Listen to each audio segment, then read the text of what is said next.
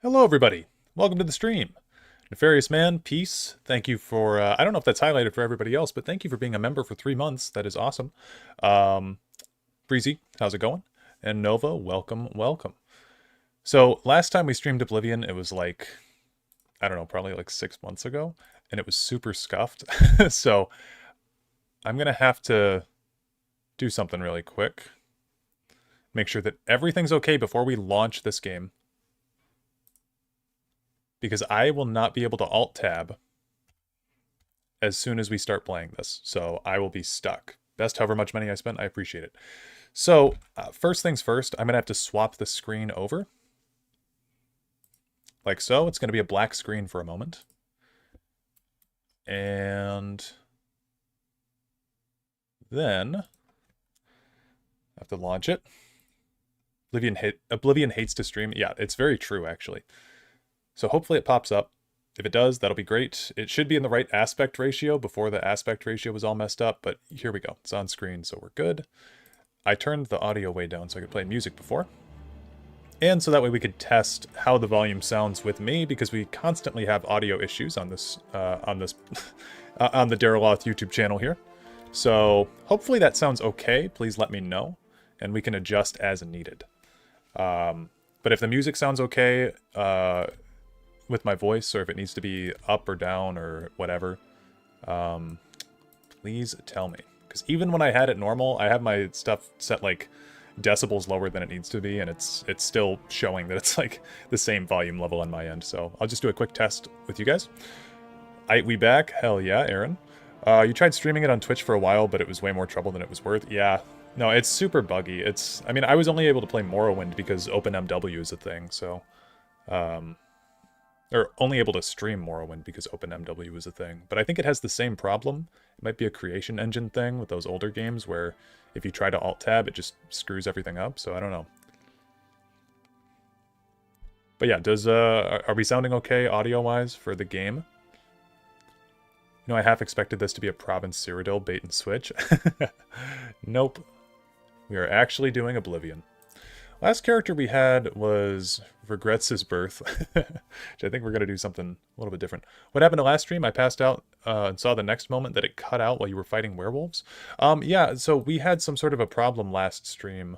You don't hear the game, just me? Okay. I'll up the audio a little bit. Maybe when we get into things it'll be better. Yeah, because I hear it pretty well on my end. Yeah, last stream was 12 hours. We streamed Morrowind for the full 12 hours, and went into Blood Moon, started losing my mind a little bit at the end of the game, and now we're popping on into Oblivion. Oblivion has an amazing soundtrack. Oblivion's, I think, my favorite Elder Scrolls game, and it's probably 100% nostalgia, but it's got, like, its soundtrack is so good. It's got one of the best ones. Although they're all good. Yeah, woo Oblivion. I think I'm just going to start a new game because I'm not hearing any complaints about the audio. So we're going to jump right into it.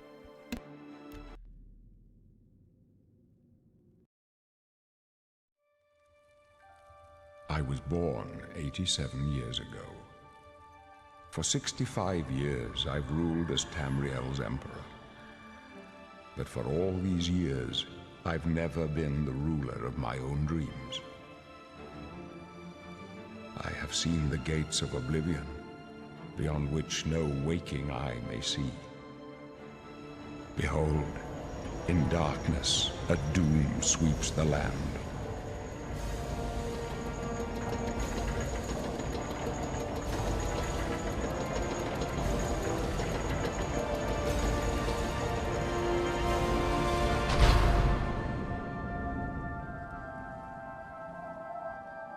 This is the 27th of last seed, the year of Akatosh 433.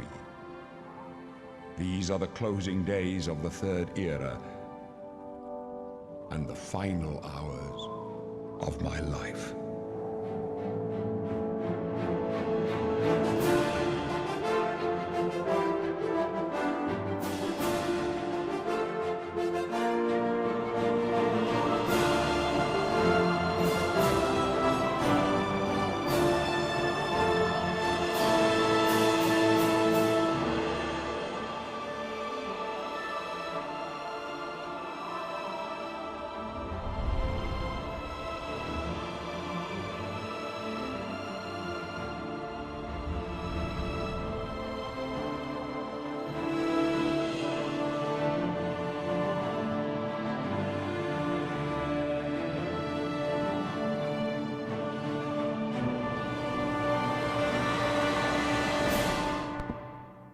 Yeah, I don't think this is going to be an unpopular opinion, but I don't know why we can't have an intro like that in every single Elder Scrolls game. I don't know why. I don't know why Skyrim had like an in-game cutscene instead of like that, which was still in game, but it's like presented to you. Um, Elder Scrolls theme title motif is never not hype. However, yeah, it's super cool. I think Oblivion is flawed, but you still sunk a few hours into it myself. This is the most flawed Elder Scrolls game for sure. There's good face mods. Yeah. Yeah. I mean, I don't know. We're playing vanilla. I probably should have put that on the title. But yeah, we're gonna play vanilla. I think we might be an Imperial.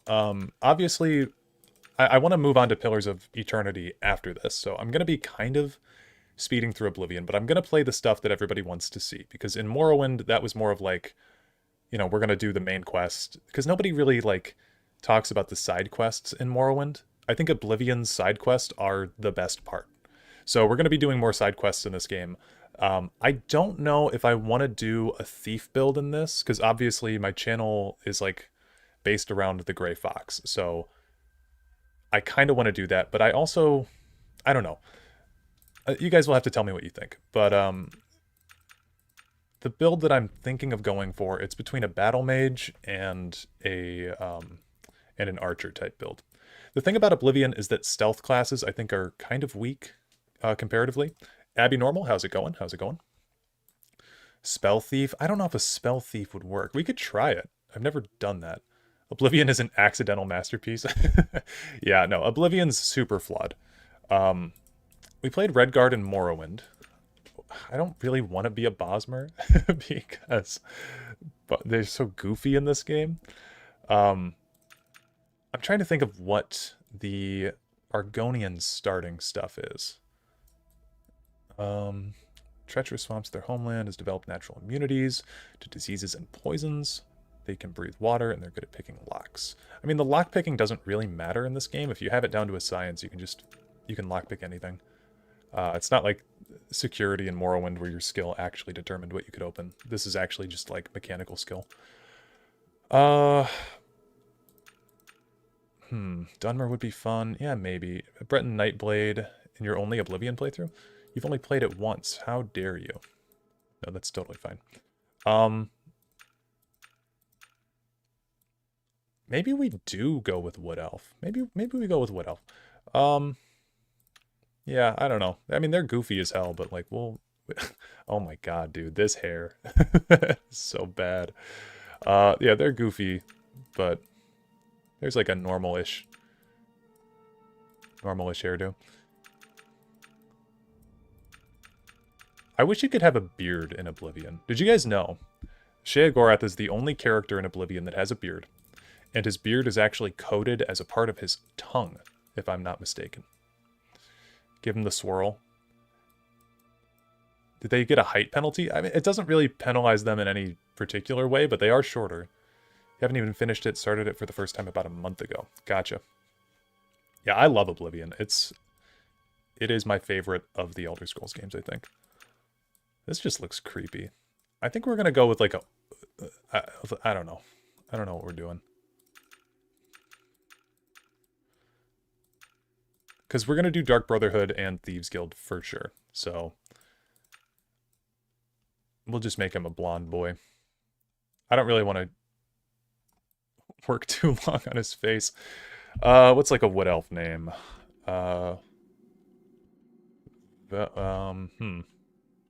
Vegeta hairline. Yeah, maybe that's his name. Vegeta. Vegeta hairline. There we go. You sure you want to be a Wood Elf? I guess so. Good old Bethesda finding a way to make a beard work. Yeah. Their walk around. Hey, Wood Elf. Oh, hold on. We need subtitles on. This guy's great. This guy's one of the best.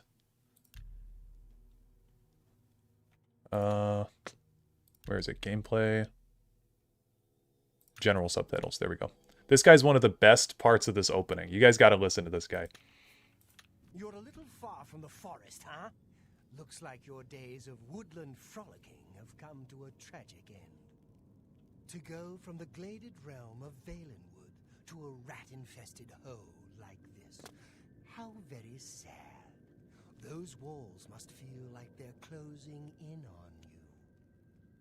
Pretty soon you'll go mad, and the guards will cut your throat just to stop the ranting. That's right. You're going to die in here, Wood Elf. Die. Hey, This dude somehow has beef with every single race. for you. This guy was born a hater, dude.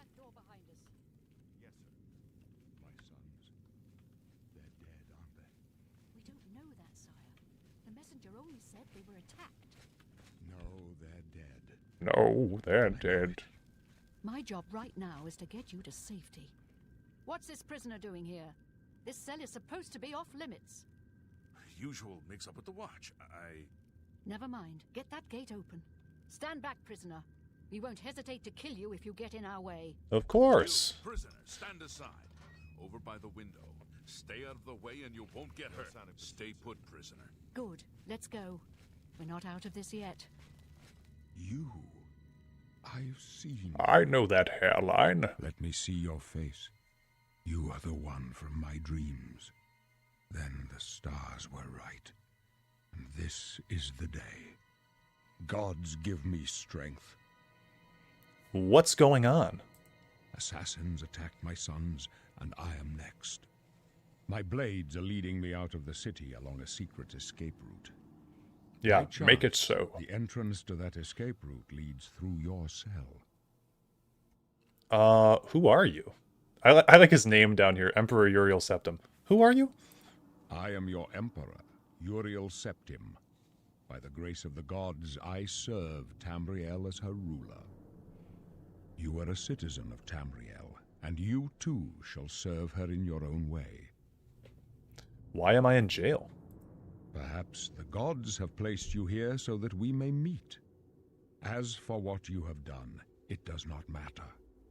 That is not what you will be remembered for. Yeah, urinal skeptic. I always liked urinal septic. What should I do? You will find your own path. Take care. There will be blood and death before the end. Please, sire, we must keep moving.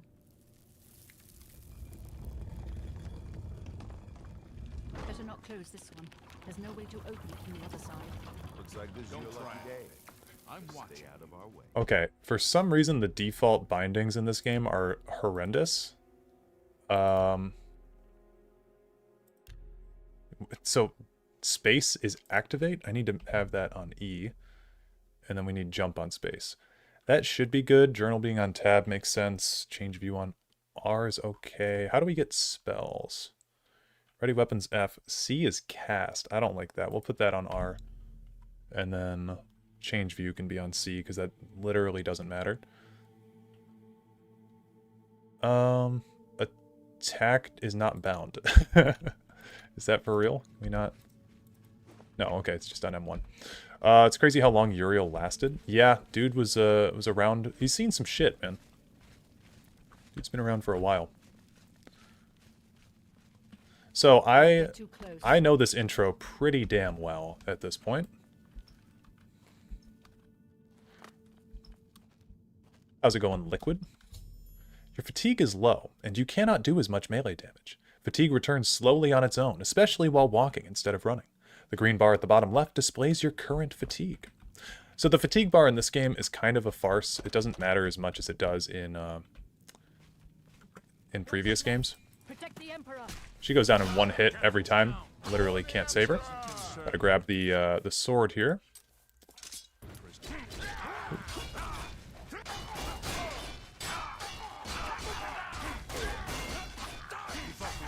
There we go. Our blade skills already increased. Look at that. Gotta get the Mythic Dawn drip. It's crazy that this stuff is worth no money also. I never understood that. Why is it not worth any money? Do you play it on 360 or PS3 back in the day? I did. I played this game for the first time on Xbox 360 way back in the day. Long time no see, finally got to stream. Yeah, Ilya, how's it going? How could they be waiting for us here? Don't know, but it's too late to go back now. Okay, one thing I do want to note. So the way that that voice actor, that's Wes Johnson, the man I just pointed to my monitor, you can't see that. This man here, he voices almost every single Imperial in the entire game. And Wes Johnson does not get enough credit because his characters, sure, Oblivion's goofy. Some of the characters, all the characters look goofy, but his line delivery, I think, is very human. Like, I like the way that he said that. How could they be waiting for us here? Like, he feels more like he's natural. I feel like he's a natural voice actor. He's not like reading a script off of a page, which is how I feel most of the characters in Skyrim voice act. So I don't like Skyrim's voice acting as much as Oblivion. Even though Oblivion's is goofier, it has way more character. Yes, Wes Johnson is also Shea Gorath. He voices every single Dramora, and he voices Hermaeus Mora in Skyrim. Don't worry, sire. We will get you out of here. They won't be the first to underestimate the blades. I'll take point.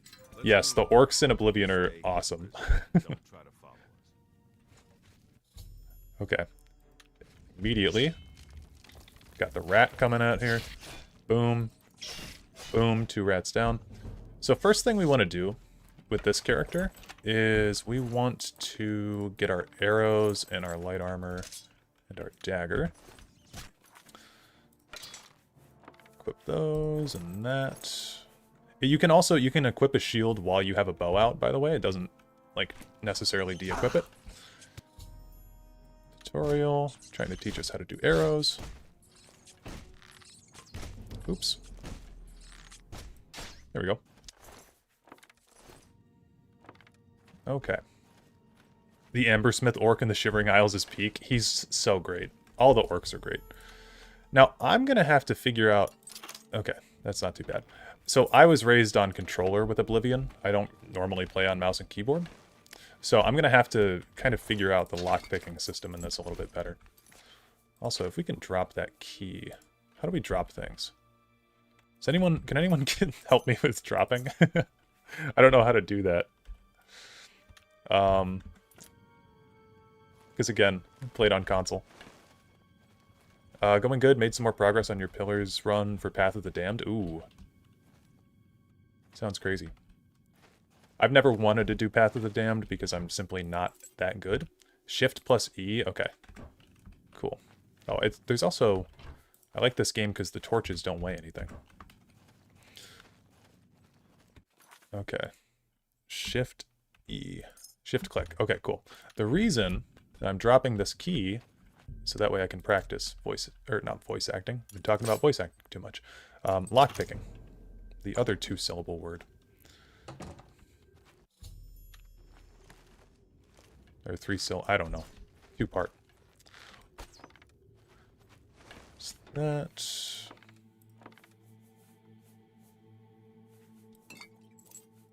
Grab those.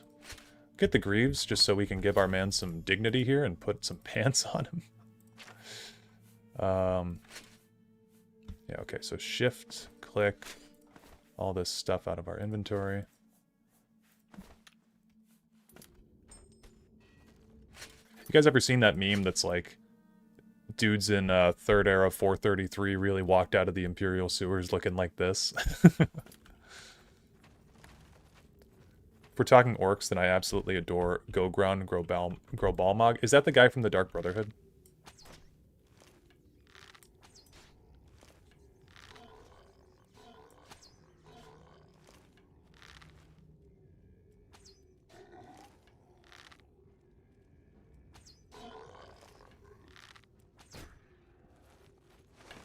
Yeah, he's great.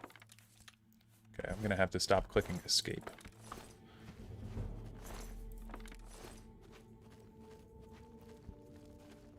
Not playing Path of the Damned a second time. I wouldn't want to. One time sounds like enough.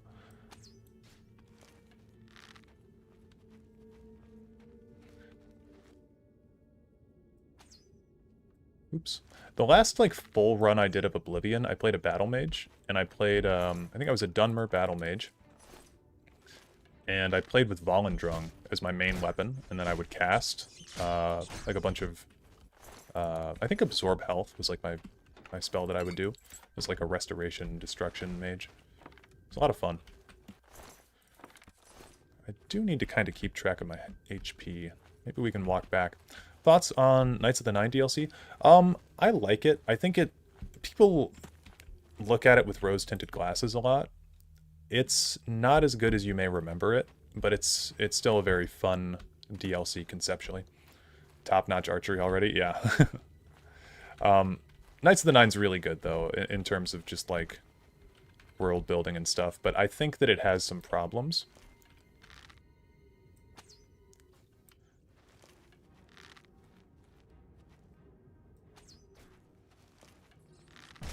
Oops. Oops. Dead. There's a helmet over here on the ground. An iron warhammer.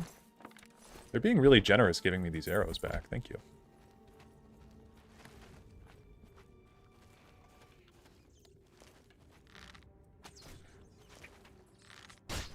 This was always my favorite thing. In this game and in Skyrim, if you start doing like a bow shot stealthed, it'll do this animation for you making it a crossbow. And then if you stand up, you can still shoot it crossbow, which is just cool. Marksman skill increased. Dude, is the tutorial coded to give you every single arrow back that you shoot? That's crazy. Got 45 arrows right now. Stealth Archer is born, yeah.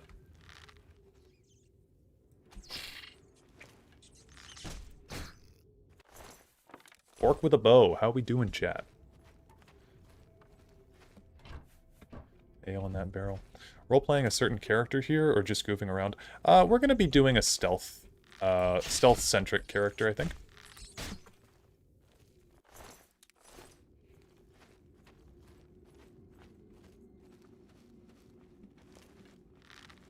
Should be a goblin around here. Hotkey items. Yeah. Okay, no goblin in here.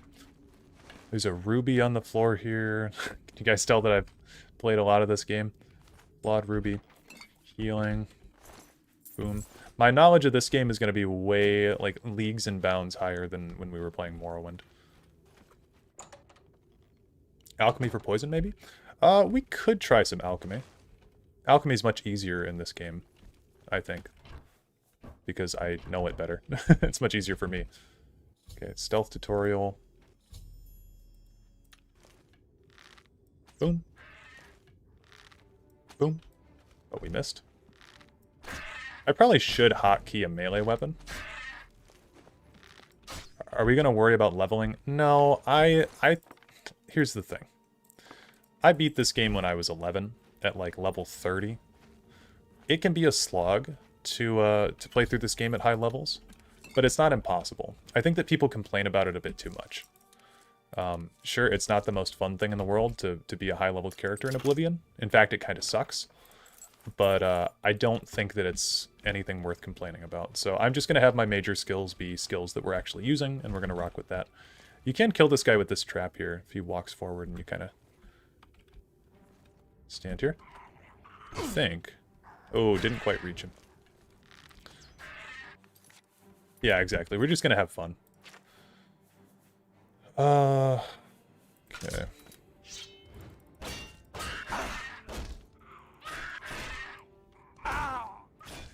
Are there any mods that fix the enemy scaling system? Oh, I'm sure there's some. I don't mod my games coming from console. It's just something that I don't do because I'm so used to the games the way they are. I don't like adding extra stuff to them. But I'm sure there's some mod that you can download if you know, are upset by the level scaling in Oblivion.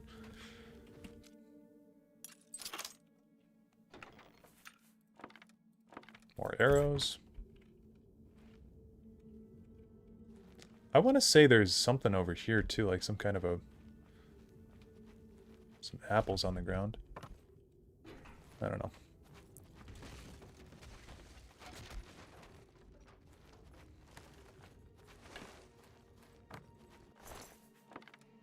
Are you guys Skyrim tutorial fans or Oblivion tutorial fans? Which one do you guys find yourself in?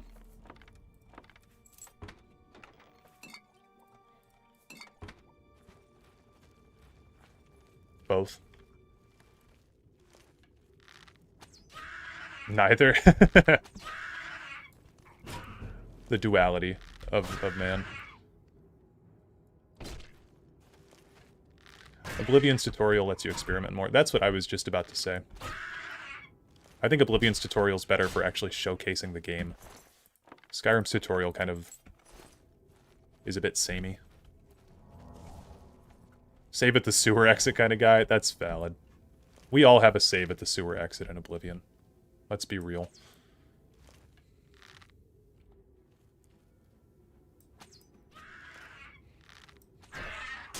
You know what I also like in this?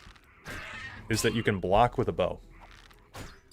That's something that they got rid of. You can only bash with a bow in Skyrim. I do genuinely miss being able to block with my bow, even if it doesn't make that much sense.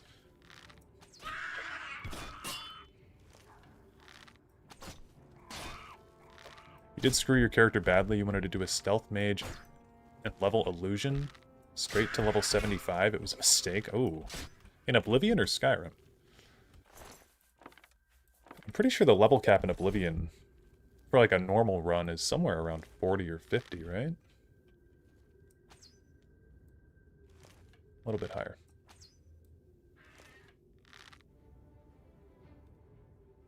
Let's see if we can... Oh, we missed by just a little bit.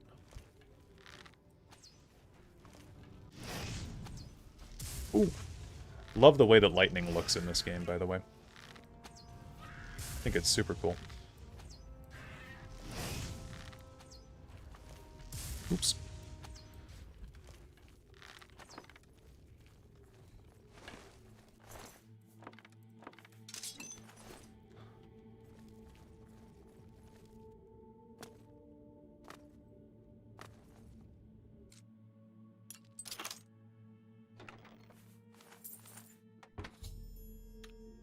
Well, there is no real level cap in Oblivion, but it's how you, Yeah, the lower your starting skills, the higher the level cap, funnily enough. Yeah, exactly. So there's no real, like, hard cutoff, but I mean, generally, most characters in Oblivion, if you were to level them up on, like, a normal playthrough, you'd end around level 40 or 50. Find a defensible spot and protect the Emperor until help arrives. Help? What makes you think help will get here before more of those bastards? We need to get the Emperor out of here. Okay. We're gonna put the bow on 1, and then we'll put this short sword on 2.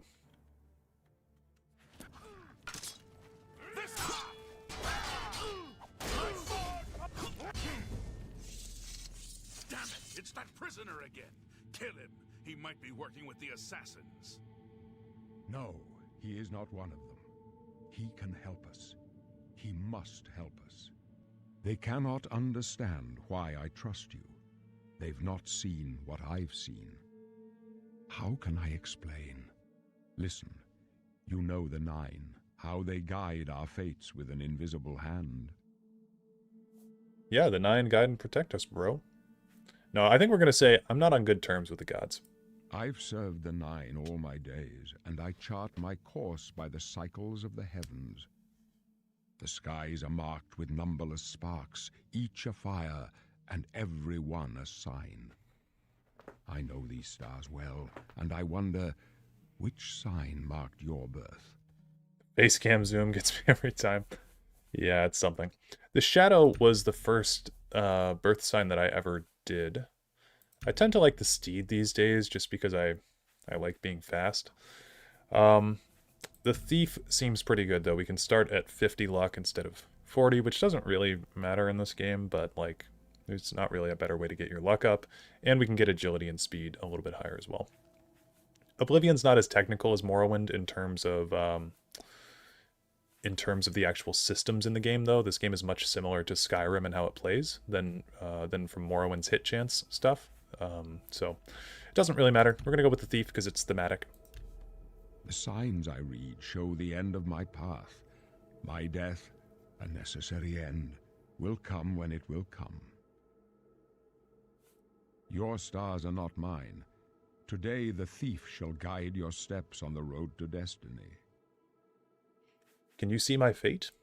My dreams grant me no opinion. of Yes, success. signs better than stones. Their Agreed. compass ventures not beyond the doors of death. But in your face I behold the sun's companion. The dawn of Akatosh's bright glory may banish the coming darkness. With such hope, and with the promise of your aid, my heart must be satisfied. Aren't you afraid to die?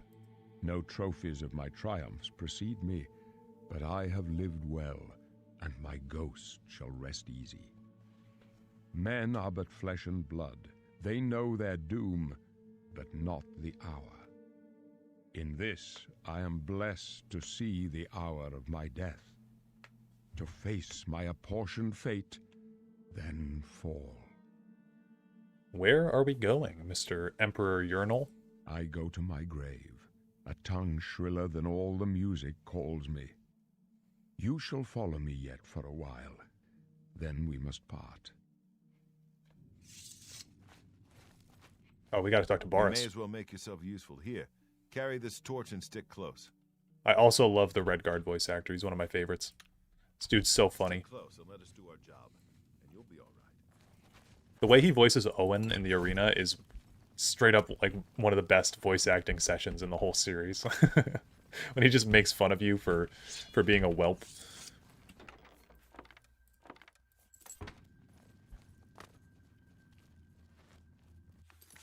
Oh, I forget that we've got hotkeys.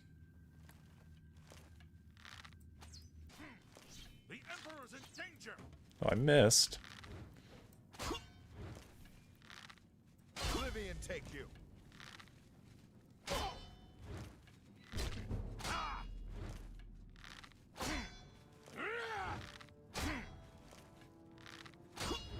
For the blades and the Emperor! Damn, he just one-shot him.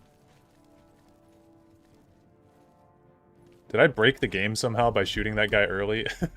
Oh, yeah, I guess I did. Damn, dude. Sheesh. Not much fun. Your real septum shot dead in the Bronx. Just keep out of our way. Got it? Stones are signs? Stones are the same thing, but you can't... in Oblivion, you can't change them. So that's why people like them more, is because it's more of an actual roleplay element than being able to change your birth sign whenever you want.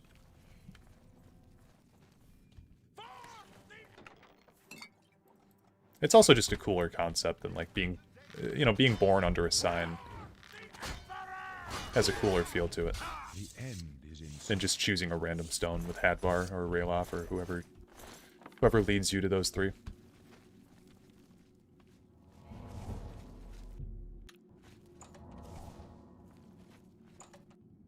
It's actually technically worse to level up your skills in the tutorial also, because then you won't be getting levels out of them.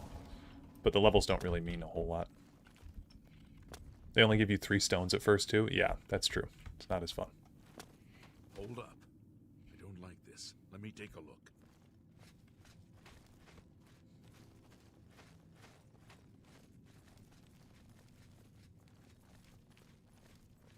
Looks clear. Come on. We're almost through to the sewers. We're almost through to the sewers.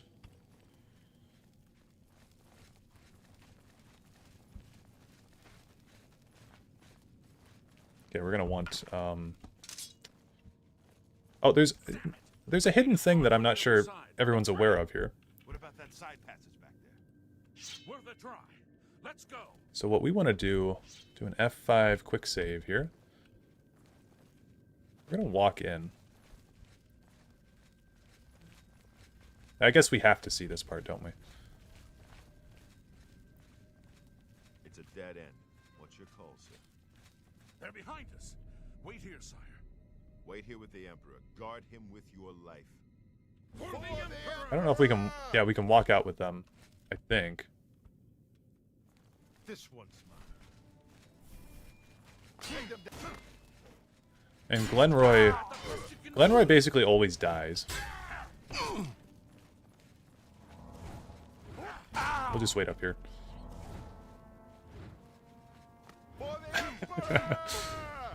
Maybe he's scripted to die, and that's why. I thought he died out here. Can we make him live?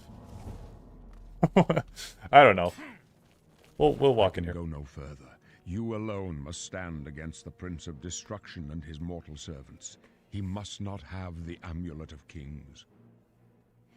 Take the amulet, give it to Joffrey. He alone knows where to find my last son. Find him and close shut the jaws of Oblivion. Close shut the jaws. Yeah, okay, Glenroy just died. We're gonna run out here, look for Glenroy. There he is. Take his katana, because you can get a secret interaction with Varys. If you do that. No. Talos, save us. We failed. I failed. The Blades are sworn to protect the Emperor, and now he and all his heirs are dead. The amulet. Where's the Amulet of Kings? It wasn't on the Emperor's body. The Emperor gave it to me. Strange. He saw something in you. Trusted you. They say it's the dragon blood that flows through the veins of every septum. They see more than lesser They see men. more than lesser men. The Amulet of Kings is a sacred symbol. If you guys don't know about the Joffrey jam, Most people please think leave the red stream dragon right now, crown look it is up, and come actually back. jewelry. The amulet has power. Only a true heir I'll of the blood follow can wear you. it, they say. You He follow must have given me. it to you for a reason. Did he say why? Must have given it to you for a reason. Did he say why? Given it to you for a reason. He said that? Why? Nothing I ever heard about. But take the amulet to Joffrey. He's the Grand Master of my order. What class does he think you are? He'll probably say that we're like a Nightblade or some kind of a thief class. Joffrey? He said that? Why? There's another heir. Nothing I ever heard about. Nothing I ever heard about.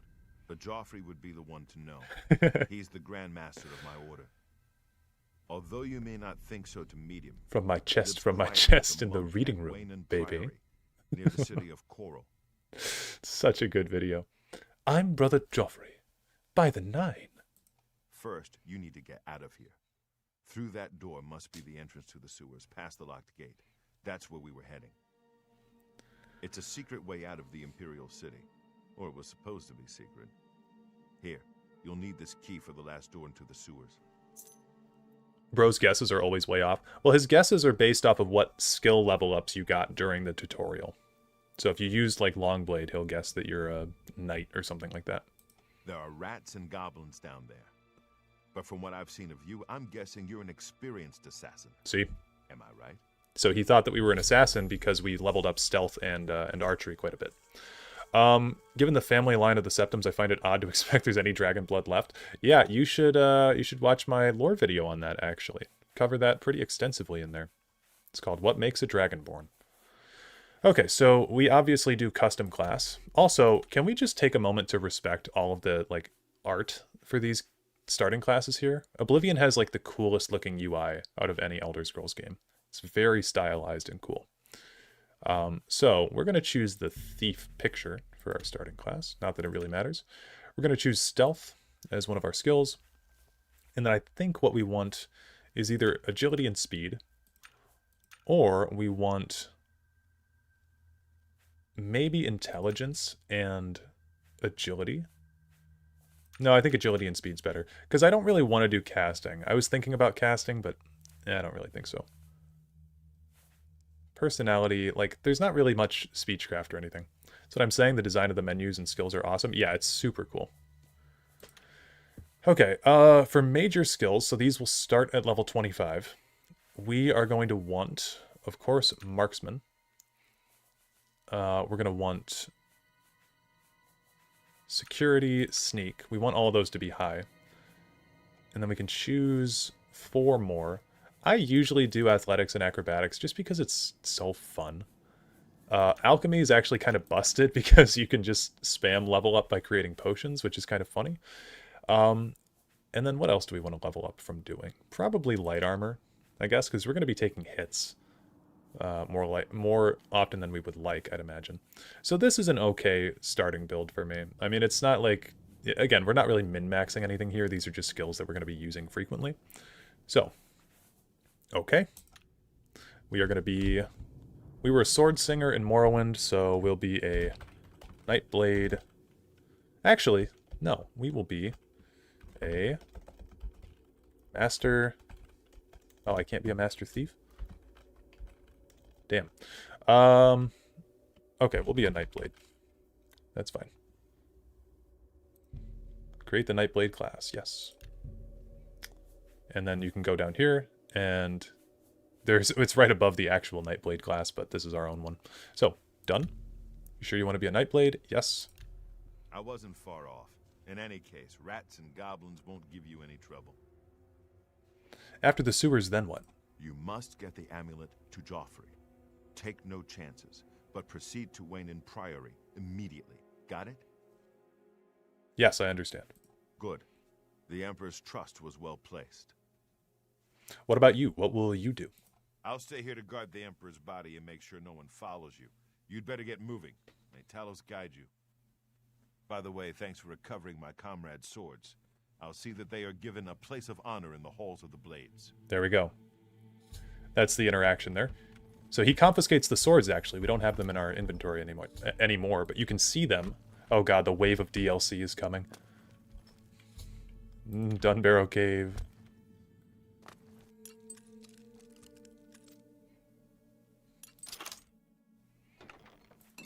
More healing pots. That's cool. I miss faction rank symbols. Yeah, me too. Faction rank symbols are so cool. Did you know you get a unique faction rank symbol for being a member of the Mythic Dawn during that one specific mission? Where you can infiltrate them? Unearthing Mayward's Razor. Yeah. Bruskrag Spire. There we go. Deep Scorn Hollow. So now we're one-shotting stuff because our skills are a little bit higher leveled.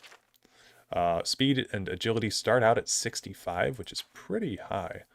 So meaning, like what we've been saying in chat, our character is not going to get like super high leveled because we have pretty decently high starting class stats already. But what if we've got 65 levels here, 65 levels here? That's 130 levels. So that'd be 13 levels between alchemy and acrobatics. 75 here plus 70 here would be like 140, so 14 levels. So, I mean, we could get a decently high-level character, but... Alright, peace out. Thanks for joining. Boom.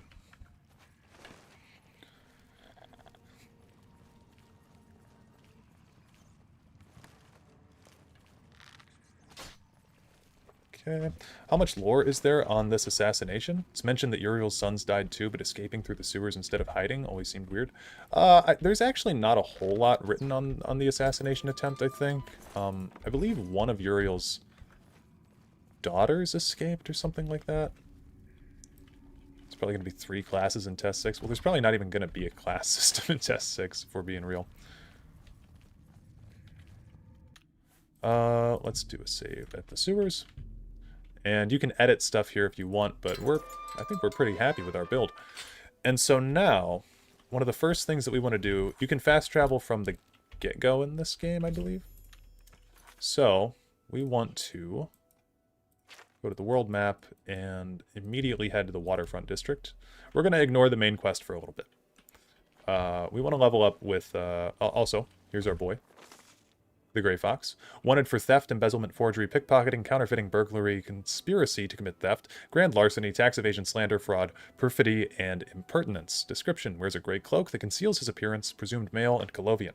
Height between 5 and 6 feet, normal weight, hair and eye color unknown. Any citizen with information should contact the Imperial Watch. Watch Captain Hieronymus Lex, or Harmonious Sex. Yeah, so we're gonna join the Thieves Guild first thing. And one way that you can do that is just simply by What's going on with heading on over here. I heard there were some goblins around here recently. They say that the priests and priestesses of the chapel of... You wait until midnight.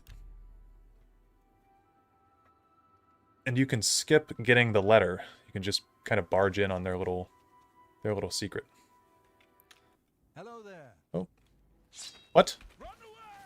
What's going on? Oh, it's a random. Hey. Hey. Oh god, it's the DLC. Hey. Cut it out. Okay. So there's a DLC, guys, for Oblivion that added in spell tomes, and so you can get attacked by random conjurers, so that's what that was. Alright, we learned the spell spark. That's great. That's just great. Anyway, we'll wait 3 more hours. Finally, a new test content creator that doesn't only play Skyrim. Yeah, Skyrim's good, but you know, a little bit overplayed. Do I know you? I want to ask you about the Gray Fox. He's just a name on a wanted poster. I don't trust you enough to say more. It's funny. So, we're gonna play our little mini game here. Yep. Okay. Oops. So, we're gonna start.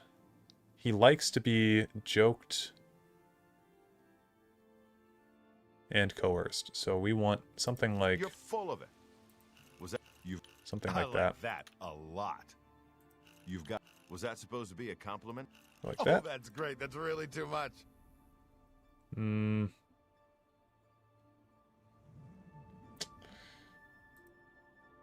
Go Win coerce. this one. Ooh. I'm not Boom, boom, blob. boom. I like There we go. that a lot.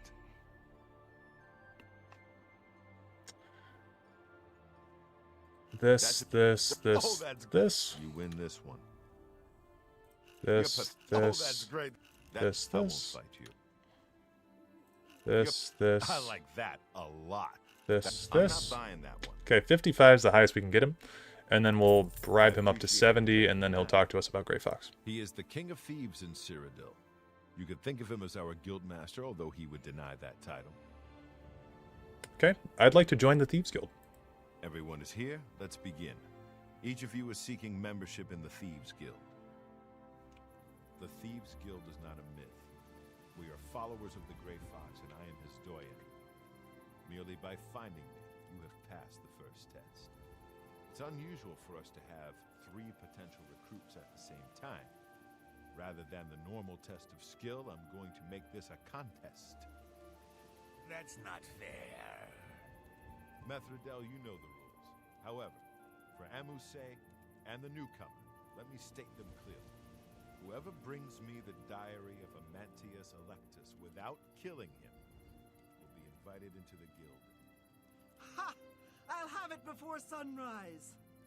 Somewhere in the Imperial City, the beggars will help you locate it for a price. I can sell you lockpicks if you need them. One more thing. You cannot kill each other during this trial. We may be thieves, but we're not murderers. Okay. Make this my active quest. We're going to do a quick save. Methridil, already you can see her over there running. So, one thing that we can do to make this much easier, we can drop some of our shit, which, oh, let's make some potions too. Got all this rat meat. Add that and that. I'm just going to keep the rat meat in here because, you know, why not? We'll drop all that though. So the lower percentage that you have of your inventory, the faster you move. This weighs a pound. Sort by weight. Oops.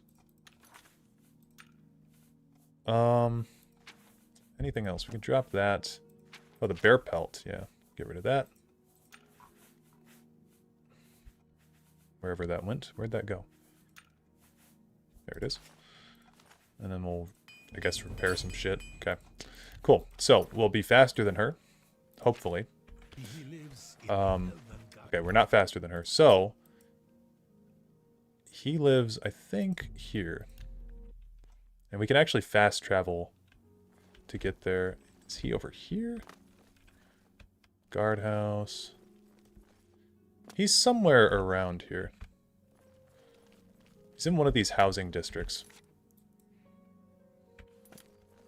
But you can actually get there quicker than Methridil by simply just knowing where his house is. If we do a little bit of scouting first, we can get there before her.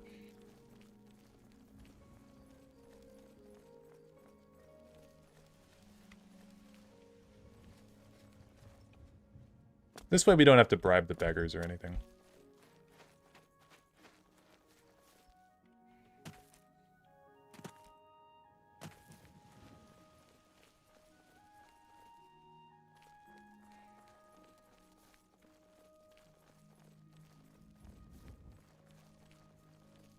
Irene Metrics.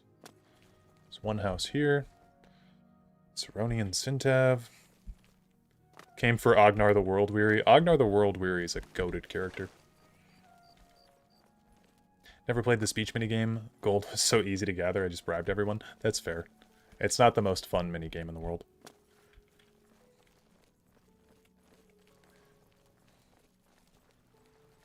Okay, I'm starting to think I went to the wrong place. Yeah, I'm not going to be faster at this point, but guess what? That is why we quick saved. Oh. Beguiling touch added. What? Why did that happen? Okay, you know what? We will actually just be... No, we are actually genuinely faster than her. But I want to show that you can get there. It's Talos Plaza District. Is this it? What is it, citizen? I swear, he's like... It's not that hard to find his house, because it's on one of the edges here. Stania Aetius or an Eridan.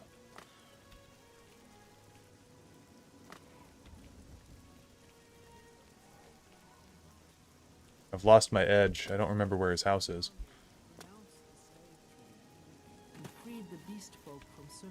Oh, it's Jack Ben, Earl of Imbil. Earl of Imbil. We do not know one another. And given your modest social standing, I doubt we ever shall. What a dick. Take care. Never saw that interaction before between those two. Okay, well this definitely is in the right spot.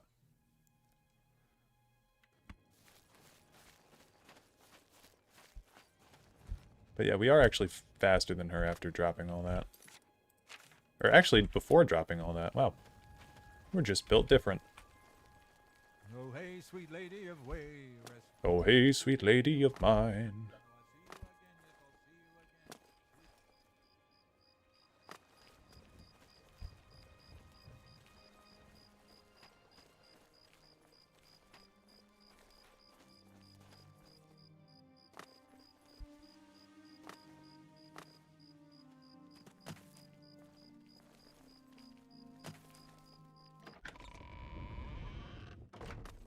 Evening.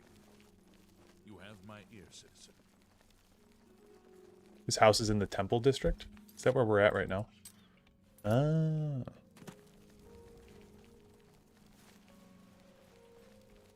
You have my ear, citizen. Yep, there it is. How'd she just get inside that quickly?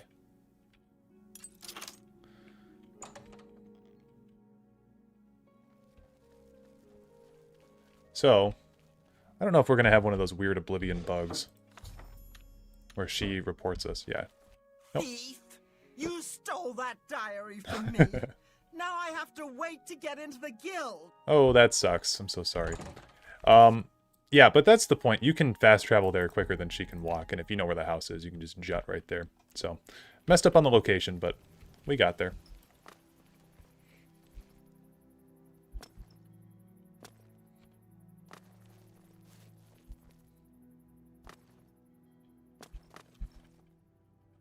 Yes, you might do. Congratulations! You have returned with the diary. You have earned the right to join the Thieves Guild.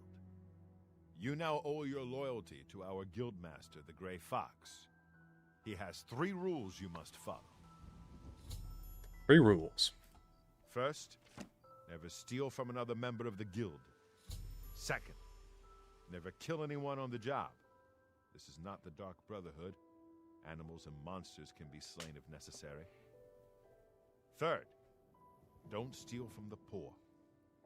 The peasants and beggars are under the personal protection of the Grey Fox, particularly here on the waterfront.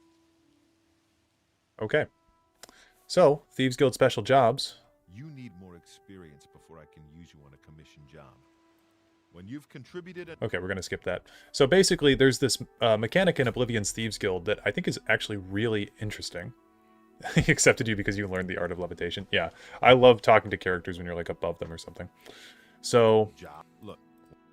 Okay, I'm going to skip his dialogue. So there's this mechanic in Oblivion called independent thievery with these quests. Oh, look at that. Nice, Todd. Good game. Oh, I gotta sneeze.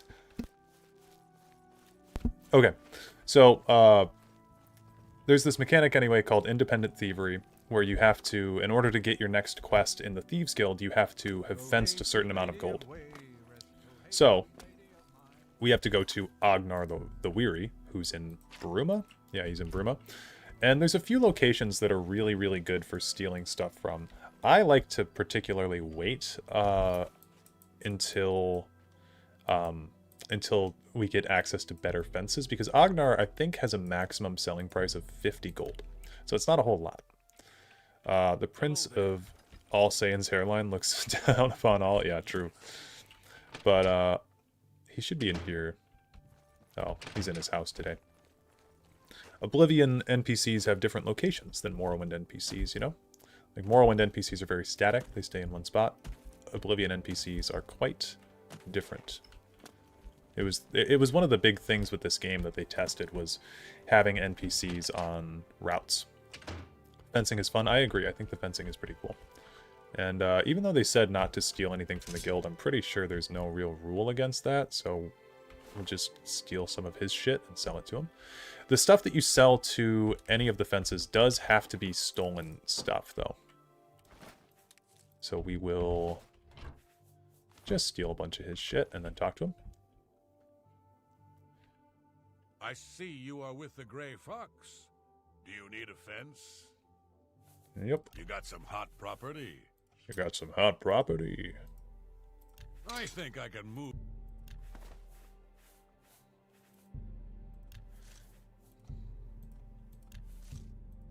You.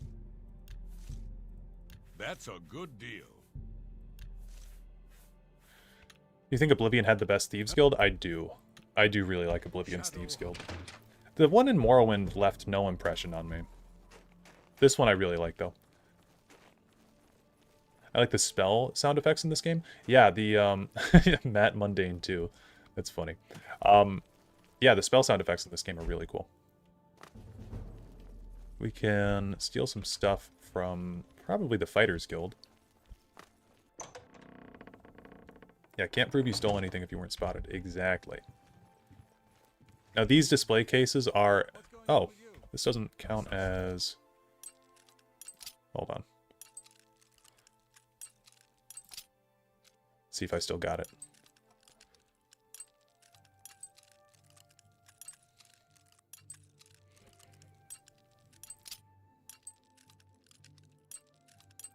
Ah! Okay. God damn it.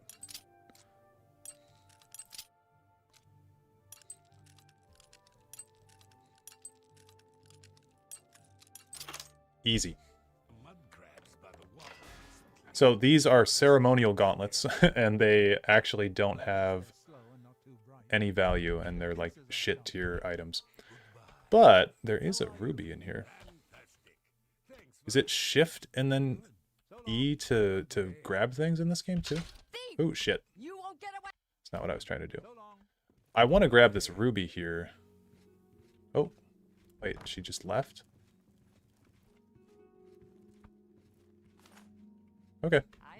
That should be good. They say that when you murder someone...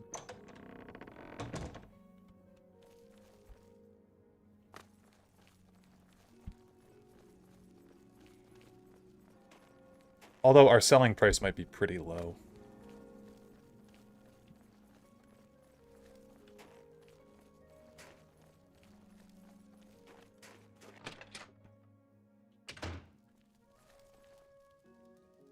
Pretty sure that grabbing actually counts as stealing. Gotcha.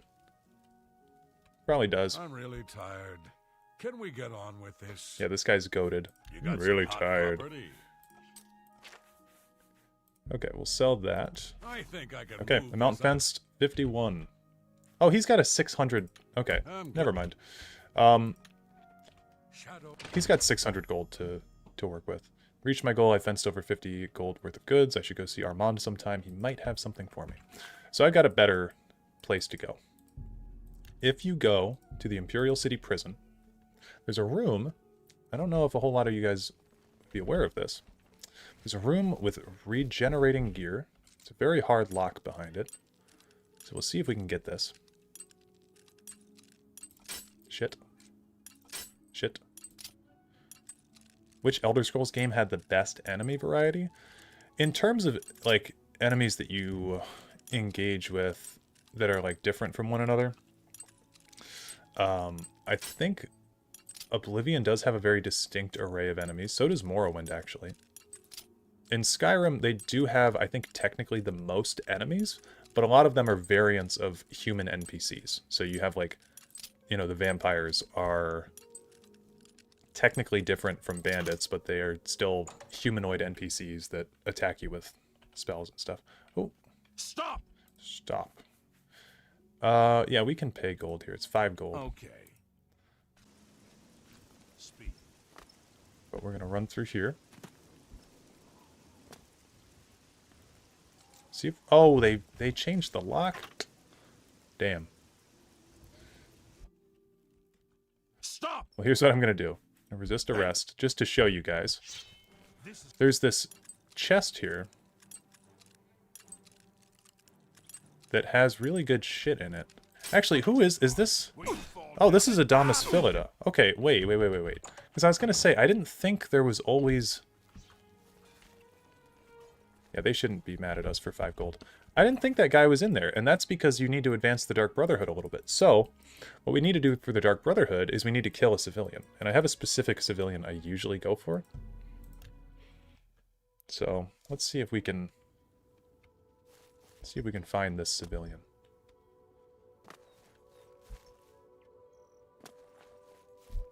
I thought that dialogue for the Dark Brotherhood was just that dialogue. Took some time for me to discover Dark Brotherhood. I don't know exactly what you're referencing at the moment, to be honest with you.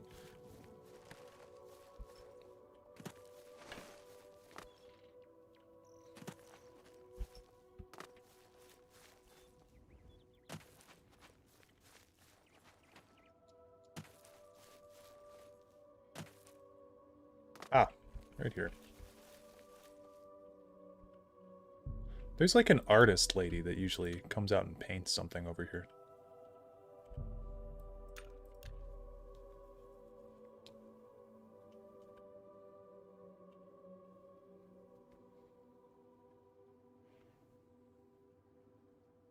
Probably early in the morning, right?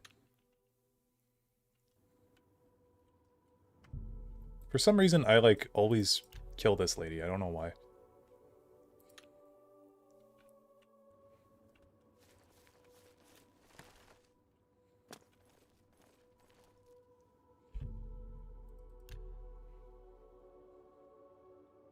$12 seems like a good painting time. There she is.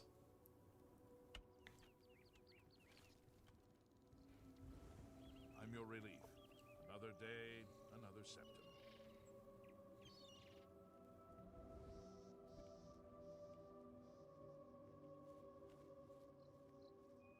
Let's see how much damage we do. Hey, come on now. Yeah, we want to get a better bow.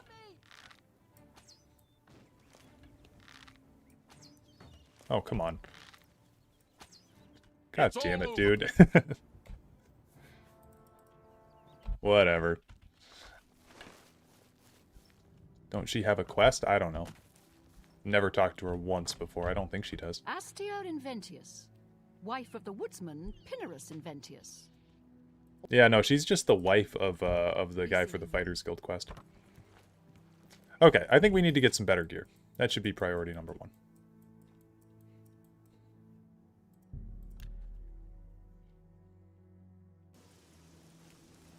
And I think the best way that we can do that is by just playing the Thieves Guild and getting new stuff. And then we can stealthily kill an NPC. Oh, hey, sweet lady of Wayrest. Oh, hey, sweet lady of mine.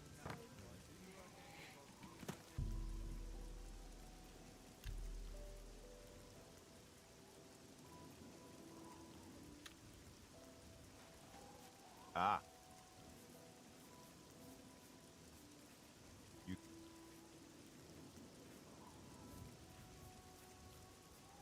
The Gray Fox has asked me to take care of a problem. But I'm putting you on it. Hieronymus Lex actually collected taxes from everyone living here on the waterfront. Your job is to recover those taxes. Are you up for it? Yeah, I'll do it. Good. Find out where he's keeping the taxes and bring them to me. I'll also need the tax records of what each citizen paid so we can return it. Cool. Shadow hide you. Forgot to make it my active quest. Such a cool idea for a quest, too.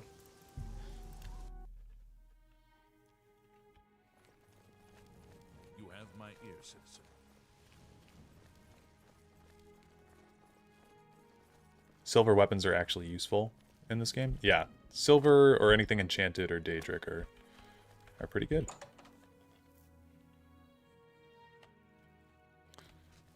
Okay.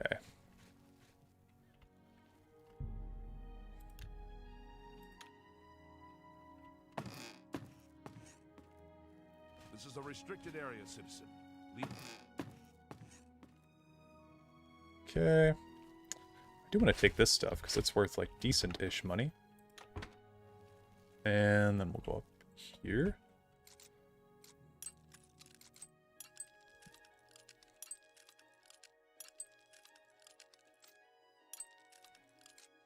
Come on. There we go.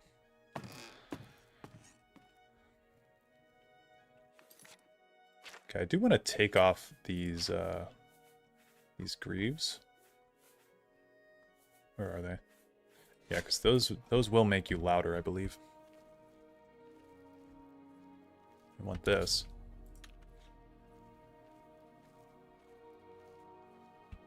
And it's in his cabinet, which I always thought was cool when I was a kid, because you don't usually see one of these with a lock on it.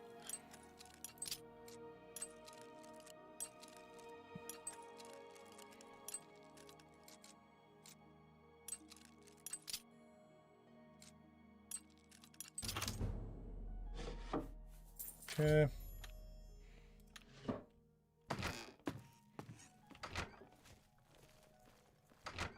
Some dude with no pants stealing shit from my house, yeah.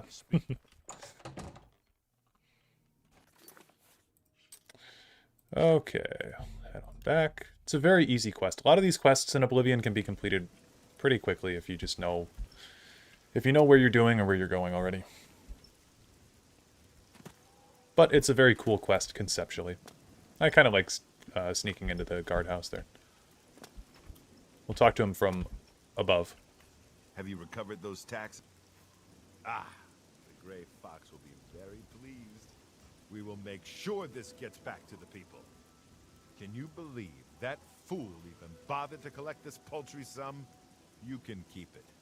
I merely wanted the Watch to know they went too far. I think it's time to promote you to Footpad. Congratulations on your new guild rank. Yeah, thank you. Now we need to go fence a little bit more. So we'll turn back to independent thievery. I guess we should... Oops, we should talk to him about... I do have need of a skilled... Yeah, we'll just talk to him about that to advance the quest. We'll sell off this stuff, and that should get us up to 100, right? The Imperial stuff that we stole.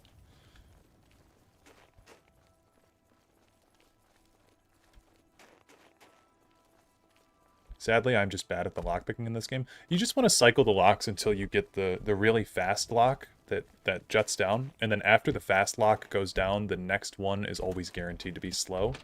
And you just click it.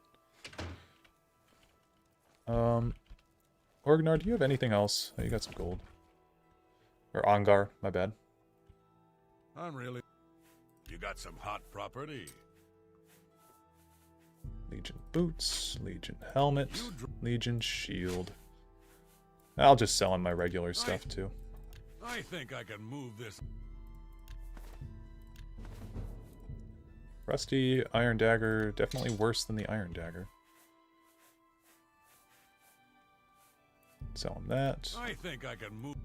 And that. A good price. That. I think I can. Thought it was random? No, it's not random. There's a way to work around it. Daggerfall had the best lockpicking. I have never... I don't think I've ever lockpicked something in that game. Okay. Go here. Back down to the waterfront. Oops.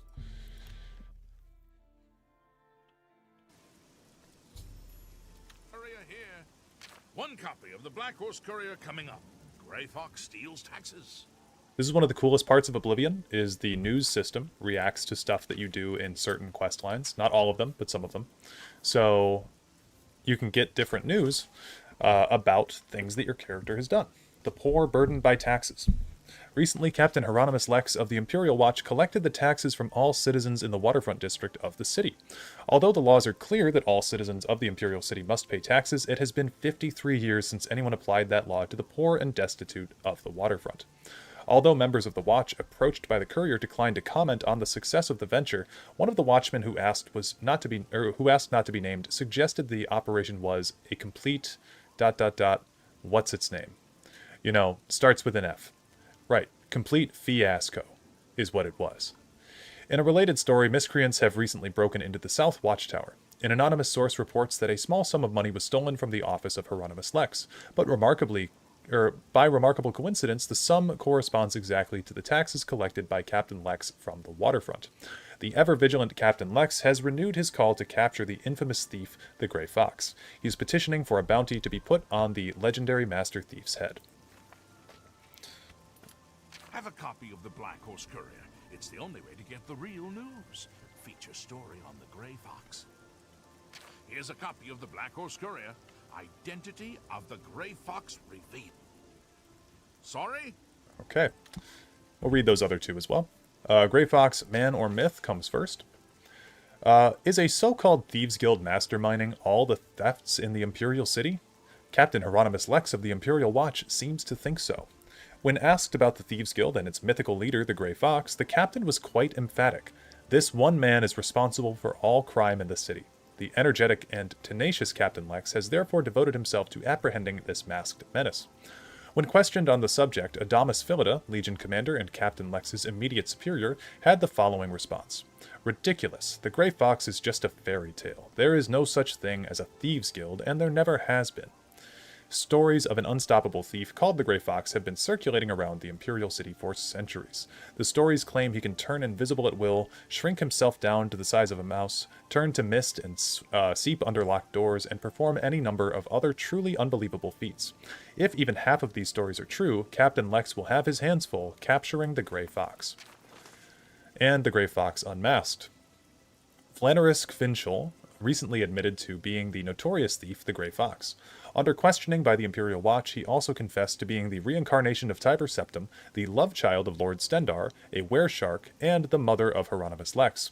Only after he spent a night in the Imperial prisons was it discovered that Flanneris had recently consumed a near-lethal dose of skooma. Flanneris is now back home and recuperating from the hospitality of the Imperial Watch and from the close attention he received during his interrogation. He speculates that he might be able to work again in a month or two, so long as it doesn't involve walking or lifting anything heavier than a beer mug. The sometimes dock worker has sworn a solemn oath never to trifle with skooma again, and earnestly warns everyone to stay away from the Aurum gang. Alright. That's all of our news so far in the game. Fallout does that too with the radio DJs. Yeah, I really like Mr. New Vegas giving updates on the game in Fallout. Sounds like the Empire has given up. Big children are starving.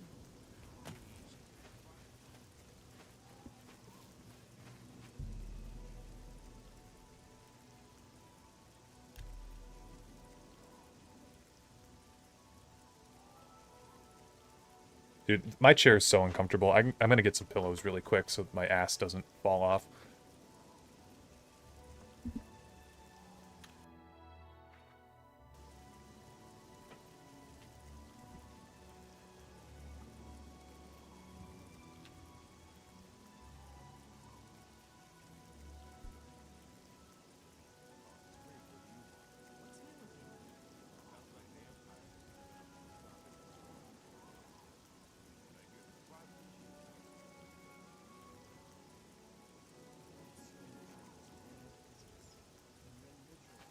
Good to see you again.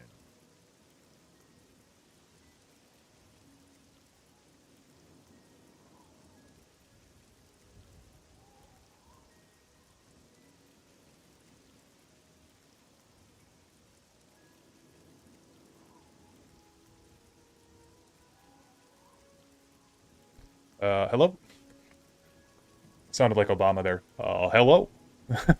Yeah, sorry. I unplugged my mic when I sat down. Okay, Thieves Guild special jobs. The guild has received a request to obtain a unique statuette. It is a bust of Lafasa Indaris, the recently slain Countess of Chadenhall. You will be paid a modest sum. Do you want this job? I'll take it. Excellent. Bring it back to me once you have it. Okay. Shadow hide you. Shadow hide you, you fine, fine man. Untaxing before is done. The Elven Maiden is the next one.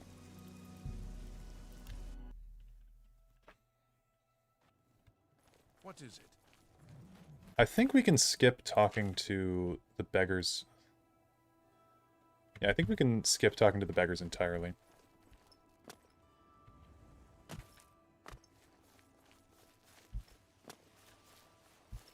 If we know where it's at. It should be down here.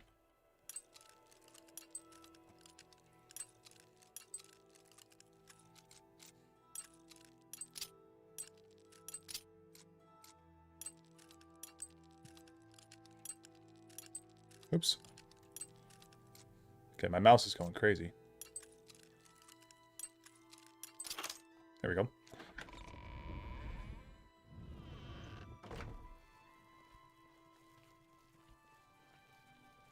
For the love of Azura, can't a man have a bit of privacy? I thought it was down here. Oh, wait. Okay, hold on. Hold on. This door, right? Oops. Come on.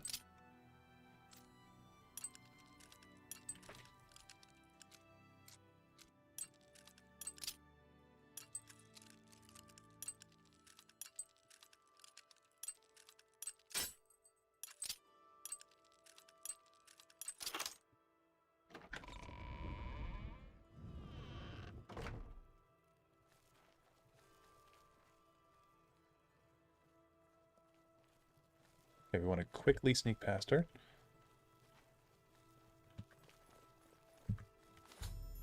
Got the bust. We'll steal from her tomb as well. There's a ghost. We should be able to just sneak on out.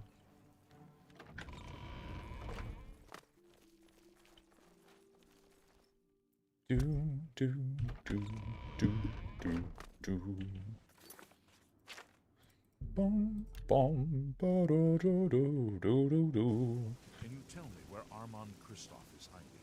What do you need? Okay, so people are asking about our man, Armand Kristoff. What's going on with that? The waterfront is crawling with Imperial Watch. They are all looking for Armand Kristoff.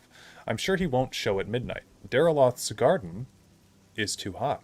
I'll need to find out where he is hiding. Maybe one of the other Thieves Guild members knows. I'll have to start asking around for them. Get your black horse courier here. So long. Farewell.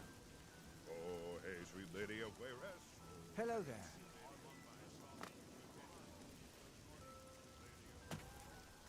Can you tell me where Armand Kristoff is hiding?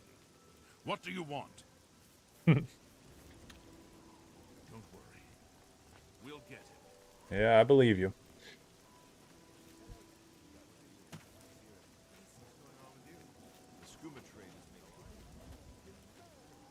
Where is Methridil? Doesn't Methridil usually show up down here? We'll wait a few hours down here. Maybe she'll show up. Oh yeah, 1 hour is enough. There she is. Okay, hey. Hey, I'm right here. I'm right here. I'm right here. Thank goodness I found you. I assume you know that Hieronymus Lex has issued an arrest warrant for Armand Kristoff. Yep. Where is Armand Kristoff? He is in hiding. Armand is accused of stealing the bust of Lathasa Indaris from Cheydinhal. They say Count Indaris himself filed the charges. What did I do with the what do I do with the bust? There never was a client that commissioned the guild to steal Lathasa's bust. Armand used you to flush out an informant that infiltrated the guild. So who is the informant?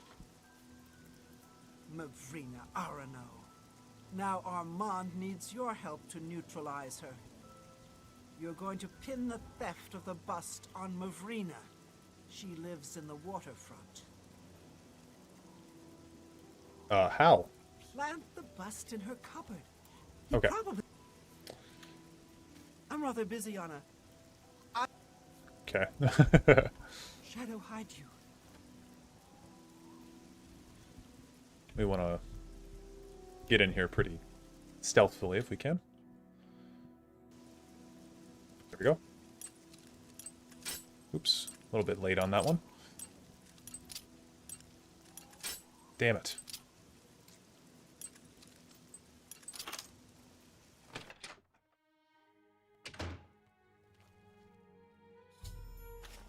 Okay, we put the bust in there. Now we need to go tell... It's all over. Oh, he saw me.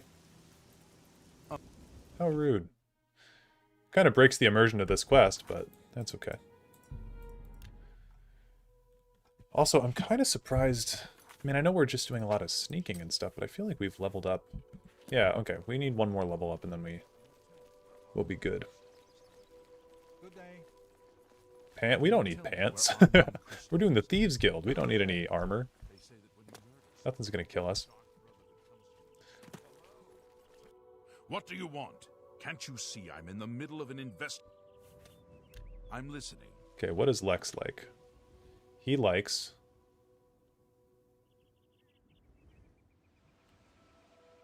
being coerced and being joked with. Was that supposed to be a compliment? He hates boasts. Not bad. Don't. Please, I'm sorry. Yes, that's... Was that supposed to be a compliment? That's a bit... Yeah, you're full of it. That's pretty good. That's... Blah... Okay, well, I think a 70 is what you have to bribe everyone up to. Exactly.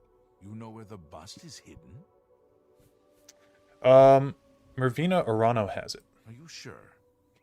That can't be right. She's I mean, she doesn't seem to be the type. You really seen you come out of the house and he's still going to implicate Mervana for the theft? Yeah, or Mervina. I don't believe you, but I'll have to check it out anyway. If you are right, there will be hell to pay. You will have to come along.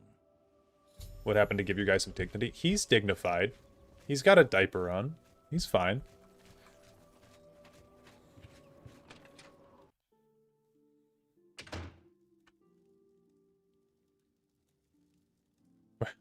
Did Lex just, like, go into the shadow realm? Okay, there he is. Hey, what are you doing? This citizen is accusing you of stealing the bust of Lathasa from Cheydinhal. I even found the bust in your cabinet. What do you have to say? Fool! You've just exposed me to the Thieves Guild! That citizen is actually the guild member that was hired to do the theft! Regrettably, I have no further use for you. If what I heard is true, you are the thief. If what you say is true, the Grey Fox knows you are my informant. Either way, it's over. You didn't really think I'd trust the likes Sorry, of I'm you. adjusting my mouse. But I've been loyal to you. I've reported everything that Armand has done. You can't just toss me aside like a soiled cloth. Yes, I can. You are under arrest for the theft of the bust of Lathasa Indaris, Countess of Cheydinhall. Come with me. Unless you have word of the Grey Fox, my time is limited. Yeah, Oscar. Amazing scene.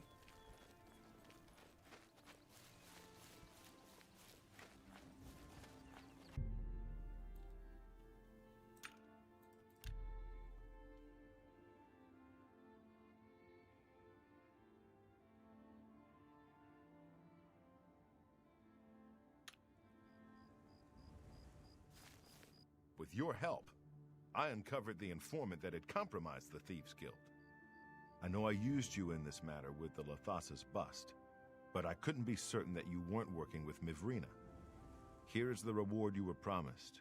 Even though the bust is gone, you've earned it. I'm also promoting you to the guild rank of Bandit, which will let you use Darji of Leowin as your fence. Good work. Darji, if that's the guy that I think it is, straight up one of the funniest characters in the whole game. He's got a great Khajiit joke. Okay, we should upgrade our gear. The leather armor is kind of cringe. I'm trying to think of some good light armor that we can use. I don't really know. And I do want to do the Dark Brotherhood. Someone said you can kill the skooma guys in Breville earlier. Maybe we can just do that. I feel like Mervina in the Oblivion, or in the Thieves Guild back there, I feel like she should have had some greater quest line going on, you know? Oh, I forgot about this chest. This has, like, stuff in it. Okay. Get in here.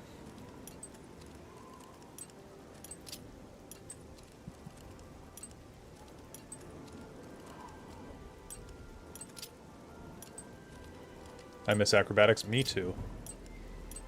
Oh, damn it. We had this one. So close. There we go.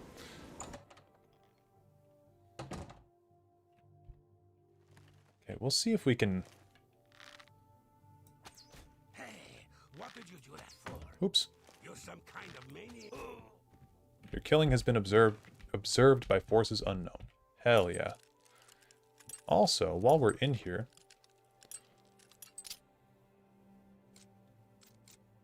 we can steal some skooma from this chest, I believe.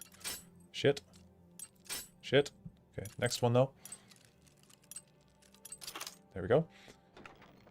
Not skooma. Very sad. Oh. Don't tell me he's just gonna sleep in the bed. Oh, Oblivion. 10 bottles of skooma. We'll take it. Okay, those should count for something. Oh, boy. I've played this game for so long, man. Like, it just doesn't even faze me that much anymore when I see shit like that. You sleep rather soundly for a murderer.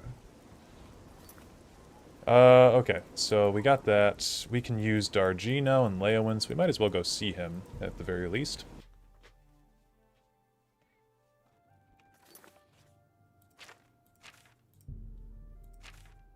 Oh.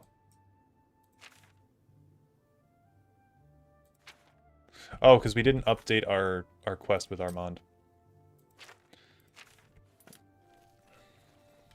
Gotta get some mithril.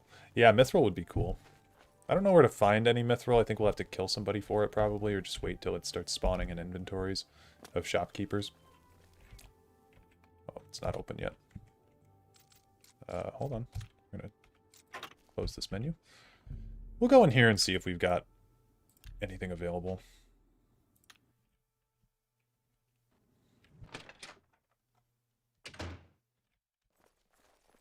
One thing that I like a The lot... dividing line between a live hero and a dead one is a sharp sword. Get the best you can afford from Tunzius. Yeah. Because So, one thing that I really like in this game is every single merchant... something to suit you. Okay, chill out. Every single merchant has a unique item that they sell. I think it's every single merchant. Or at the very least, a lot of them do. A lot of the blacksmiths do. So Destarine's cleaver is like a special enchanted cleaver that you could just buy from this guy if you wanted to, which I think is super neat. Yeah, we'll leave this guy. I don't really think that he's going to have a bow or anything that we can steal laying around, but maybe. Take that. Oh. Ah, shit. Did he just steal that out of my inventory? That's funny. Oh, we're way back here. Whatever. You dare attack me? Damn it, I did the same thing twice. But nobody gives a shit about this guy, apparently.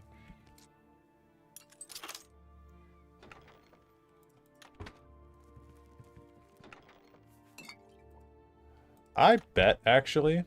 Hold up. I bet we can sleep in this bed.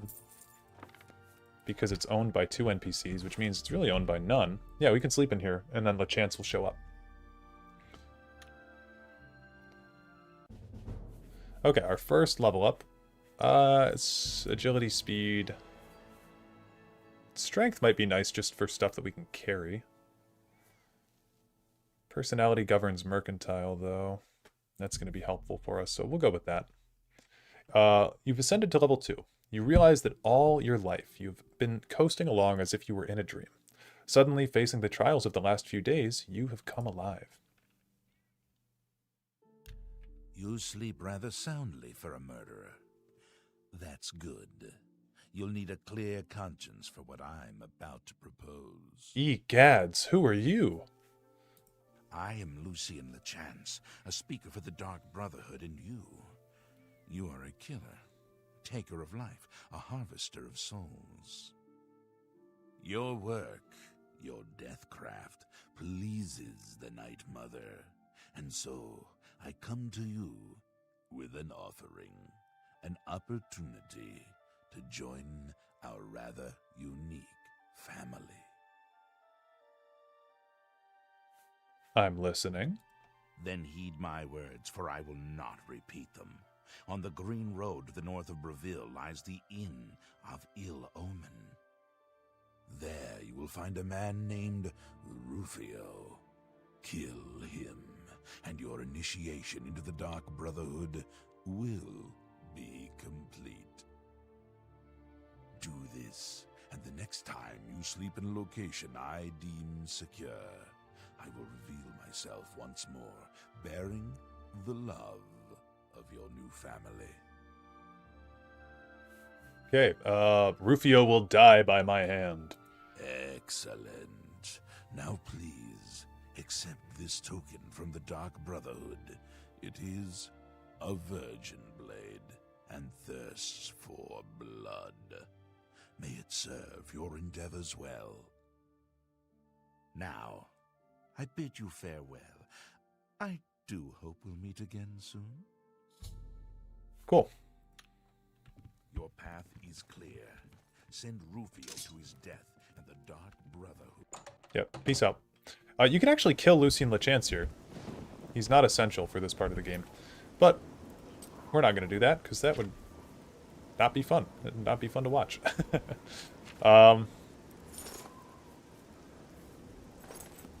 Yeah.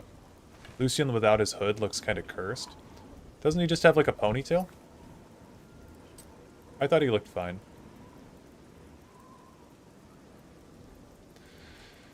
Okay, the Inn of Ill Omen. Yeah, it's not a bad walk. We'll go there.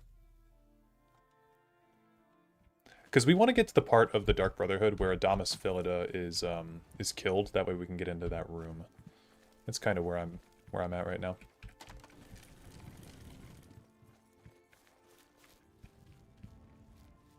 In true thief fashion, we're going to take a horse.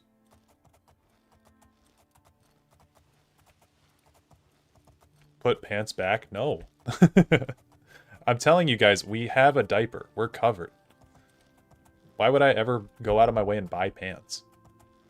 If I can steal some pants, sure.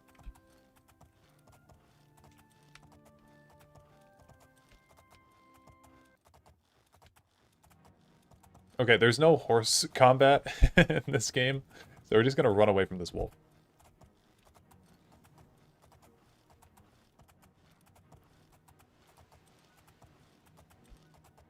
YouTube will tell you why soon.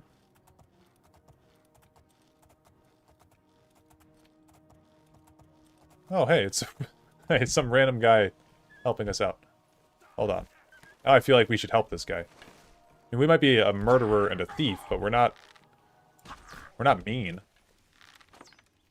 Who are you? Go ahead. Goodbye. Okay, goodbye.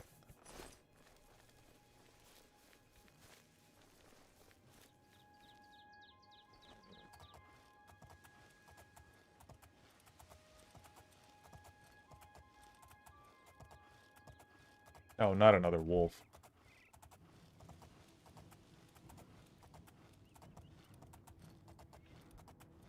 So the way that I feel about Oblivion's exploration is that it's much worse than the previous installments. It's not really as fun to like walk around in Oblivion because everything kind of looks the same. And that's one thing that I think they're going to be switching with Skyblivion. It looks like a lot of the areas are a bit more distinct. Because I see what they were going for with this game, but many of the areas kind of just feel like a wooded forest.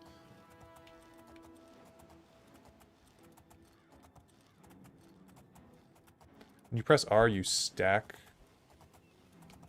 Ready to shoot an arrow? I don't think in this game that works.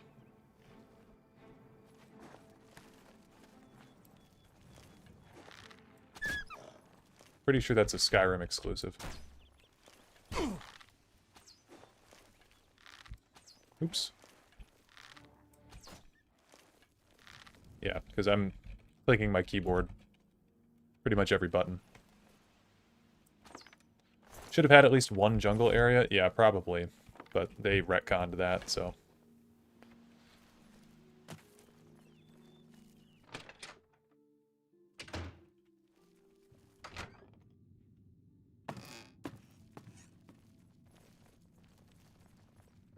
You can talk to Rufio here before you kill him.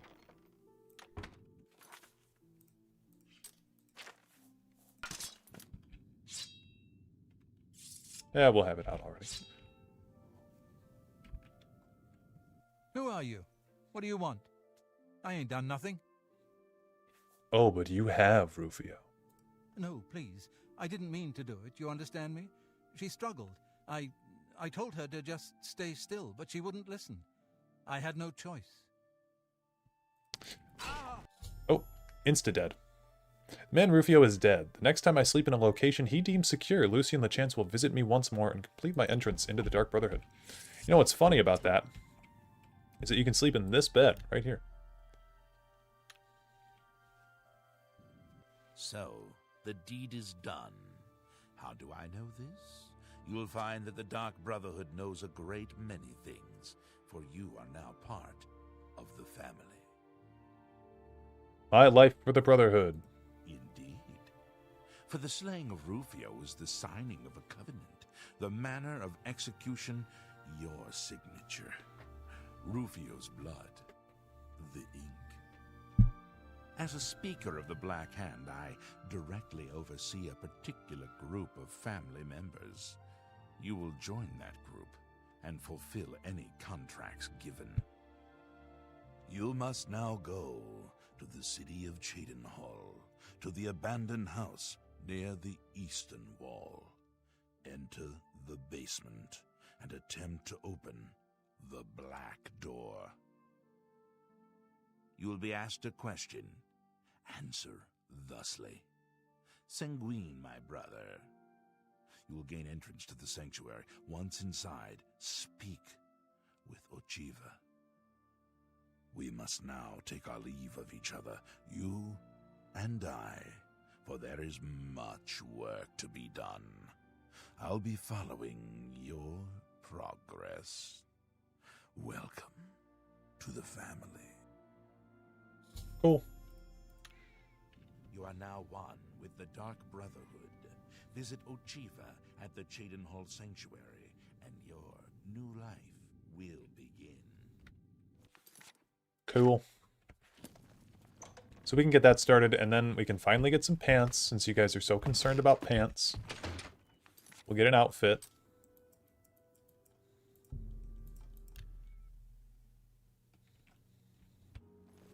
Yes. Yes. Would be nice if the Blade of Woe had an actual unique look to it, instead of just being an ebony dagger.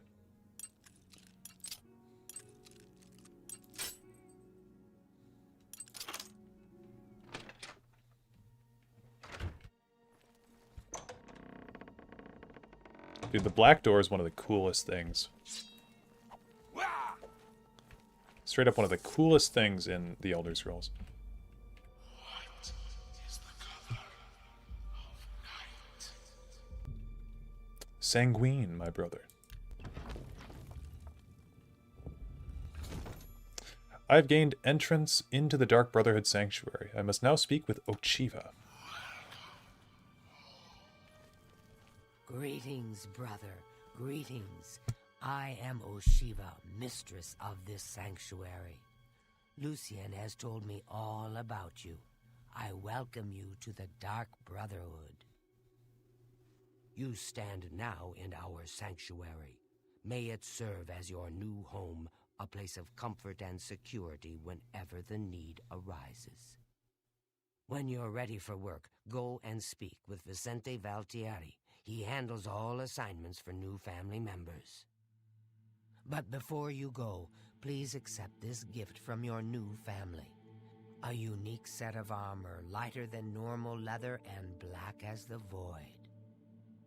Now, I've kept you long enough. Vicente is waiting. You'll find him in his quarters. Go now, my child, and may Sithis go with you. Cool. Go now. Okay, we got our shrouded armor. Drop the rest of this shit. New drip. We can actually drop the shield too, because we're not really using that. And we got the Blade of Woe now, so we don't need those. This will go on too. Oh, dear family member, and may the Night Mother wrap you in her... I'm guessing there's a bow in here that we can take. That might be better.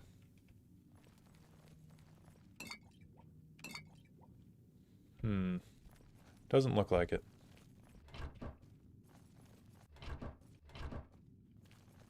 Yeah. Nothing in here, unfortunate. Although, aren't those skill books? Hey. They are skill books. Cool. I wish to welcome you to this sanctuary, my newest brother. The characters in the Dark Brotherhood here are really nice. I welcome you to our family and this sanctuary.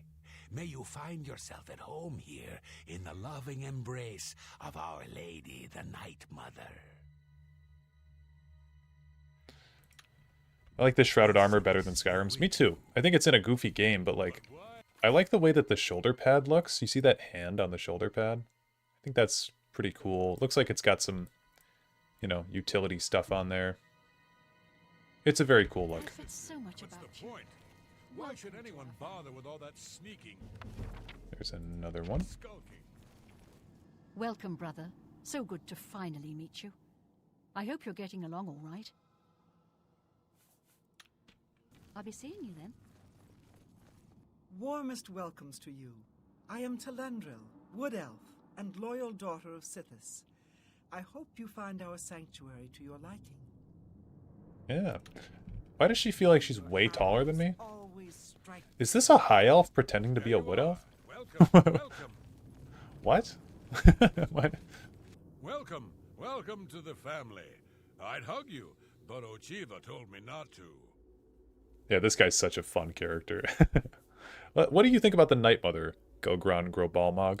I don't know who the Night Mother is, but she pays me to kill people. My own mother should have loved me so much.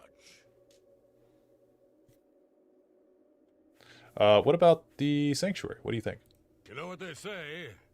Home is where you hang your enemy's head. What about Sithis? Truthfully, I've never really understood who or what Sithis really is. As long as I obey the tenets and fulfill my contracts, I guess he's happy. Hell yeah. Later then.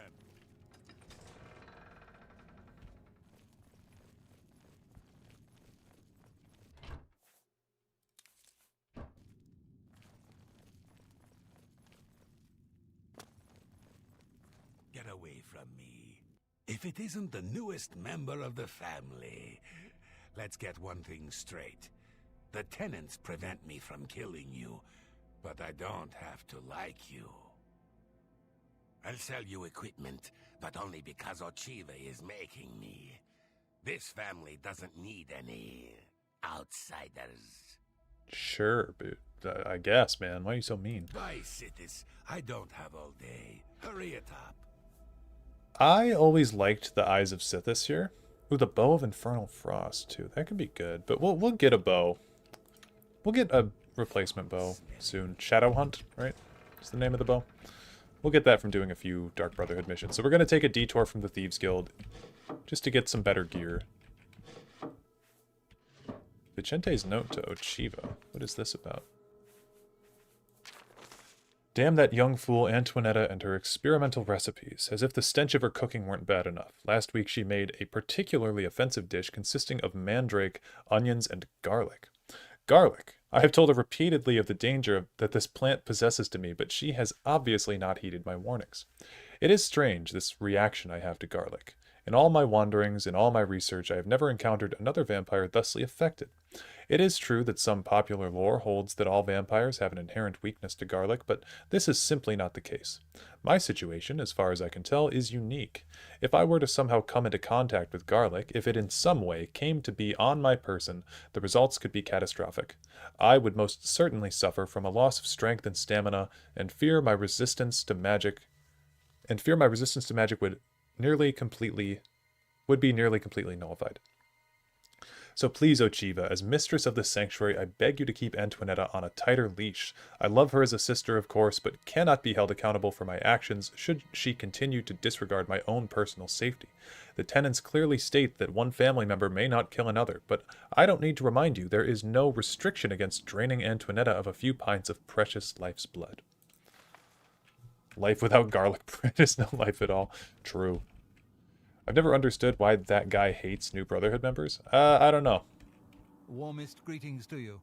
I trust you've already spoken with Ochiva. I am Vicente Valtieri. I provide assignments for all new family members.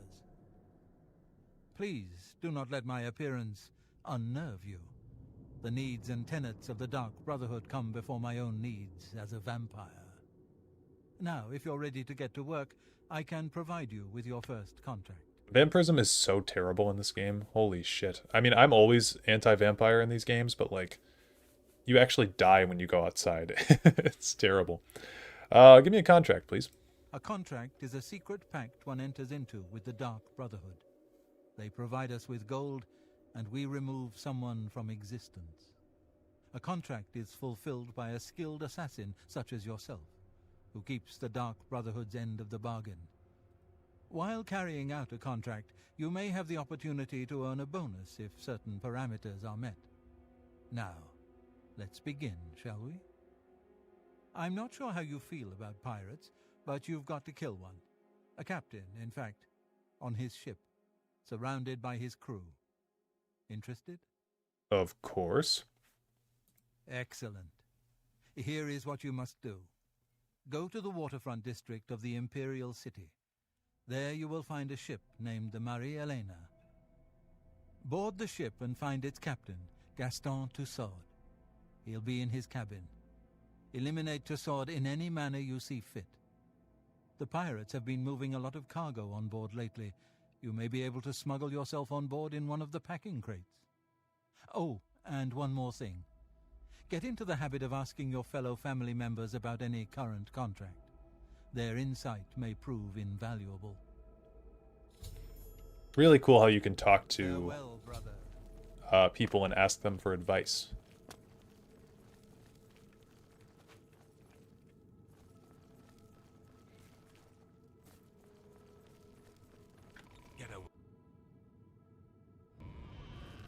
Hope Vampirism gets more improvements in Test 6. I hope it does too.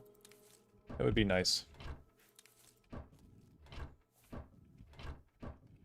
Make some potions. Level up a little bit.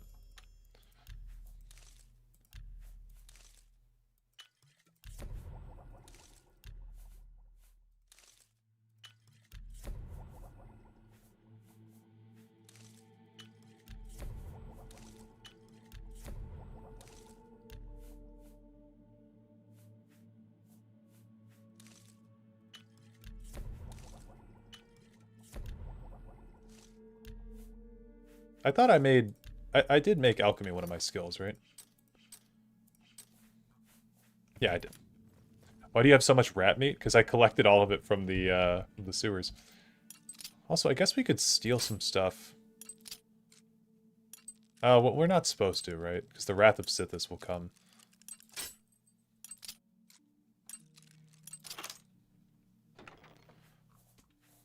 There's some garlic in her chest. That's funny.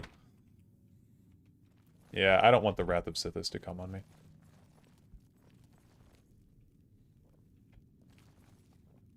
Alright. We'll take those, though. It does say that it's not stealing, though. I don't know. Let's try it. I'll just take all.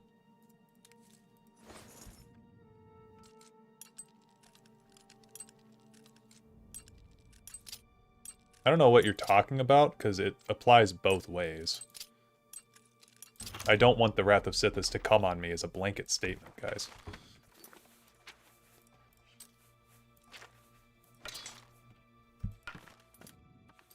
Okay, there's a new bow. Oops.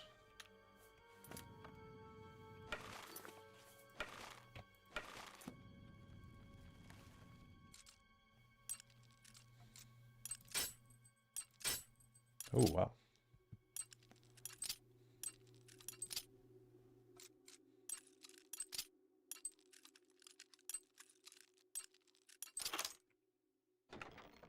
There's nothing in here.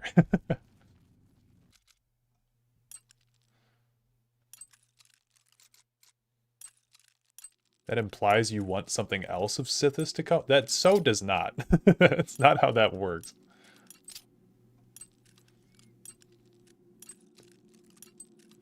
Since you specify his wrath? No, his wrath is a thing.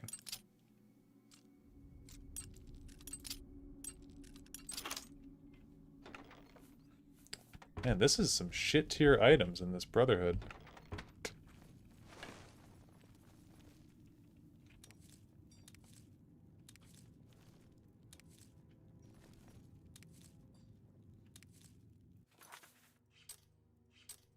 Make a few more potions.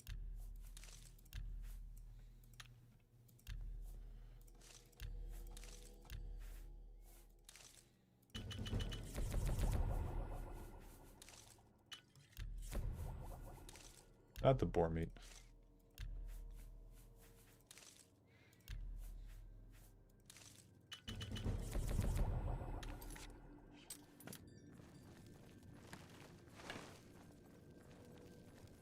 Missed the Morak Tong already. The Morak Tong is... yeah, I mean, the Dark Brotherhood... can we go out through here yet? I don't... No, we can go out through here, we just can't get in through here. Oh, no, never mind. You need the key. Yeah. The, is Sithis even a thing? Yeah, Sithis is Padme, which is the basically primordial force of change. But he's personified as a void, which I've always found odd. I guess not really even personified. He's just described to be a void.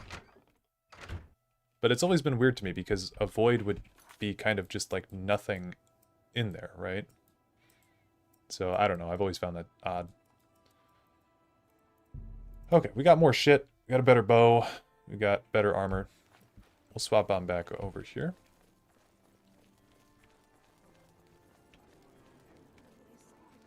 I mean, void isn't really change, is it? No, I don't think so. That's why I've always found it odd that he's described as a void.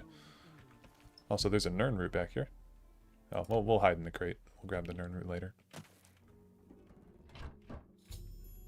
Just as expected, the crate I hid in has been transported to the ship's hold. I must now find and kill the captain, Gaston Tussaud. He's probably in his cabin at the rear of the ship on a higher deck. I wish the Dark Brotherhood wasn't also a darkness cult. I know the Morag Tong technically is a cult too, but they have a pragmatic purpose. Yeah, I find it harder and harder to play Dark Brotherhood playthroughs. Like, we're doing this because it's iconic, but I typically don't like joining the Brotherhood in like a in a normal playthrough anymore, because I feel like it's hard to have a stealth character who's like got a good moral compass, you know?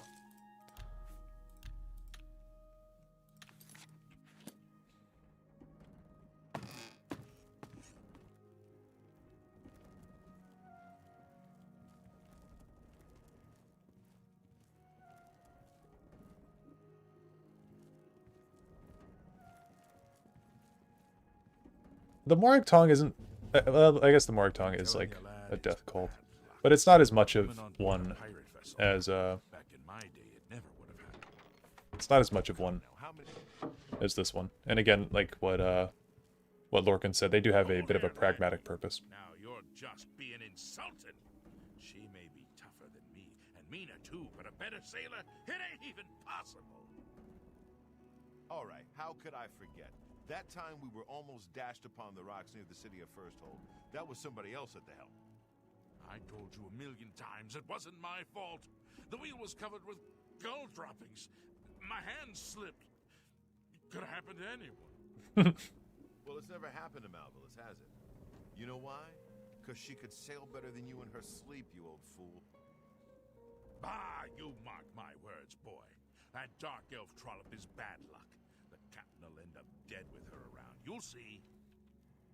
You'd better watch your tongue, old man. Captain Tussaud hears you talking like that, he'll cut it out.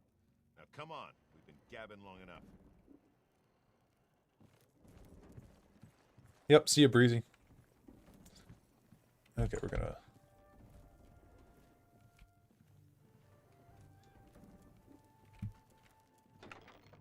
go this way.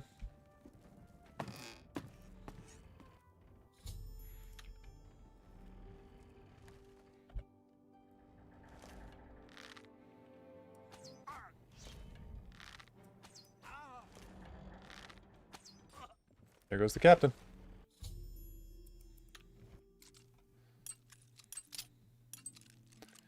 Now, normally, I mean, you can talk to all these victims.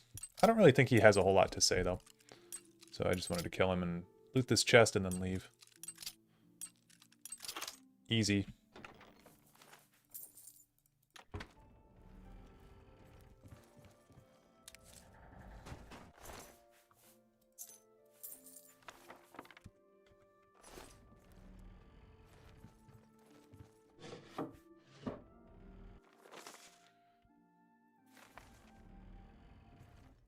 Oh, shit.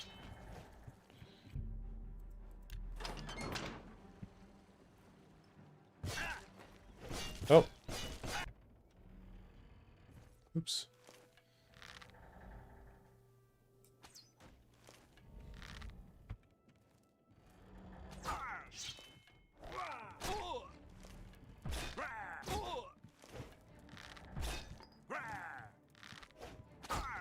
Okay.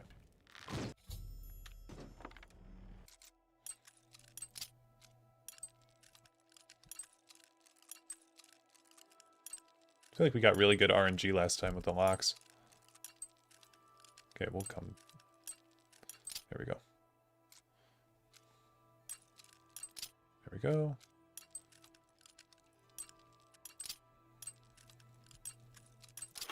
Easy. Again, easy for the second time.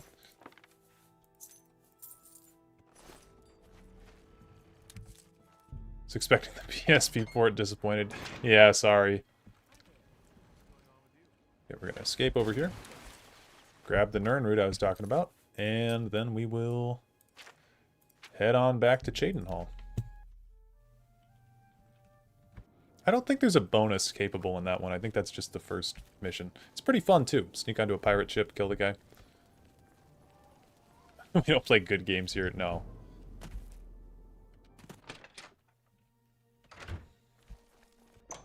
how did the lockpicking actually work in this game? I was too young and just autoed it every time. The lockpicking in this game is not as hard as people think. It's just the tutorial, I think, is really bad. So the way that it works is the tumblers will go up when you click them into place, and you have to kind of speed click when the tumbler locks into place. And basically there's a way to do it every single time easily. You just have to...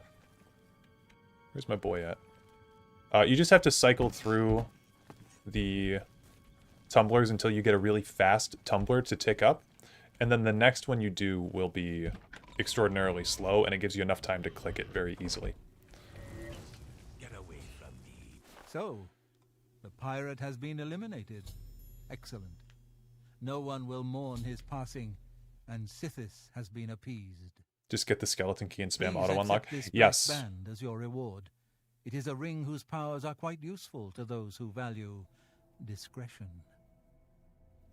Now, since we're only level 2, I think this ring's scaling is going to be really bad. Yeah. Typically, if you wait later in this game for the rewards, from what I remember, they're scaled better. But yeah.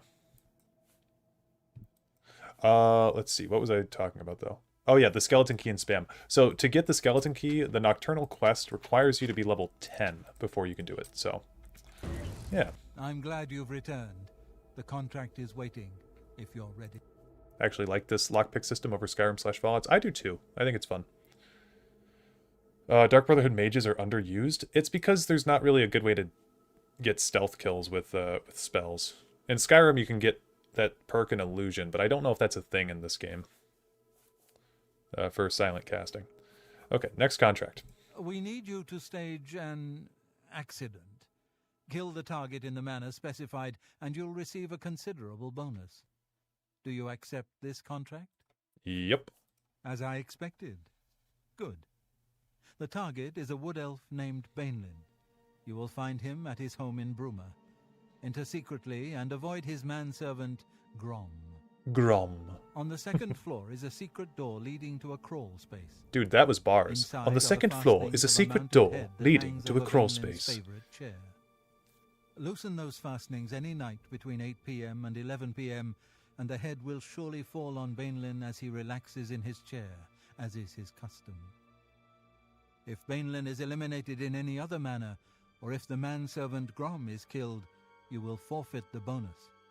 Now go, and may Sithis be with you. May Sithis be with you, Mr. Valtieri.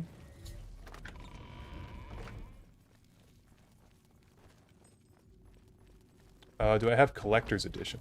Like the Game of the Year edition for Oblivion?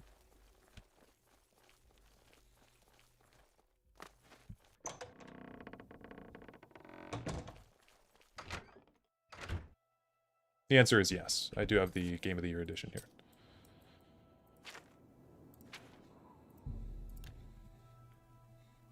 Love the strict schedules in this game. NPCs just sitting or standing in one place from 8 p.m. to 11 p.m.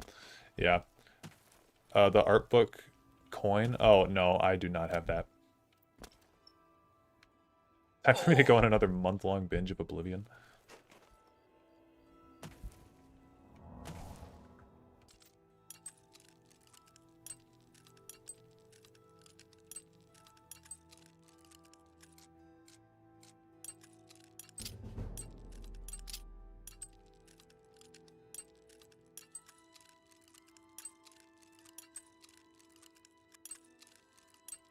God damn it.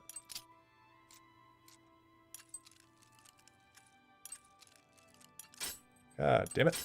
God damn it. These average locks take so much longer to get the fast one, I feel.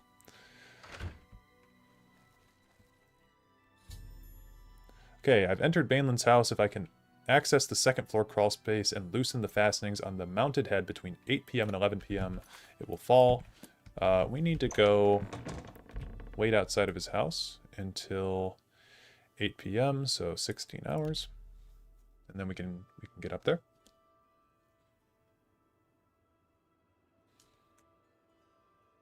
If you had to live in Tamriel, which province would you live in and as what race? I'd probably be a... well, if we're talking 4th era 201, everywhere's kind of shit, but a Breton in High Rock seems like a good bet, because there's not really any lore about anything going on in High Rock in the 4th era. It's kind of loreless, so seems like it's probably pretty chill over there at the moment.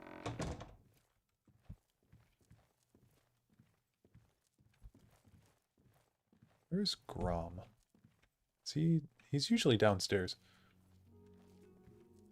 Be an Imperial in Cyrodiil or a Breton in High Rock. Yeah, I don't think I'd go with the Imperial in Cyrodiil at the moment in 4th Era 201, because Cyrodiil is kind of a shit show.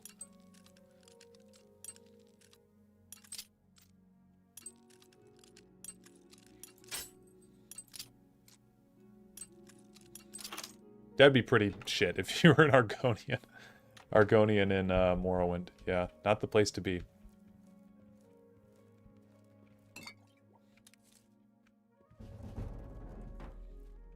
Love this animation for the door opening, by the way. It's basically Detroit.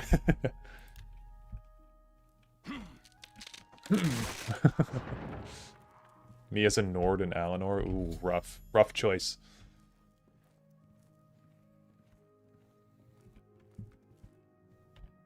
Quick save here.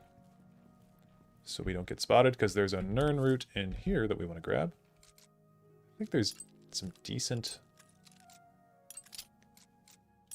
items in here, maybe? I don't know. Yeah, that's not really good, but it's whatever. Jewelry box. And honestly, none of this stuff is even considered stealing, so... Ooh, a silver dagger. Yeah, none of it's even considered stealing, so, like... It's not really a big reason to. Try to sneak past a Grom here.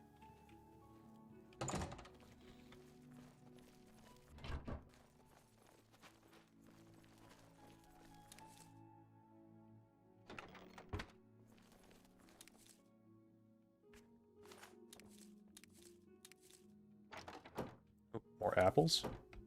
I love that food items in Morrowind and Oblivion, and probably Daggerfall and Arena, but I haven't really played those, can be made into alchemy ingredients.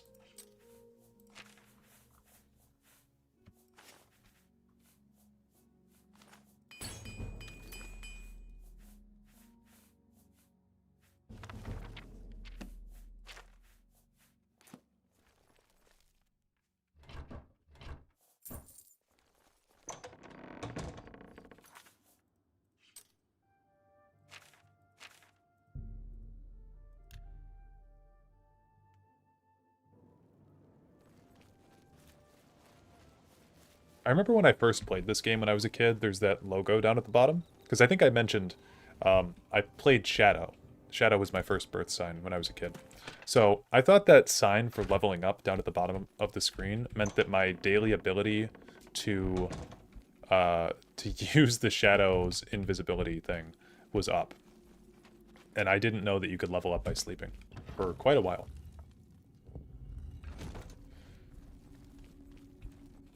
Cyrodiil just feels like home to me. Cyrodiil is a very cozy place.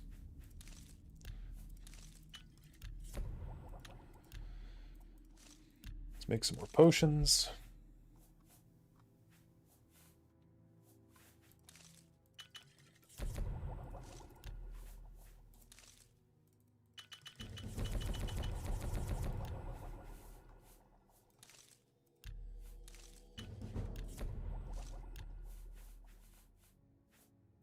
Make anything with this rat meat.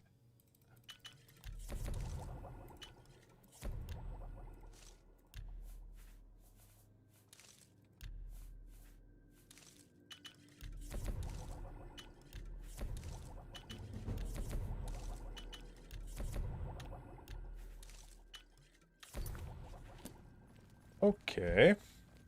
So, the accident has been staged and Bainlin lies dead. Well done. You have more than earned your reward and bonus. I present to you this dagger. It's an enchanted blade known as Sufferthorn. Its prick is deadly, I assure you. Yes, you are quite an asset to this sanctuary. In fact, I believe you are ready for advancement. I hereby appoint you Slayer. Well done. Now go, child of Sithis. Go and rest. You'll need it. We are going to go level up really quick.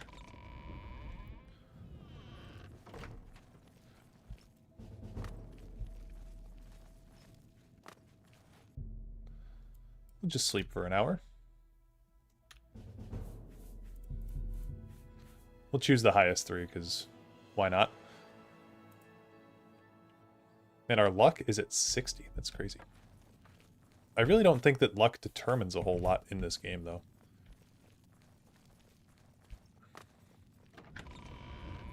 You are like a dog. Back for more? It just so happens I have another contract available, one that requires an expert in infiltration. Of course. As always, you fail to disappoint me. Your target is a dark elf named Valen Dreth. He thinks he's safe in prison. He is tragically mistaken. A prisoner recently escaped from the prison using a set of secret tunnels connected to the Imperial City's sewer system. It's a perfect way inside.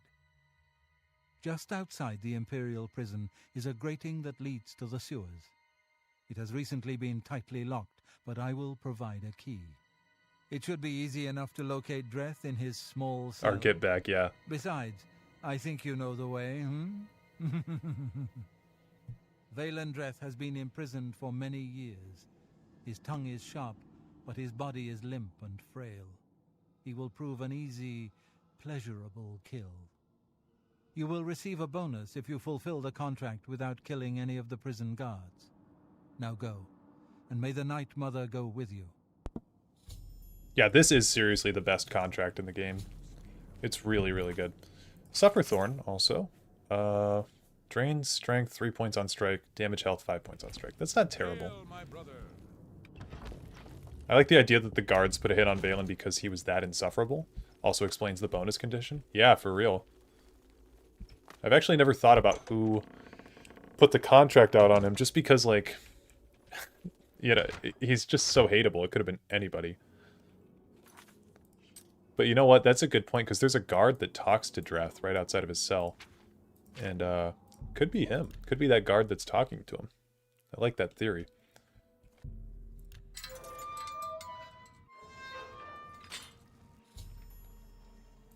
Luck 100 and Mehrunes Razor build.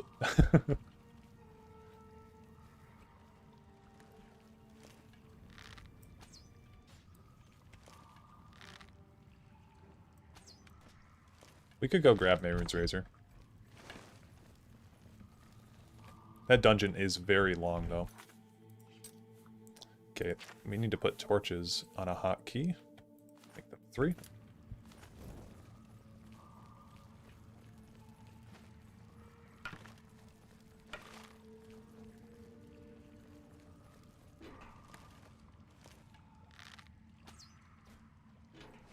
Reason that we stealth kill everything is so that way we can get just XP for stealth. It's one of the easiest ways to do that.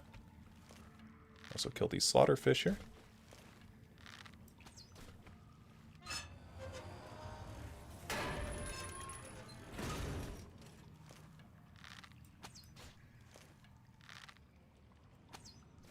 Damn, what is our stealth at? 54, not too bad. Should be picking up the crab meat.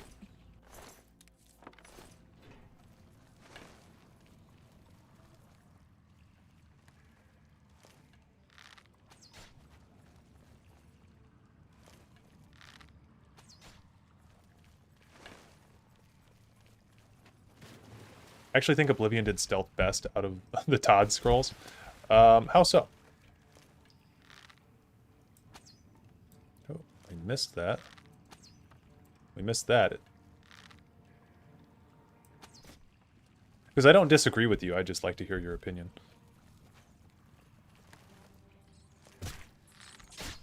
Definitely don't enjoy Morrowind stealth nearly as much as the other games. I did a run of Morrowind where I did like Thieves Guild and Morag Tong. I did not enjoy it as much as Skyrim or Oblivion's.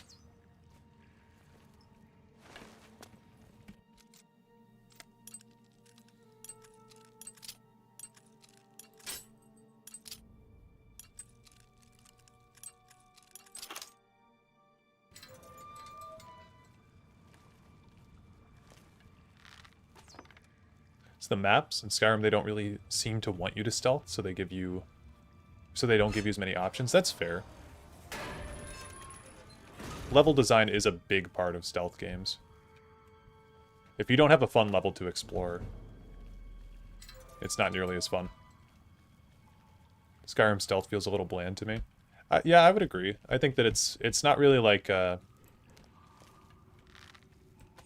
it's not really integrated well into the game. It's the most overpowered way to play because you can just one-shot everything from a billion feet away. Is this where we're trying to go? The Sanctum?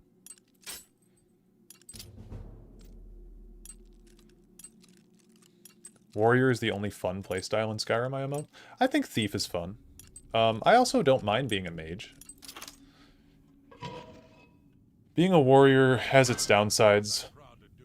Namely, frost magic is a big nerf to warrior builds, I think. Stone and shadow. That's it. I'm not disagreeing with you, believe me. Those assassins got what they wanted. The Emperor is dead. They got no reason to come back. That's exactly what I'm saying. But will the captain listen? No. We must have a presence. The prison How dare you must disrespect remain my spell sword. secure. The dual wield system in Skyrim, I think it really limited a lot of the gameplay Since that other one got away, aspects. he's the only one rotting down here. Yeah, well, I guess you can't blame Captain Montrose too much. This is his big career move, after all. Got to impress that lot upstairs. Yeah, true enough. Oh well, I best be getting back to my watch. Hey, don't forget, we're meeting for drinks later at the Bloated Float. Oh, I'll be there. How could I miss a chance to see you cower before that big orc bouncer? The problem with playing a mage in Elder Scrolls is that is the only playstyle that can't do anything once a bar is depleted.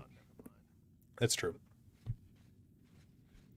What I mean about the dual wield system is that it took away a lot of features. Like, if we're looking at my build right now, I have a bow, and while I have the bow, I can block, and while I have the bow, I can cast spells.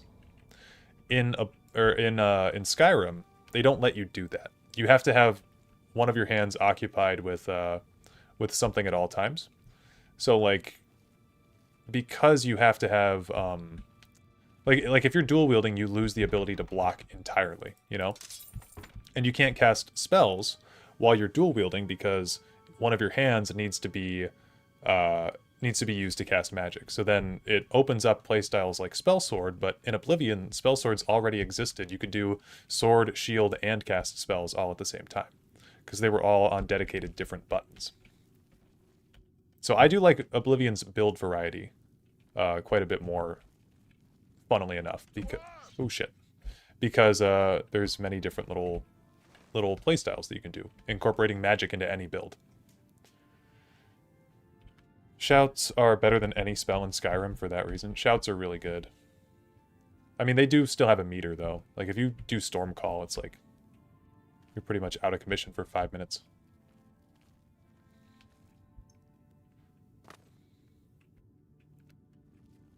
Skyrim system fucks up two-handed spell swords, too. Yeah, exactly. It limits the amount of playstyles that you can have by making both of your hands need to be occupied.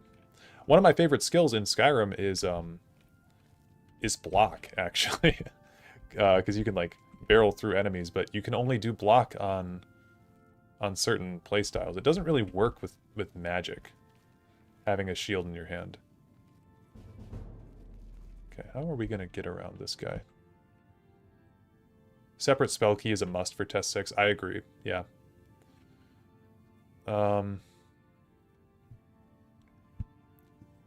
Suppose it's more like Morrowind in that way? Yeah, it is. It is a bit more like Morrowind. And I wish we had higher acrobatics, then we could get around this guy easier.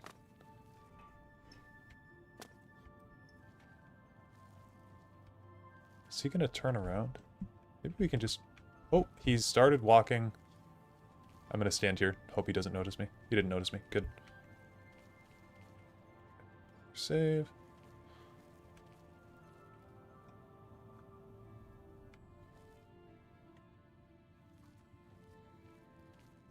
Lately been playing as warrior with shout usage. Pretty fun. Yeah, warrior builds are always a good time in Skyrim. I wish they had more unique weapons. The weapon variety in Skyrim is definitely lacking. I think the gameplay of Skyrim 2, you know, I mean, Oblivion's no different. All of the games are pretty much virtually the same with warrior classes, but there's no combos in the Elder Scrolls. I think that's a big thing that they could bring in Elder Scrolls 6, is having combos for different weapon types, like what From Software does, or having different usages for different weapons. There's kind of a thing like that in Skyrim where you can unlock different skills for weapons through skill points in one-handed, but there's virtually no reason to use an axe over using a sword, for instance, or there's no reason to use a mace over using a sword, other than swing times, which is kind of stupid, and damage types. But, like, honestly, can we all just agree, for the sake of argument here, swords are the best weapon type in Skyrim across the board? Because they just have the best DPS overall. I would say the next best is Warhammer, because it's just, like, the most damage. But axes don't make any sense to me. I've never once wanted to use an axe in an Elder Scrolls game. Oops. Oh no. Okay, chat's gonna get messed up for me in a second. There we go. We're good.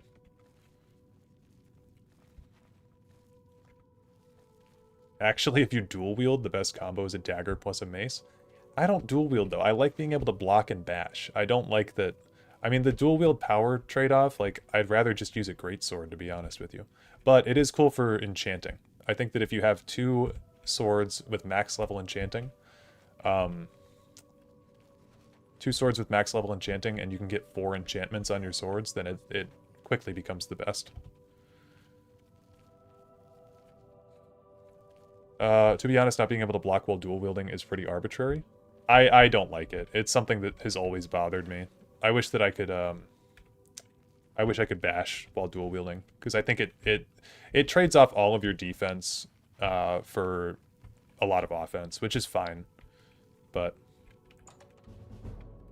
when they made ESO with the dual wielding class, for example, they do just let you lock your weapons like an X, and then you can bash with them or block with them. So it's possible to do.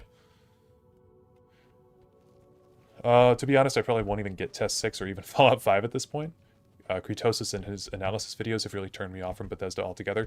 Hey, I've got a Bethesda analysis video coming out soon, and I'm, like what we were saying with Morrowind the other day, I'm just pissed off at Bethesda. I think they're a terrible company, and they abuse their fans.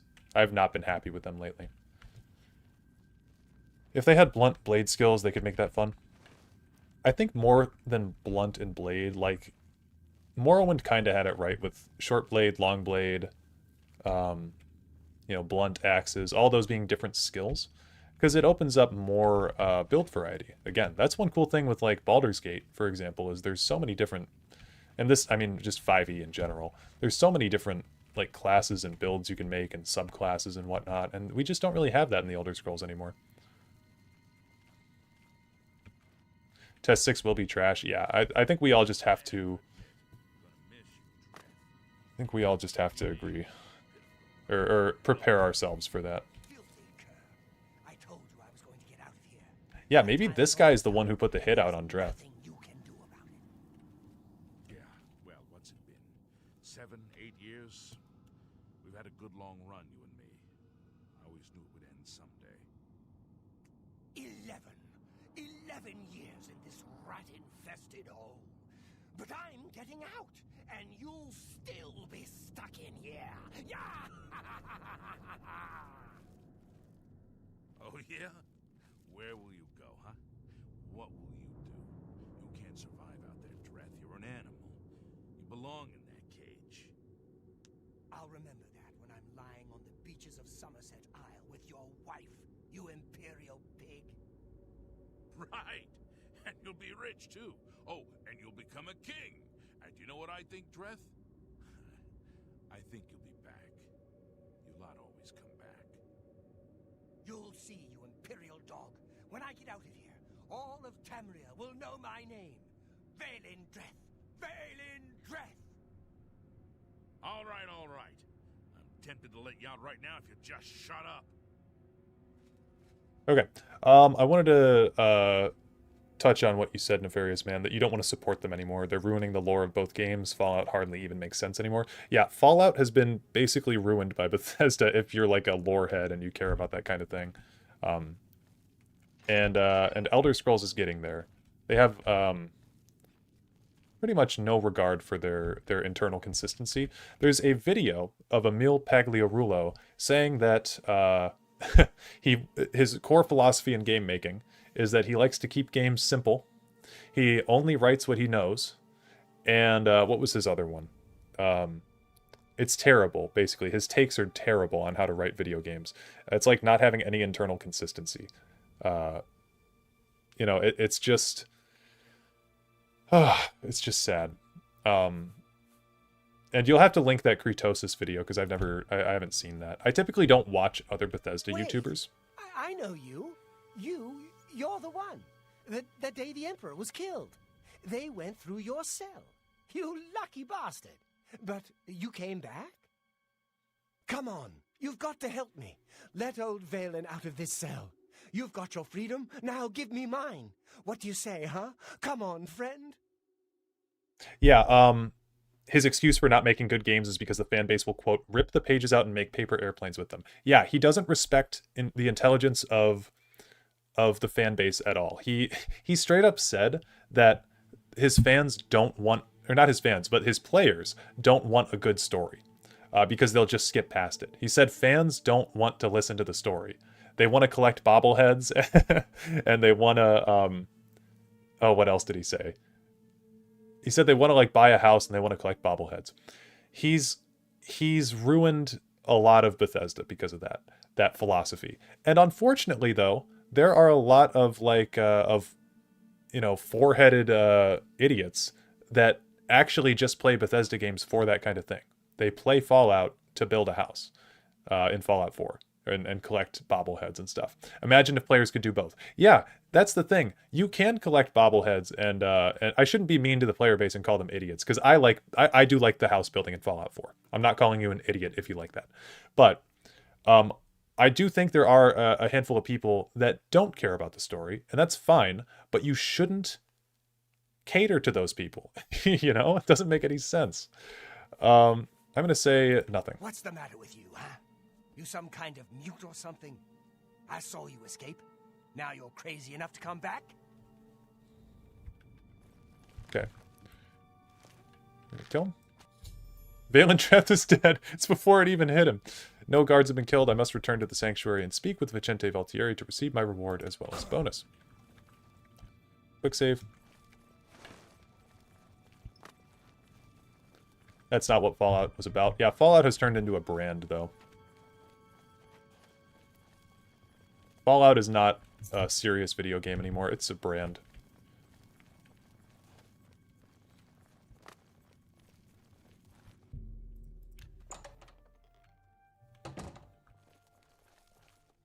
Oh, hey, it's Mervina.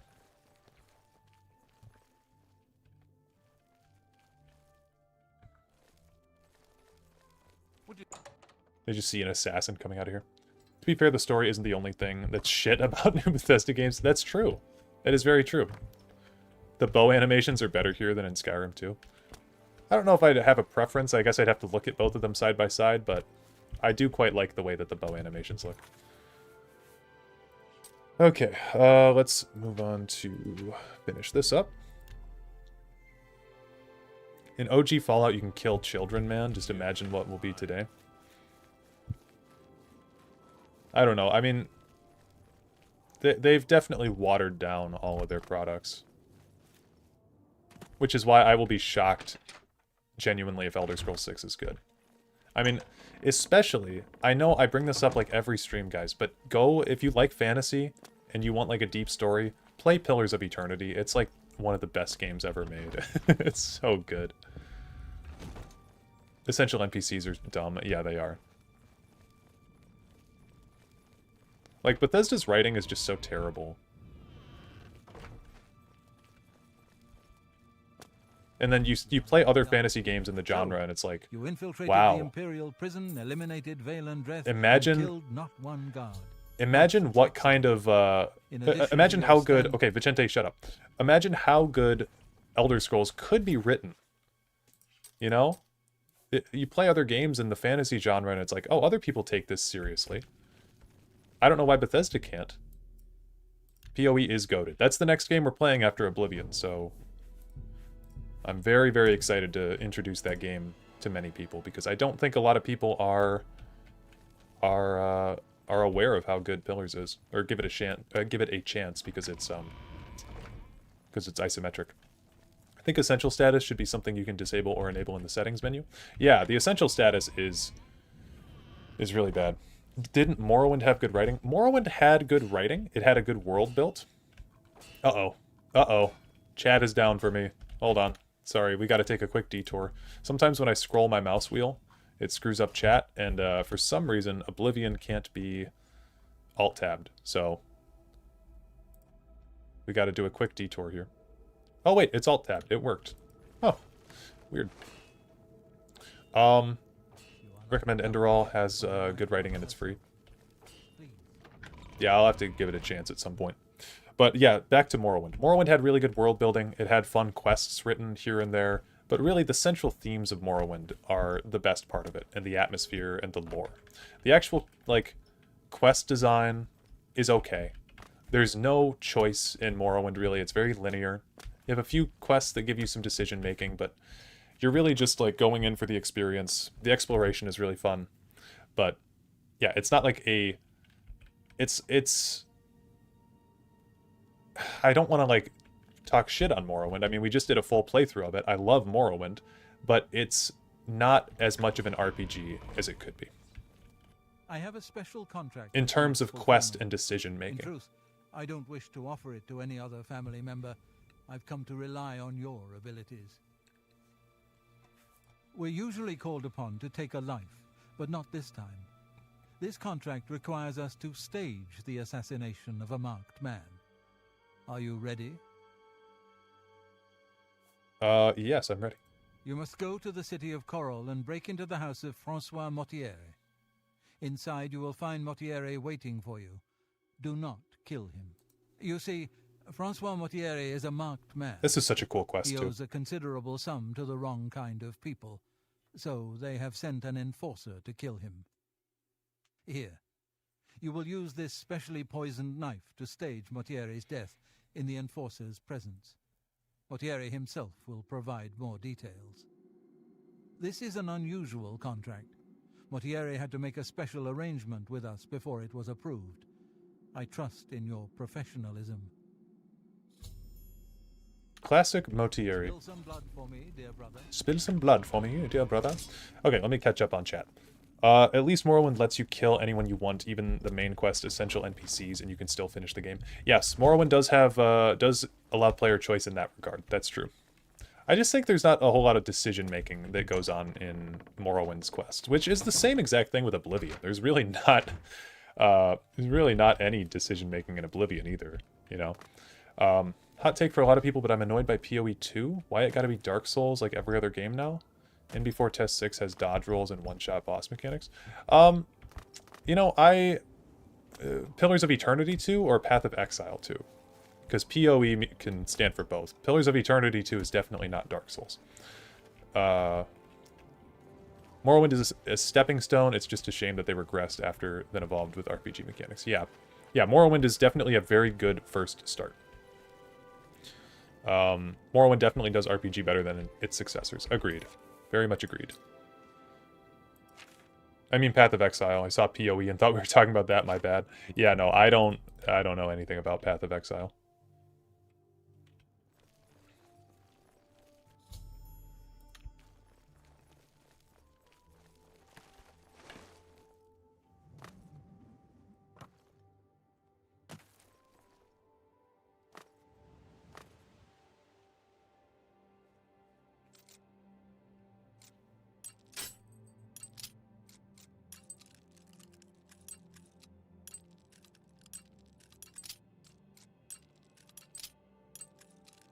I genuinely would not mind like a dodge button in the next game, though. I think that the combat in Elder Scrolls is very simple, and I would like it to be a little bit more complex, because what it boils down to in Skyrim, I think I was meaning to talk about this earlier. What happens in Skyrim is if you're doing a melee build, this is your gameplay for the whole game. Oh. Okay, well, he's interrupting my hello. point. But You must be the one, Lucian. I borrowed quite a bit of gold from some underworld types. I missed a payment. Now they don't even want the money. They say I insulted They've them. sent an enforcer to kill me. His name is Hides His Heart, and he's on his way here now. That's why I hired you. Yep, I know. Yeah.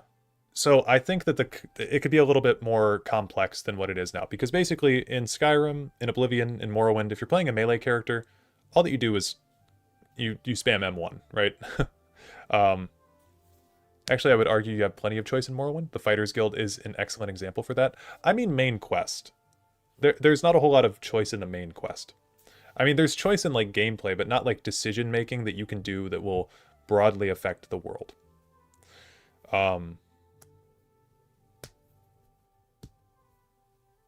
Breaks into your house ranting about combat, pulls a knife, attacks the wall, refuses to elaborate, leaves.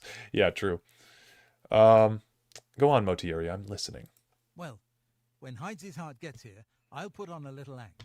You'll cut me with your poison knife, and that vile enforcer will think I'm dead. You must then flee from Coral, and Hides His Heart must not be killed. That way he can go back and tell his employers I'm dead. Of course. If you wait a day, my body will be put on display in the Coral Chapel Undercroft. You can come to me then and administer the antidote. Got all that? Good. Hides His Heart will be here any moment. Get ready. Oh, I do hope this works. Okay. Motieri, I know you're in there. My employers are most... Look how happy he is. I'm coming in, and you can beg for your life. Not that will do you any good. Motiera, I am here to exact payment.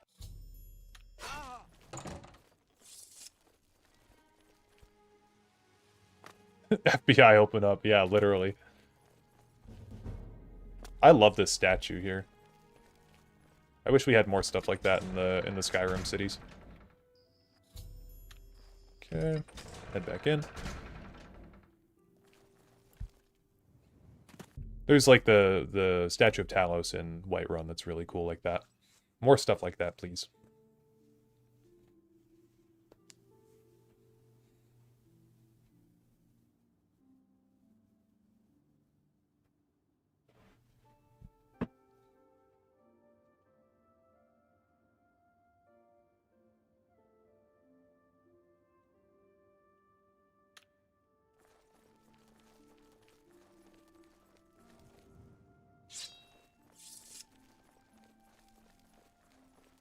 How are you? Yeah, with Morrowind though, and with Oblivion and Skyrim, you have a lot of variety with how you play the game, like with gameplay choices you make, but not a whole lot with like broadly affecting things. Like for example, in the Outer Worlds, you know, you can make decisions that vastly change the outcome of the game. You know, I would like more reactivity. How many tries do you think I'll need to beat the Master Below? Oh my god, the Master Below is such a hard fight. I think I had to cheese him, even on like normal mode. I don't even remember how I beat the Master Below. That is such a difficult fight. Actually, my first playthrough, I skipped him. I got down there and I kept trying to fight him and I would just die. So I think on my second playthrough, I looked up some cheese strat or something, but that fight is ridiculously hard. I don't know, man. I don't know how many tries that's going to take you. Oh, I should speak with him. Oops, forgot to talk to him. Do we have a autosave down there? Yeah, we'll just go back here. Save us the trip.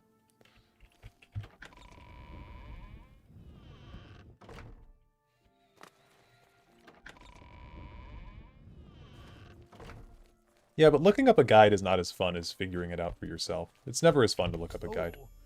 I'm a bit stiff, but quite fine otherwise. Ah, yes, the Undercroft.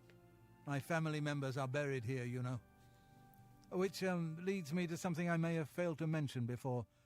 My ancestors will see my revival as a desecration of their tomb. This Undercroft is, well, quite cursed.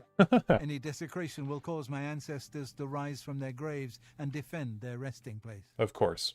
I can hear them coming as we speak. You must protect me. Escort me to the Grey Mare where I can buy passage out of Coral. Ah, here they come. Oh, my, Aunt Margaret. You're looking the worse for wear. Okay. Yeah, they're zombies. We'll use Sufferthorn here. Oh, dude. No need for this. The Oblivion, zombies are actually so unsettling, dude.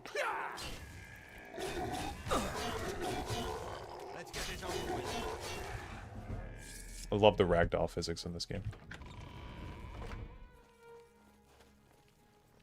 Another Oscar, yeah. This Breton voice actor is questionable. Ah, Aunt Margaret! Like, maybe do another take on that one.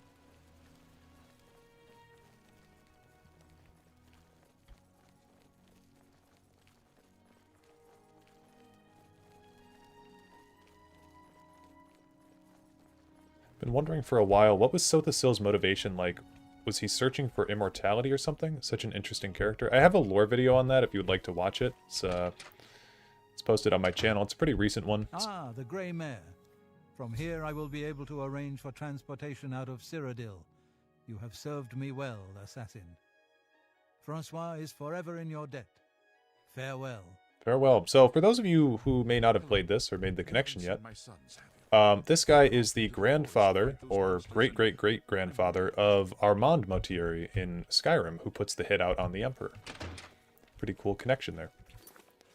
The Motieris have a long history of involvement with the Dark Brotherhood. You can find them even in ESO, and in the town of Coral.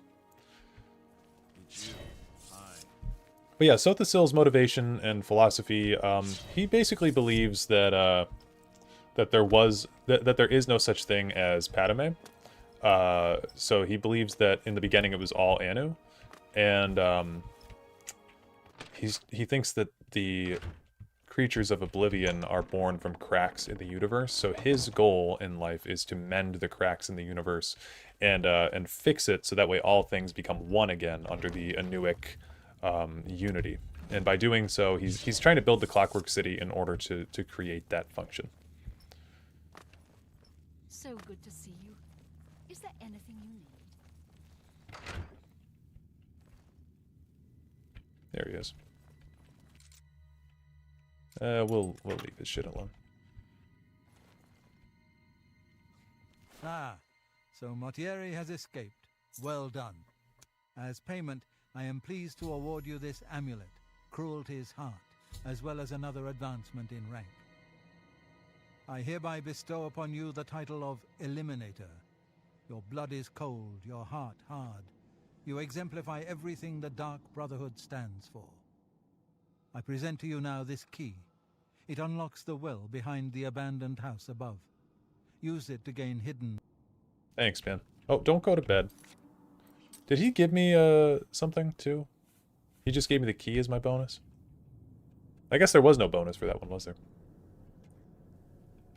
Well now, you are an ambitious one, aren't you? I'm afraid I have no more contracts for you. Our time working together has come to an end.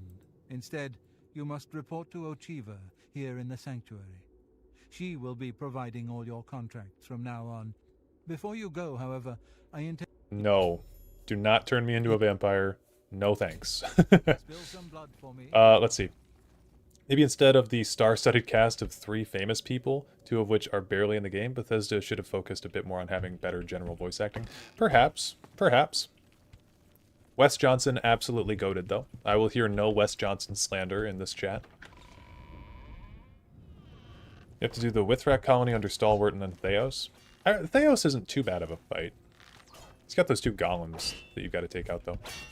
Ah, greetings. I have been waiting for you. As Vicente surely told you, your time working with him has come to an end. From now on, you will... Yep. It's actually so cool. He sounds like a Christian. Sorry if that's a bad word here, not preaching, but I like that. Yeah, he's got interesting philosophies. Genuinely, if you are interested in Sotha Sil, my video does cover a lot about him. You can use the timestamps and skip to the breakdown of his philosophy. But it's a pretty well researched video. Not to like toot my own horn or anything, but there's a lot of information there that I can't recall off the top of the dome.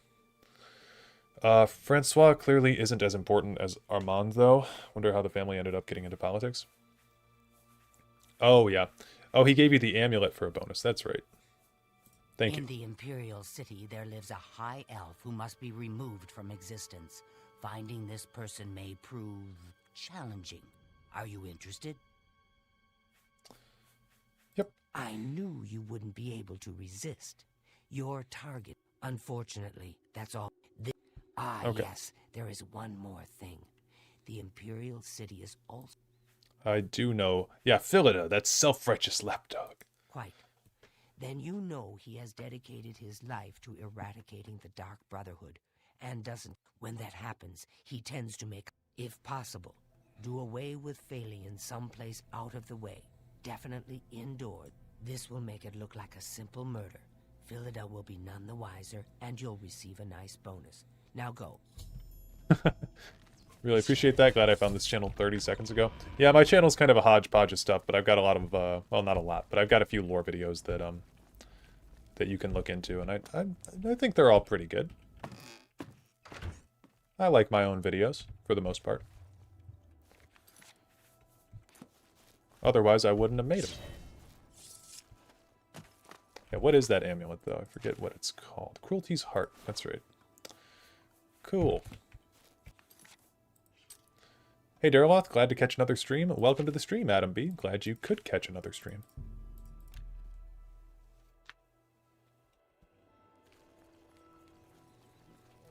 Let's go sell some of this stuff off. There's a general trader. Oh, uh-oh. New topic. Do you need couriers?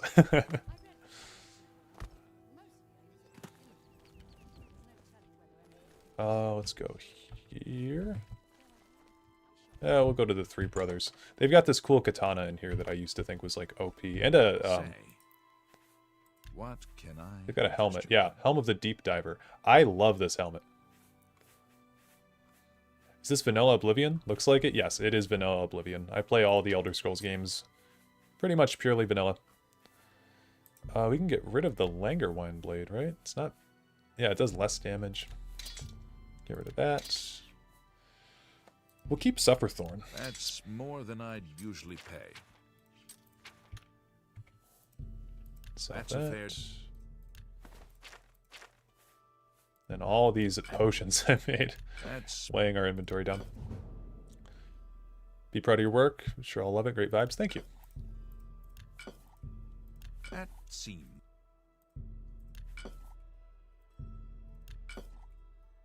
You can just sell this guy a bunch of skooma. Nice. Are you on Twitch as well or just YouTube? Today I'm only on YouTube. I didn't feel like doing the multi-stream today. Just kind of a lot. Plus it's hard to keep track of both chats. I have to like make my OBS a really weird way. Really weird way if I... Jesus Christ. I have to set up my OBS in a really weird way, though, to do multi-streams. So I don't really like to do it. But I was doing it to get more advertisement on Twitch for people to join on the Twitch channel. But, like, I don't know. I just don't like Twitch as much. I like YouTube. I like YouTube because my subscribers are here and I can, like just now, I can recommend a video on my channel and people can go watch it. It's not like taking somebody off of a different app. You know, it brings in viewers from the channel, and I have 15k subs on here, so it just kind of makes sense to get people who are already subscribed on YouTube to come watch the stream on YouTube, rather than forcing people to go onto a different app, you know? Okay, we're going to... Oh yeah, I guess we need to be in the Imperial City anyway. He's in the... I'm gonna goof this one up, but I think he's in the Talos Plaza district. prefer YouTube over Twitch as well. Chat culture on Twitch is usually cancerous, if you will. Yeah, I'm not a big fan of the chat culture on Twitch either. Really like that you can skill up your mercantile and personality so high in Morrowind. You could sell at a higher price than normal and cheaper. Yeah. Yeah, Morrowind's stat increasing things are kind of crazy. Speak. Hail, citizen.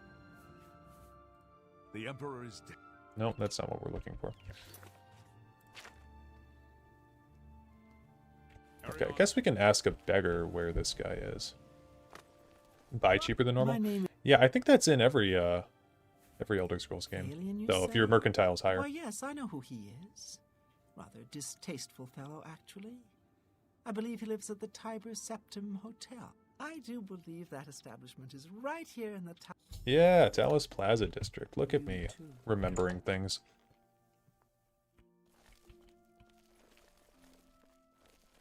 Welcome, friend. Yes, I know who Phalion is. Know quite a bit about him, actually, but I probably should. How much gold do I have? Oh, yeah, I've What can I got do? plenty of gold to just bribe her. Go ahead. See? Was that... See? Every little bit helps. That might not be enough, though. Phalion? Oh, it is. I know him all right. A waste of life, that one. He lives here, you know, with his sweetheart, a trainer. What that poor girl sees in him, I'll never know. A trainer pays for their room, their food, everything. She's quite wealthy, I believe. Phalion used to have money. Used to be quite a gentleman, too. But that was before he took a fancy to the, you know, the skooma. You know. Now Phalion's hardly ever here. He's off using skooma or wandering the city looking for some, I imagine. He comes back every night to be with a trainer. But only for a few hours, I swear. That high elf is going to wind up dead if he keeps living like this. Okay, I forgot the result of the next video poll. Is the next video on the towers? The next video is on the towers, yeah. I'm going to try to get it done by early January, but no promises on that, because when I promise a video to come out on a date, it usually doesn't, and then I feel really bad. So I'm not going to give any distinct dates for when that video is dropping, but it's going to be an interesting one. It's going to be about the towers and whatnot. Phalion? Okay. Say what you're going to say. Okay, she likes being admired and joked with. What a... No, you do me too much honor. Sure, that's cute. Really? What a fool you are. No, you do me too much honor. I doubt it. Ooh, yikes. Did I fuck this up? That's cute. Fuck that one You up. think I'm afraid of you? I doubt it. Yeah. Goodness. What a Okay, we'll just bribe her the rest of the We'll way. get you something. That's very good. Please, I don't mean to get emotional, but I feel I can trust you. I just don't know what to do about Phalion. All he thinks about, all he cares about is skooma. He was a fine young man once, but he's lost everything. His looks, his money, his self-respect. I followed him a few times to see where he goes. He walks around the city looking for skooma. And then he goes to Lorkmir's house. That's what we were looking for. Oh, yes. Goodbye. Thanks, lady. Yeah, what a fool you are. Man, what a psycho. Yeah. This guy's insane.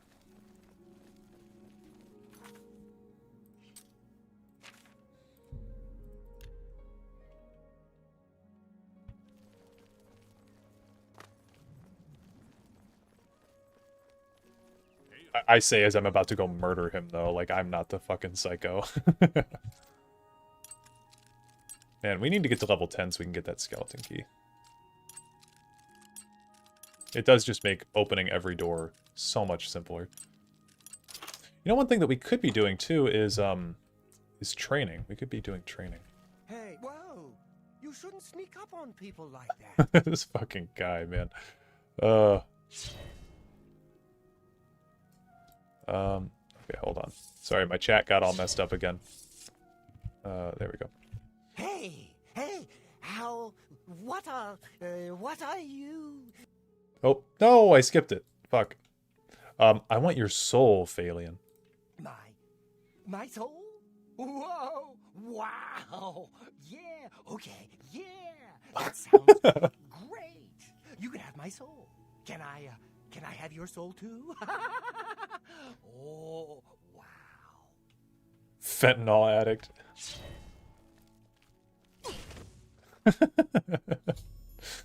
Phalian is dead. I killed him in Lorkmir's house, a secure location with no witnesses. I must now return to the sanctuary and speak with Ochiva and receive my reward and bonus. Man, if anybody found my journal, they'd be like, what the fuck is this guy getting up to?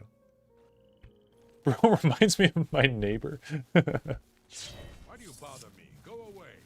Shouldn't sneak up on people. Yeah, no, that's why I wanted to go in third person, because we're just so much shorter than that guy. What an imposing figure.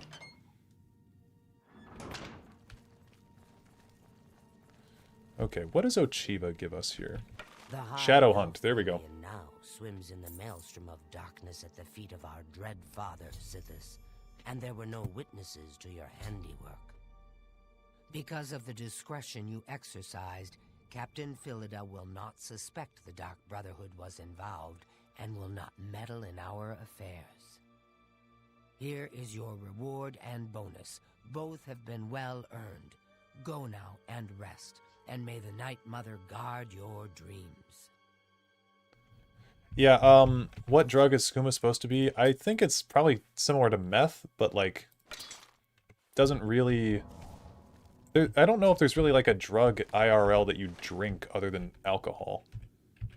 I have another contract when you're ready, one that will rely on your ability to remain fully undetected. He'll be fine, he just needs more skooma. True.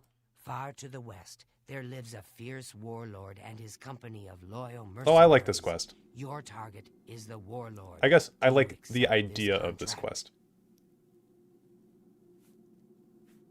Of course I accept. Excellent.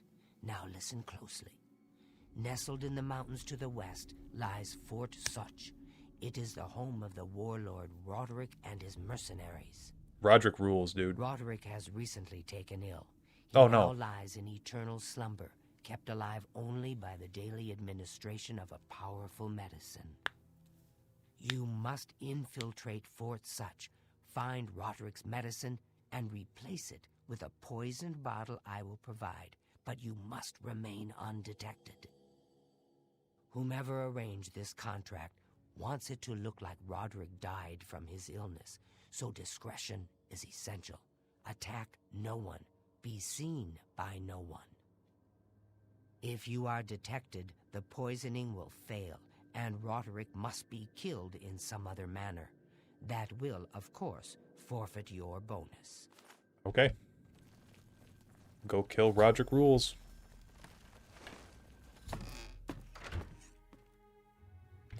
I don't know if it'd be similar to LSD, because, like, skooma gives you insane power when you drink it, at least in all games that aren't Skyrim. Like, it'll let you, like, jump to the top of the White Gold Tower type shit. So, that's similar to meth. Like, did you guys know that in World War II, German soldiers were given meth when they blitzkrieged? Like, it's supposed to make you... Not that I've, like, ever done meth. I haven't even ever smoked pot. But, like... I think it's very similar to meth in that sense, that it, like, makes you, it supposedly makes you like that. Nazis getting meth, yeah, one of my favorite facts of history. It's such an insane thing. Oh, we're actually gonna want... I need to remember my hotkeys. Oh shit, we are actually gonna get fucked up by this wolf. Oh, fuck. Okay, hold on. Hold on. Wait a minute.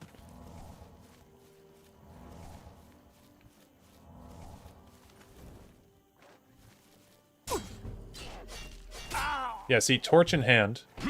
Oh, God. Torch in hand, and I can still block in this game. That's nice. In Skyrim, if you have a torch in your hand, you have to, like, bash with it. Oh, no! What the fuck? I died from fall damage. Oh, that's the first time we died. From some random-ass wolf. It's the first time we had to go outside and touch grass, we died.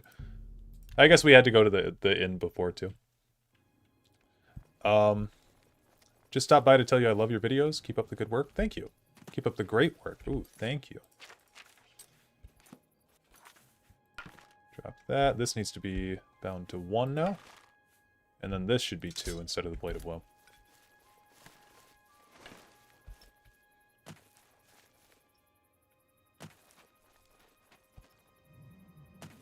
Skooma Monday stream took root, I see. Yeah, actually.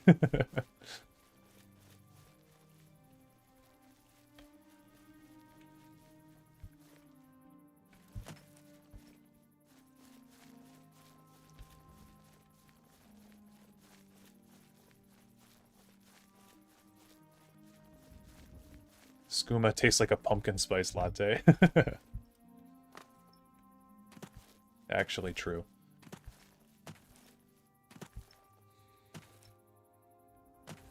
Ophelia Drowning, good evening. How's it going? Glad you could make it.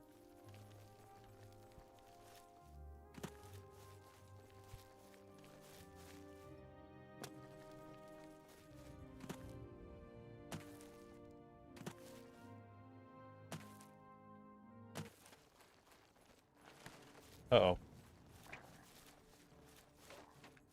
Oh, what?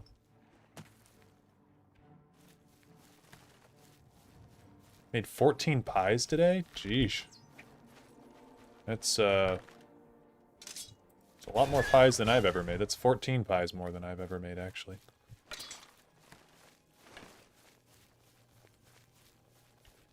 RTX 5090 weight room.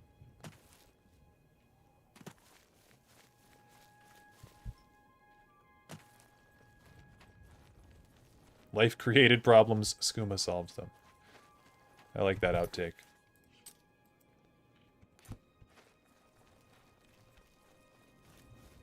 Yeah, see, like, Oblivion walking around, like, look at this. This is not good. This is... Todd gets a slap on the wrist for this. This right here is not okay to look at. Which is why I will always praise Skyrim for at least being fun to walk around in. Oblivion, when you walk around, it's like... I mean, the music is a big vibe, but, like... the actual exploration is just not it. You can fix that with a mod. That's missing the point, though. I should not have to mod the game for it to look good. If you're modding the game to patch stuff out like that, it's fine, but you are actively making excuses for Bethesda to make bad products if you just fix everything with mods. They really gave up Jungle Cyrodiil for this, yeah. Okay, what is bro doing? That's not fair. That's so not fair.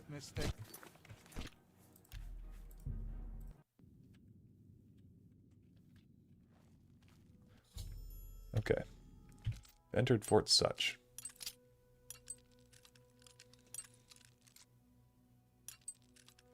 That vista would have been okay at the time. But the issue is I can't tell where the hell you are on the map from that vista. Yeah, I mean, for 2006, it was okay for the kind of game they were making. True.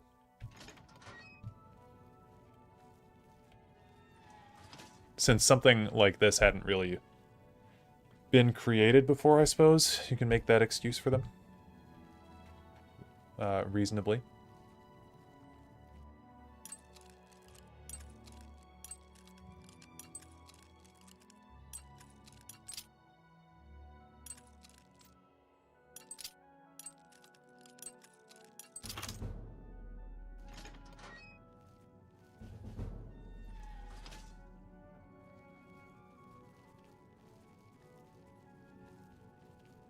Needs a key.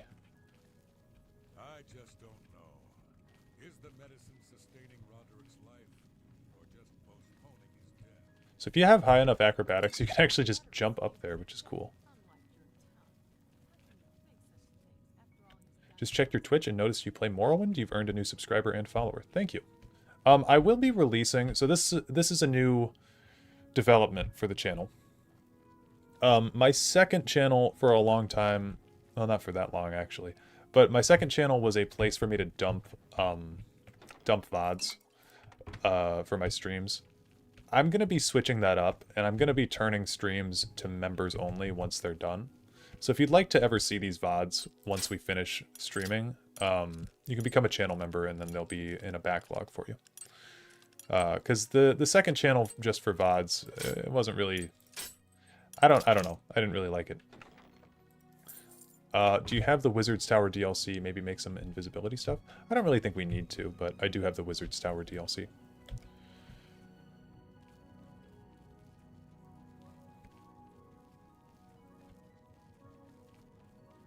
Getting quite late for me. Good stream, everyone. See you later. Yeah, peace out.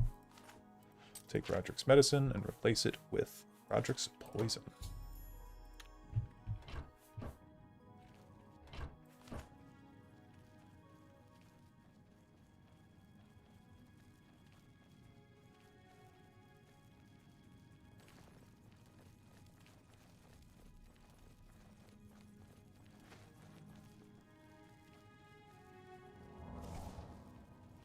When I first...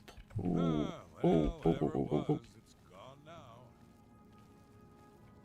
What the fuck?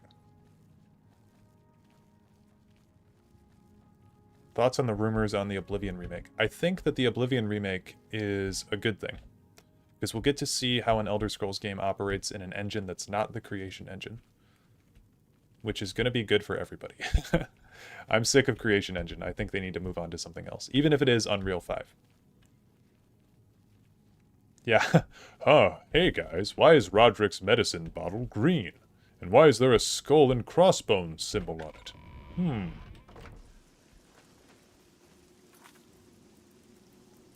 How's it going, Elliot White?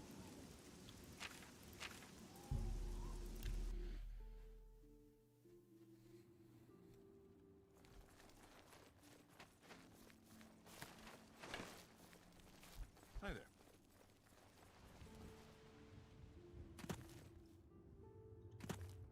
I hate that song there, that like ambient doon doon doo doo doo doo doon doon. I hate that that's been turned into a meme, because I love that ambient music, to be honest. Ah, so you infiltrated Fourth Such, remained undetected, and replaced the medicine with the poison I provided. You are truly a master of shadow. It pleases me greatly to offer you this reward and a well-earned bonus. Go now, rest. I'll have another contract ready whenever you are. So, are you ready to mingle? Oh, okay guys. Best quest in the series, some people say. So, are you ready to mingle with the doomed house guests? The contract is waiting. Do you like parties? Because you've been invited to one. Of course, you'll be killing all the other guests. Are you ready to attend? Yep. Splendid. You need to go to the city of Skingrad, to the large house known as Summit Mist Manor. There, you will meet up with 5 very unlucky guests. In order to receive your bonus, you must kill each guest secretly, one by one. If anyone sees you committing murder, the bonus is forfeit. The guests believe there is a chest of gold hidden in the house, and have agreed to be locked inside until one of them finds it. In fact, the guests believe the key to the manor is inside the chest, and only by satisfying their greed will they be allowed to leave. Poor fools. There is, of course, no chest of gold. The guests will find no key. After you arrive, the doors will be locked behind you, as everyone expects. When all the guests lie dead, you will be free to leave. Now go. See the doorman at Summit Mist Manor. He will explain the rest. Have fun. Such a cool quest. Go now, dear family member, and may the Night Mother wrap you in her cold. We should get more arrows at some point, but... Actually, we still have We're still rocking with the iron arrows.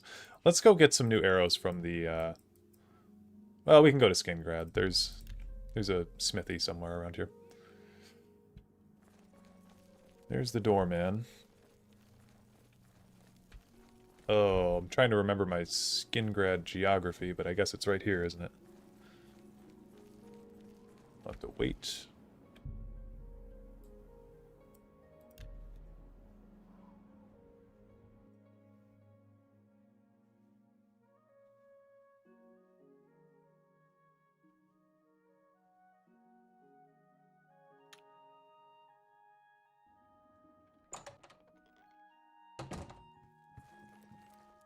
Not so loud, please. What a headache I've got. I'm Agnet the Smith. The Pickled, they call me. Sure wish I was pickled right now. Oh, she's such a bad voice Can actress, I interest dude. you in some of my wares? Out of anybody in the whole series, she irritates me the most. Okay.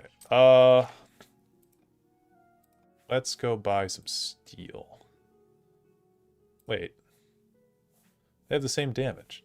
They both do 5 damage. There's no need to change them. Stop talking.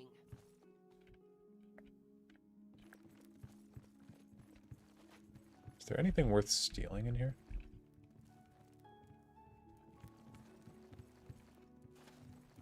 You know what? Now that we lured her up here, we could just come down and like take all of her stuff. What's the best voice in Skyrim? Master Dareloth. It's the best voiced character in that game. So the last guest finally arrives. I'll tell you what I told all the others. You go in, I lock the door. You don't come out until it's over. Now I'll tell you what I didn't tell everyone else. We have the same mother, you and I. And she wants you to have this. It's the key to the house. I guess someone else has already told you the other details. Kill all the guests, then leave, right? Well, you better get in there. Time to mingle. Go, socialize. Talk to those fine people, and then plunge your knife into their throats when they ain't looking. So this quest is really good. I might even make a video solely on this quest. This quest is really good. Gives the player so much choice. The 6th guest has finally arrived. Well, it's about time. Do you know how long we've been waiting? It seems like an age. Whoever invited us here must at least know us, don't you think? In any event, we're all stuck here together, so we might as well get acquainted. The rest of us have already traded introductions. I'm Matilda Petite. The others are Nels the Naughty, Neville, Devisi Dran, and Primo Antonius. Now, who might you be? Please, tell us a little bit about yourself. I like how you could just say, I'm an assassin hired to kill you. I'm going to say my baby is sick and we are so poor. Oh, you poor dear. Well, this does make things difficult for me. I want to find the gold as much as anyone, but you need it so much more than I do. Okay. Let's put on our finery. Deceiver's finery. I think that's what was intended for this mission. We don't have shoes on, though. We haven't had shoes on this whole time. Because it's a part of our shrouded armor, I guess. I can't quite decide where I should look. Maybe we'll I don't speak want to again break later. anything, but the chest of gold could be hidden anywhere. I can't quite decide where I should look. So, Nord, I don't want to break anything, but find the the chest of gold. gold could be What hidden will you spend it on? anywhere. Yep. So, you finally showed up. It's about time. People of my station are not accustomed to waiting. Oh, this guy's gonna die first. I have a good idea. I'm where going to that open chest a might tavern. be. Not that I'd welcome. Oh, you know what we can do, actually? I remember this. Hello, I'm Dovesi. I'm very pleased to meet you. Now that you're here, we can really start looking for that chest of gold. Yep. What I mean to say is, before you arrived, we all just sort of glanced around a bit. Now that we're all officially here, we can look in earnest. So we want I'm listening. to bribe her. How we go. nice. It's just And then we what want I to talk to her about Primo Antonius. It's pretty obvious that Primo comes from a wealthy family. He would never be interested in a girl like me, I'm afraid. Not true. He told me he likes you. He did? Oh my goodness, what should I do? Should I talk to him? Or maybe play hard to get? Or should I, or would that be too forward? You should go to his room. Wait for him there. Oh, you think so? I mean, it is rather forward, but I like it. All right then. I'll wait for him in his room upstairs. Oh, thank you. Thank you. Okay. Get her separated from the group. I don't want to break Leave it to a barbarian to spend an entire chest full of gold on beer and mead. I love the Redguard voice actor. He's so good, dude. So fun. True, and I'm proud of the fact. But you call me pathetic again, and I'm going to show you just how barbaric I am. With every word you speak, you're just proving me right, Nord. So mad. Okay, we're gonna go kill the Dunmer woman first.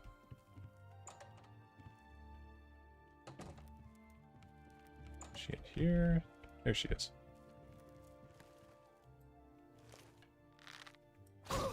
Jesus Christ.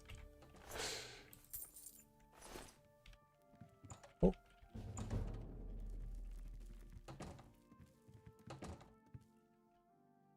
Well, this guy's dead.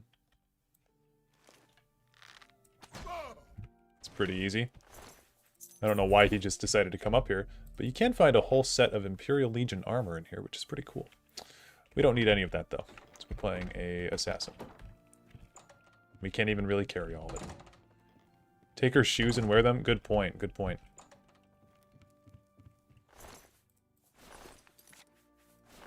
There we go. Now we look nice. Now we're blending in. Okay. 2 people dead.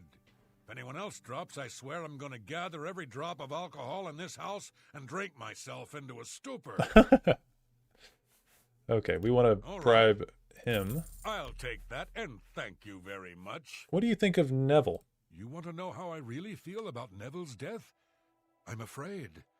I may hate the Imperial Legion, but its members are trained warriors. Neville was probably the most capable fighter among us, yet he was cut down silently, just a few rooms away. I fear one of us is not who they appear. This isn't the work of some greedy houseguest. There's an assassin among us. You mark my words.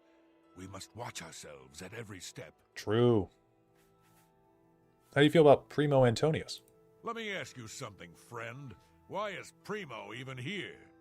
The rest of us need the money, but his family is wealthy beyond measure. Maybe he was bored, or maybe he just wanted to do some slumming. Or maybe he's a trained assassin hired to kill us all, one by one. Yeah, that makes sense to me. Well, these are crazy times, my friend. What about yourself? Ah, don't let the name fool you. I had a bit too much mead a few years back, and there was this tavern wench. Anyway, just call me Nels. What about Devesi Dran? No. When I looked into Devesi's face, it was like peering at my own daughter. I feel like I've lost her all over again. And what about Mathilde Petite? I'll be honest, friend. I don't know what to think about Matilda. Yeah, she seems frightened, but she's also still alive. Why wasn't she killed? Dude, I kind of want to turn this guy against her. She may look old and weak, but that's never stopped a murderer before, has it? Don't doubt for a second that she couldn't be the killer. Yeah, true. Matilda sus, yeah. It's too dangerous to go wandering around this house. Okay. 2 of us have been murdered. One of us is a killer, but... It's not safe to be alone. I certainly don't want to be the 3rd victim. Okay. My goodness. 2 of us are now dead. What's going on in this place? Make it quick. Oh, I don't want to do the minigame. 1, 2, 3, 4. I doubt it. Okay. I can't do There we better go. than that. What do you think about Nels? 2 people dead, yet Nell still lives. I don't think that's a coincidence. Nords are savages born to kill. I just know he did it. How rude. What about Primo? If I may confide in you, dear friend, I'm very worried about the poor boy. The trauma of murders, it could scar him for life. He deserves better. I also like the speech minigame too, even though it makes no sense really. It's a good... It's... People... I don't know. With the lockpicking and the speech mechanic, I think just a lot of people don't know how it works. It's fine. It works perfectly fine. 2 people are It just kind of takes a little bit too long. A trunk full of coins? How pathetic. It says something about the complexity of them, that there's an auto way to win them by bribing or by auto locking with chests and stuff. Okay. We want Primo just dead, so I want to see what happens with the Nord. We'll go into the basement, and then we'll come back out. Dead.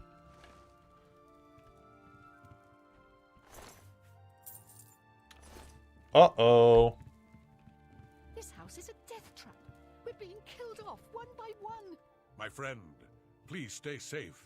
3 of us have been murdered. Besides you and me, there's only one guest left. If you know what I'm saying. I think you do. I've seen death like this before. Many years ago, my daughter was murdered by bandits who came to our village. I'm sorry. I need a drink.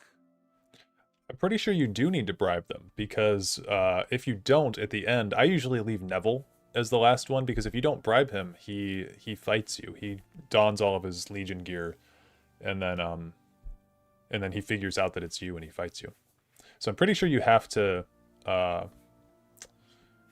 bribe them, or, you know, talk to them or whatever. There are only 3 of us left. You and I are no killers. So that leaves the old woman. Don't be fooled by her appearance. Matilda is no weakling. She killed the others in cold blood, and she'll try to kill us next. I'm not about to stand around waiting to die. We need to kill Matilda. Crazy. Hey, buddy. She's up here. Nell's the wise, yeah. All right, buddy. You and I are the only ones left. But we did it. We survived. We won. Ha ha ha ha! We did it, my friend. The killer is dead, and this nightmare is just about over. All we have to do now is find a way out of here.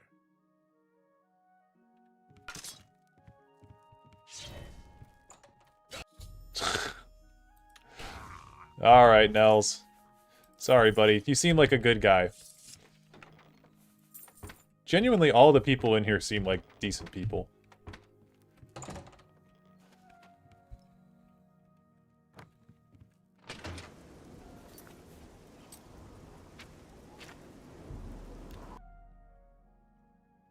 Rest in pieces, yeah, for real.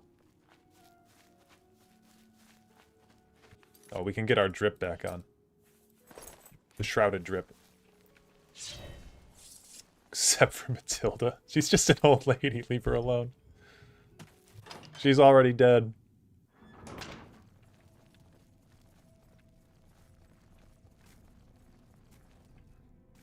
I love you didn't even tell him. Yeah. Well done. Not only did you kill the 5 guests, you acted as an agent of terror and grief. You have earned your reward and bonus, assassin. I lay upon you now the Night Mother's blessing. May she walk with you always and guide your...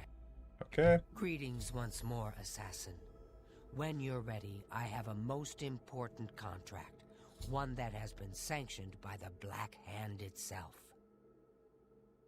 Okay, what's this contract? Do you recall the name Adamus Philida?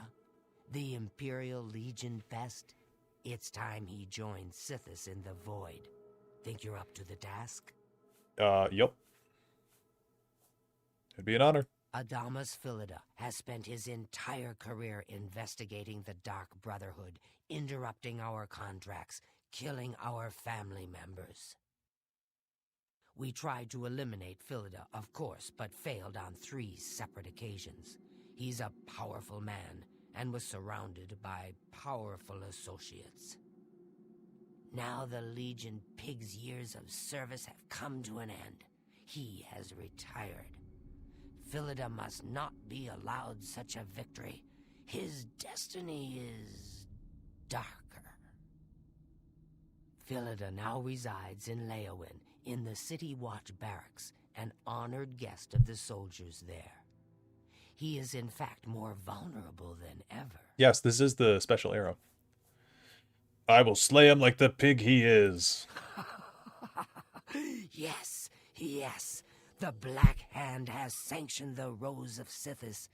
It is an enchanted arrow that will kill Philida instantly. As long as the arrow hits Philida, he will die, but it cannot pierce armor. Shoot while Philida is armored, and the rose will be wasted. Travel to Leowin, track Philida, learn his schedule. Observe when he removes that blasted Legion armor, and then let fly the Rose of Sithis. Kill Philida in any way, rose or not, and the contract is complete. But to receive a bonus, you must go beyond murder. You must send a message. Once Philida is dead, sever his finger, the one that bears an Imperial Legion signet ring. Deposit this finger in the desk of Philida's successor, in his office in the prison barracks, in the Imperial City. Do this, and the bonus is yours. All right. What's the best test game in your opinion? I don't know if there's a best one. They're all so different, you know? They're all so different. I think probably the most competently made one is between Morrowind and Skyrim, but for totally different reasons. Like, Morrowind is a very competently made game that, honestly, I think still holds up if you engage with the mechanics. It treats its world size like an actual part of the game. The traversal is a big part of Morrowind. The magic system with like teleportation and stuff allows you to feel very integrated into the map and whatnot. Although at the end of my playthrough, I felt that it was a little tedious, to be honest with you. But I don't know, the writing of Morrowind is just better in most ways. So I think it's probably between that one and Skyrim. And Skyrim's just a good game for gameplay purposes. It's fun to sit down and play. Even if it's not the best action game or RPG game or whatever, it's just fun to sit down and play. Best game is clearly Elder Scrolls Shadowkey. Elder Scrolls Blades. Oh god. Elder Scrolls Blades. I came over here for a reason. Oh, yeah. So the Mystic Emporium. It's usually locked, actually. But it's not. That's good. So... Welcome. I want to do something fun here. What can I interest you in? I'm going to grab 3 of these and 2 of these. Thank you. And but my favorite test game, if you're asking me my personal favorite, it's Oblivion. Oblivion's my favorite by far. So I want to see if this works. Ah, it works. Okay. So, for those who don't know what I'm about to do, I am doing an item duplication glitch.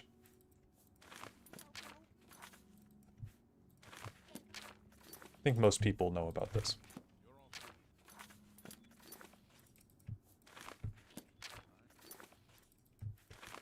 The reason that I'm doing this is so we can duplicate the Rose of Sithis. Because I think it's a cool item.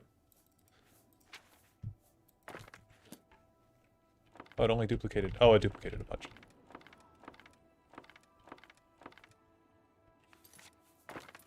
There we go. So now we have a bunch of Roses of Sithis.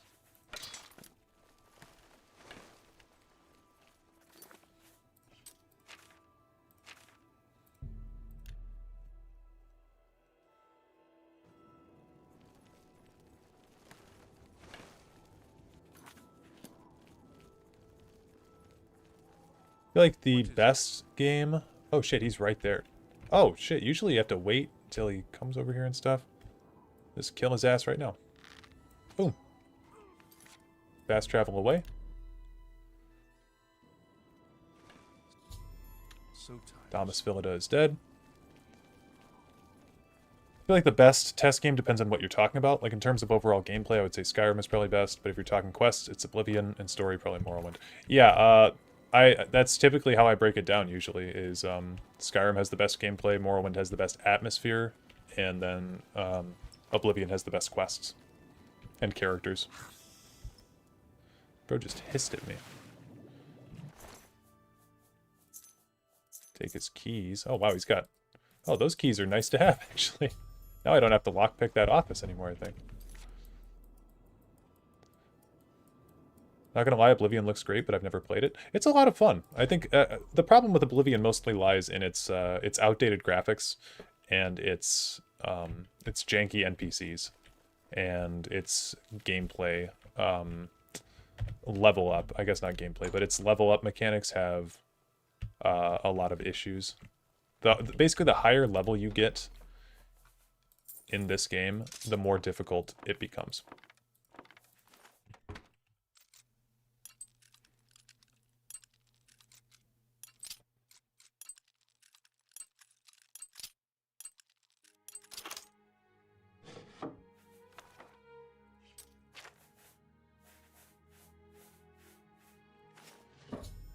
Okay, got the finger in there. Level system is so bad, or is as bad as everyone makes it out to be, though. You end up God mode no matter what. Well, I would disagree in Oblivion. I think Oblivion, all the enemies scale up pretty hard. I've played Oblivion a lot. I've had moments where I'm a high-level character, and like you go through a dungeon, right? And because there's a armor degradation system in this game, I've had my armor break on me multiple times mid-dungeon if you get to a high enough level. I will agree, it's not as bad as everyone makes it out to be, but it is still annoying to play. Which is why, if you guys want to play Oblivion and you level your character too high, honestly, just go into gameplay and just do this. Just slide your difficulty slider all the way down. No one's going to fault you for playing high-level Oblivion on a lower difficulty setting, because to me, Oblivion's not really even about the gameplay.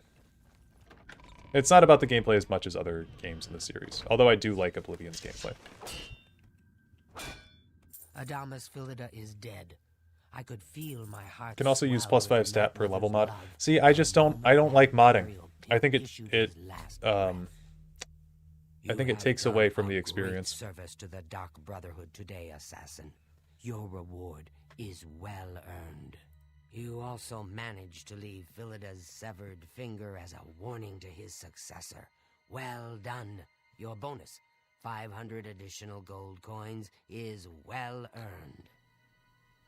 Go now, get some rest. Sithis knows you've earned it. When you're ready for another contract, you need only ask. Same, I hate mods personally. That's why they call you Based Batman instead of just Batman.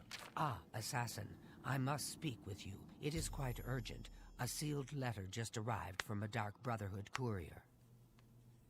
I recognize this type of parcel. It contains sealed orders. It's addressed to you from Lucien Lachance. You must open these sealed orders immediately and follow their instructions to the letter. It would seem the Black Hand itself has a task for you.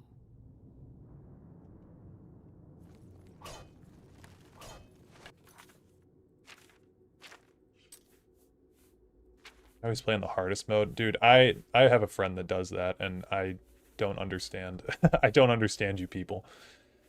What are we looking for here? Orders from Lucien Lachance. Oh my god, this is a long note. Holy shit. How does Lucien Lachance talk? Eliminator, you have served the Dark Brotherhood well in the short time you've been with us. Indeed, the rate of your advancement has been rather remarkable. Now, the Black Hand itself is in need of your abilities. You must proceed with all haste to my private refuge in the ruins of Fort Farragut, located in the forest northeast of the Cheydinhall Sanctuary. When you arrive, we will discuss the nature of your special assignment. I cannot stress to you enough the importance of your swift arrival at Fort Farragut. There are unseen powers working to unravel the very fabric of the Dark Brotherhood. The Black Hand is counting on you to prevent this disaster. Do not share the contents of this message with anyone at the Cheydinhall Sanctuary, including Ochiva, and make no mention of your journey to Fort Farragut. Also, be warned, my refuge within Fort Farragut is guarded by denizens who will attack any interloper on sight. Get through these rotting sentinels, and you will surely have earned the right to visit my private sanctum. Lucien Lachance. I don't like modding. I find that so I always put it like this. As an artist myself, and I like to draw, I like to make YouTube videos, I like to create stuff. I like to write. If I created a picture, if I did a sketch, and I showed it to all of you guys, I said, hey, this is my sketch. I'm really proud of this sketch. And then you guys are like, wow, that is a good sketch. I like that. That's cool.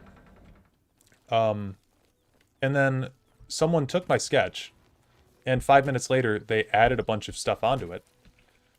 And then they handed it back to me, and they're like, hey, isn't your sketch really good? I added a bunch of stuff to it. I'm like, that's not my sketch anymore. That's you added a bunch of shit to it. With mods, I feel like it's the same way. It's not the intended experience to play the game modded. People made the game a certain way, they released it, and that's the way that it was intended to be played. Covering up all of the stuff that you don't like with mods, you're not playing the same game anymore. Also, there's this secret back entrance you can get into Lucien Lachance's place, and you can just skip everything. You, assassin. We have not spoken in some time, but I am well aware of your accomplishments within the Dark Brotherhood. That is why I have sent for you. I'm afraid there is a situation. The time has come to test both your skill and your loyalty to Sithis.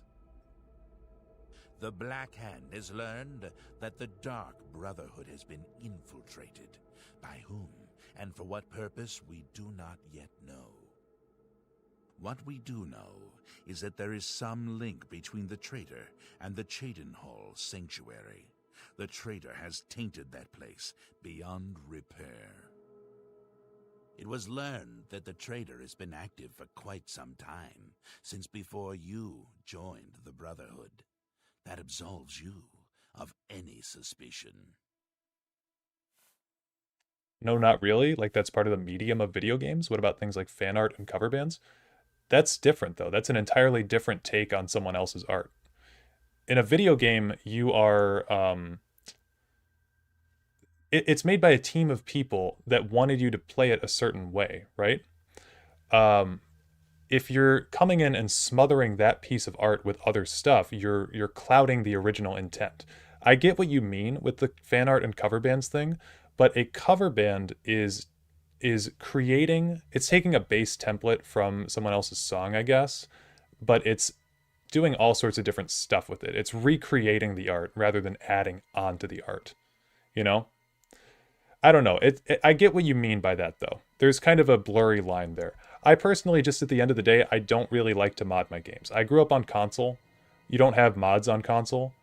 So it's not really a part of the medium of video games on console. It's something that PC users exclusively have. I will serve you for time immemorial. And that, dear child, is why the Black Hand has chosen you to perform the ancient rite known as purification. Weird Al disrespects music? I said nothing like that. I love Weird Al.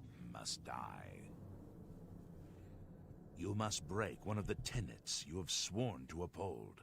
I know this is an unexpected turn of events, but drastic measures must be taken.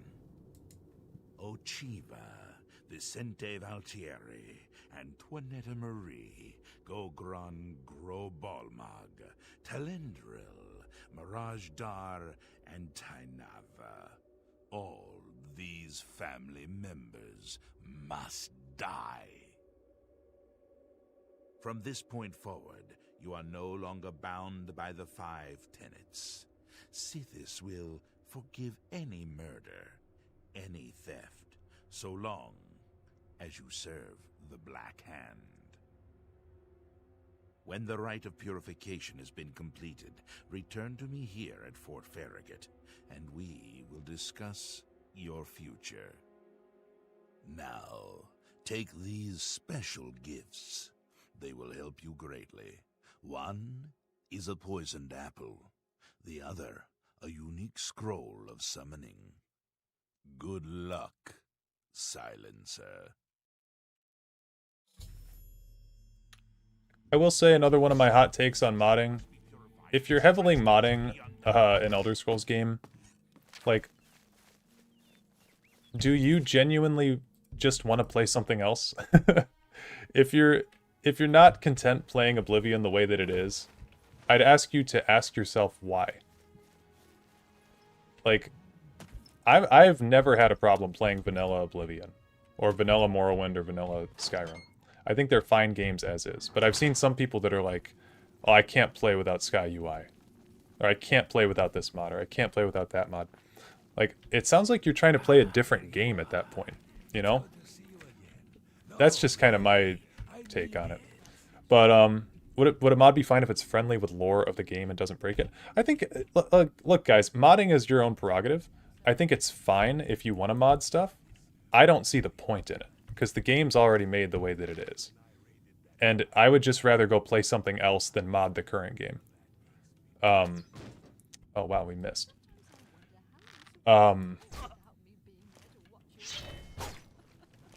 But I typically don't like story mods or anything like that, because it's not, at the end of the day, it's not canon. None of it's canon, so it doesn't matter to me.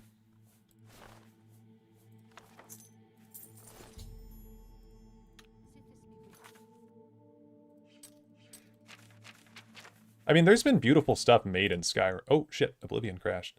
There's been beautiful stuff made modding Skyrim. I don't want to sound like I'm bashing mod developers or anything. I genuinely think, like, it is a cool medium for people to express their creative outlet. But, yeah, I don't know. I just don't see the point in it. Oh, we got no audio. There we go. I'd rather go play something else than continue modding Skyrim to get a new experience. Like, if I'm modding, yeah, you had Serrano mods. Turned out I wanted to be playing Baldur's Gate Romancing Astarion. Right. I don't know. There's plenty of other stuff for you guys to play out there than Skyrim, you know, or than Oblivion.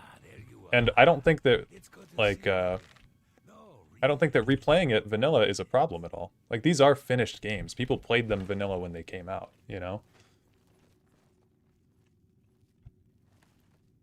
Any thoughts on Skyrim paid verified creations? Oh, yeah, lots of thoughts. So that is a direct result. I'm going to go on a mod rant for a minute, okay? Mods have allowed Bethesda to get away with not creating their own content. So there are people, and it sounds like many people in this chat, that are very content with just modding Skyrim and not waiting for Bethesda to release new content. So one of the reasons that we've not gotten Elder Scrolls 6 is because people simply just will mod Skyrim and play it till the end of time. They haven't needed to make a new game because the creation engine allows fans to make stuff for them. I always cite this. One of the best or highest downloaded mods on Nexus Mods is the Skyrim unofficial patch. Doesn't that sound like something that developers should do themselves? Shouldn't Todd Howard be in charge of patching his own game? But no, they don't have to, because their fan base will do everything for them, and they can just sit back and collect money. The Creation Club is a direct result of how much people love to mod Skyrim. So they basically tried to corner the market on mods, and they created this really terrible system where they would get people to pay for mods on console that were verified creations, but none of them, if you don't know, none of the mods on the Creation Club, as far as I'm aware, were made by Bethesda employees. Now, from what I understand, some people who made those mods got hired on to Bethesda later on, which is very cool. But those mods, in my eyes, are considered non-canon because they were not created by people at the company. And so I disregard them completely. It's also very, very, very predatory for console users like myself. Again, I think I have a unique perspective on this.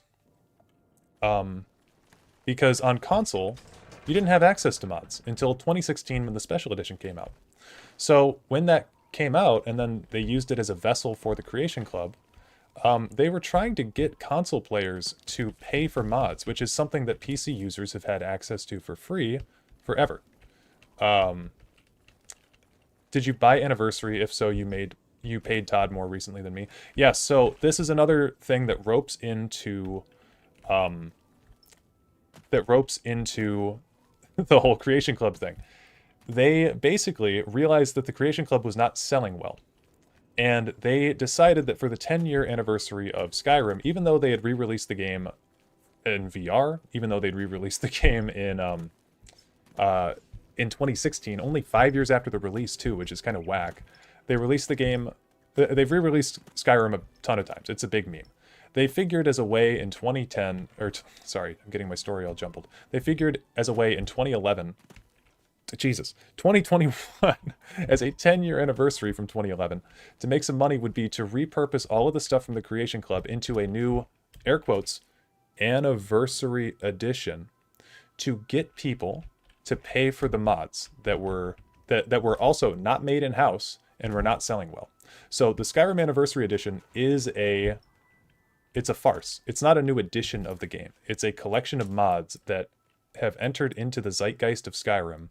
So every time you load it up now, you're just barraged with a bunch of shit, kind of like the beginning of Oblivion, where you're berated with all of those intro messages.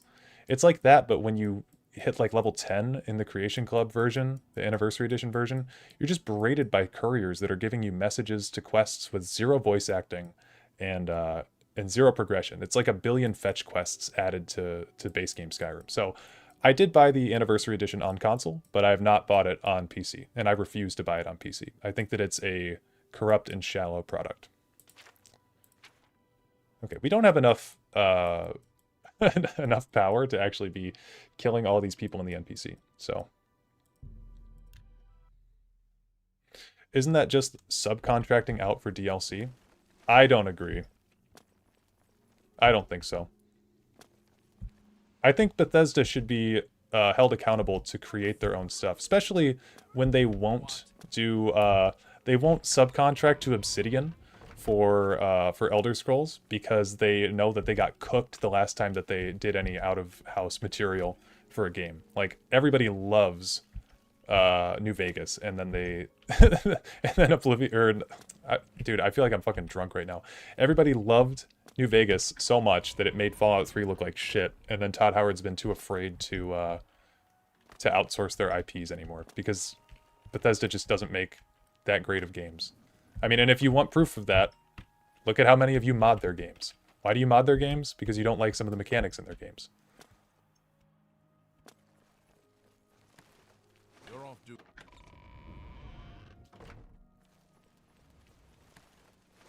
Like, I think we love their worlds. It's just that, you know, they don't consistently make good stuff. Dragonborn fishing isn't canon. Lack of voice acting in Anniversary Edition pisses me off so much. It's just insult to injury. Yeah, well, and it's the same thing. If we go, here, let me show you really quick. In this game, okay? And again, I love Oblivion, but this is terrible. Oh, it's so far away. I will just say, that this quest here in Oblivion, Unearthing Mehrunes Razor, is shit. This quest is... the dungeon design's cool, but they didn't get a single voice actor to come in for this quest as far as I remember. There is a boss at the end that doesn't talk. Everything's basically told through notes. And it's like, it's embarrassing. They couldn't get one guy to come in and talk throughout the whole dungeon. Maybe they got a few like voice actors to come back for small things. I don't fully remember, but it's like a 10 level layered dungeon that's just...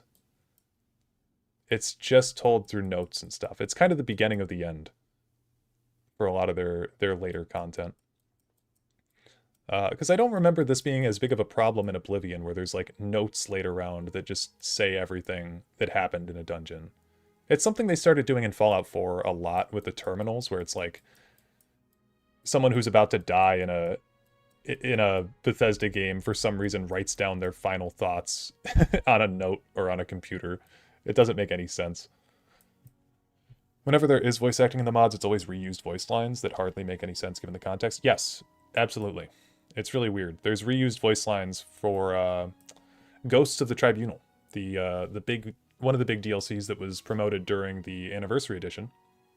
Ghosts of the Tribunal, the Dunmer woman in there, she always just goes, "Here, it's all in this note," and then she hands you a piece of paper rather than them hiring a voice actor. It's pretty ridiculous. You also have strong tools to mod, which is kind of a chicken and the egg thing. Consider Morrowind released with the CS on a second disc. Yeah, I mean, modding is one of the best parts of Bethesda games, and it's also one of the worst. Because I think that it allows Bethesda to not do their own work. It makes them lazy. But some of the mods that come out are genuinely really cool. I don't want to ever sound like I'm shit-talking mods that have come out. I personally don't use them. But yeah, I think people modding the game is very cool. There's a lot of really cool things that have come out. Sky Oblivion looks like it's going to be really cool, and that's like such a huge passion project. So yeah, I respect modders to an extent, but I think that you know, like I said, kind of makes Bethesda a little bit lazy. And by a little bit, I mean a lot. There's a direct line that you can tie from horse armor to mods to Creation Club.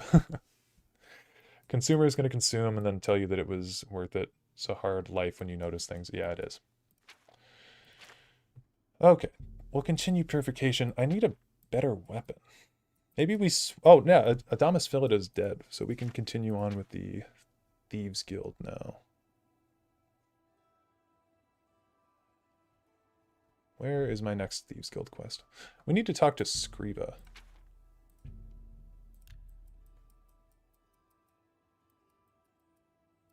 I guess we'll talk to Armand to get this quest bumped up.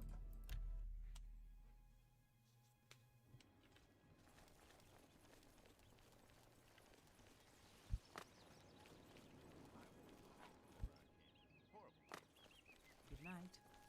Take care. Those famous for good deeds may receive blessings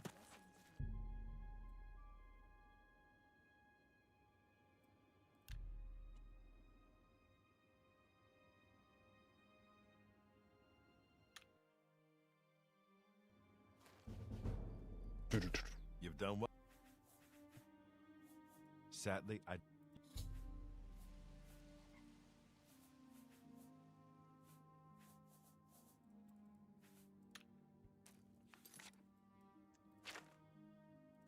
Okay, a Darcy's Heirloom. Go to Bill. Yeah, I think a lot of just my experience with being a console player comes from, or like has, you know, evoked a lot of this feeling out of me from the yeah, Bethesda just sucks and it's something we can all agree on. Yeah, for sure. Because I don't think mods are inherently a problem. I think the way that Bethesda handles mods, maybe that's the way that I should phrase it. I think the way Bethesda handles mods is a problem. But like, I don't know. It's also a problem that like we don't get Bethesda games that frequently. We get like one or two a decade if they're like real games, you know? So it leaves this big gap where fans are starved for content in between. So really the only thing that you can do is mod, but you know, I would say genuinely, if you haven't played Baldur's Gate 3, if you haven't played like Elden Ring, you know, if you haven't played Pillars of Eternity, go out and play these other fantasy genres. Instead of just modding Skyrim, because there's plenty of other amazing passion projects out there that people have come out with in the fantasy realm that you might enjoy. They're not hungry for success like during... Yeah, no, they hit their... Yeah, I know exactly what you mean. They hit their quota for success, and now they don't need to do anything anymore. Sadly. Good hunting. Okay, we gotta sell more stuff. Independent thievery.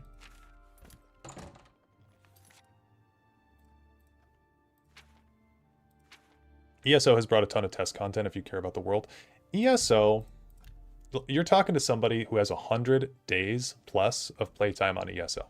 Last time I checked on console, I had 93 days of playtime on ESO, and I have 600 plus hours on PC. So I played a lot of ESO. I have several characters at level 50, champion 600. I love ESO as an MMO, genuinely, and I like it being in the Elder Scrolls world. But I got a lot of problems with a lot of the lore in ESO. ESO kind of killed itself the moment that they started doing chapters, because they needed to release something every single year to do a constant cycle. And because of that, I think the writing got worse and worse every time. You start out, and the first chapter that ESO released, Morrowind, is nostalgia bait. But it's actually pretty good nostalgia bait. It takes you back to Vardenfell, which is super cool to see, because the Vardenfell that you see in ESO is distinct from the Vardenfell in Morrowind. It's actually verdant and green throughout. There's no ghost fence there, which is cool. Red Mountain is not like a terrible thing to look at anymore. There's no ash storms clouding everything up. It's genuinely a much cooler, brighter version of Vardenfell than you see in Morrowind. Also, you can see Vivek City, for instance, being built. You can see it under construction, which is super cool. So when they released the next one, which was Somerset, it didn't do very well. Somerset was a risk, because not a whole lot of people wanted to go to Somerset, I guess, because Elder Scrolls fans, like, the only thing that a lot of people know is Skyrim, right? So they didn't really want to go to Somerset, and they were doing an original story, so it didn't work. So they pulled out the dragons card. They were like, we're going to bring dragons back into the series in this next update. They took people to Elsewhere, and the main thing that dragged people in was dragons. And then after that, they followed it up with vampires in Hjalmarch, which is something that we saw in Skyrim. They literally did, like, they released Skyrim as a chapter with Solitude, the most iconic city from the game, and vampires in that update. So it was basically like a retread of Dawnguard thematically. A lot of the stuff that happens in that DLC has nothing to do with Dawnguard. But thematically, it was vampires in Skyrim. So it was something to get people to buy. Then the one after that they released was was Mehrunes Dagon invading Cyrodiil. Like, hello, I think we've seen that one before. And then what did they do after that? Necrom was a pretty new story, all things considered. But yeah, I don't know. I think their chapters just made them lazy and release kind of shitty content. And ESO also feels like it's written for a third grader with some of the plot lines. They're very easy to see coming half the time, and the dialogue is very PG. So I have problems with ESO.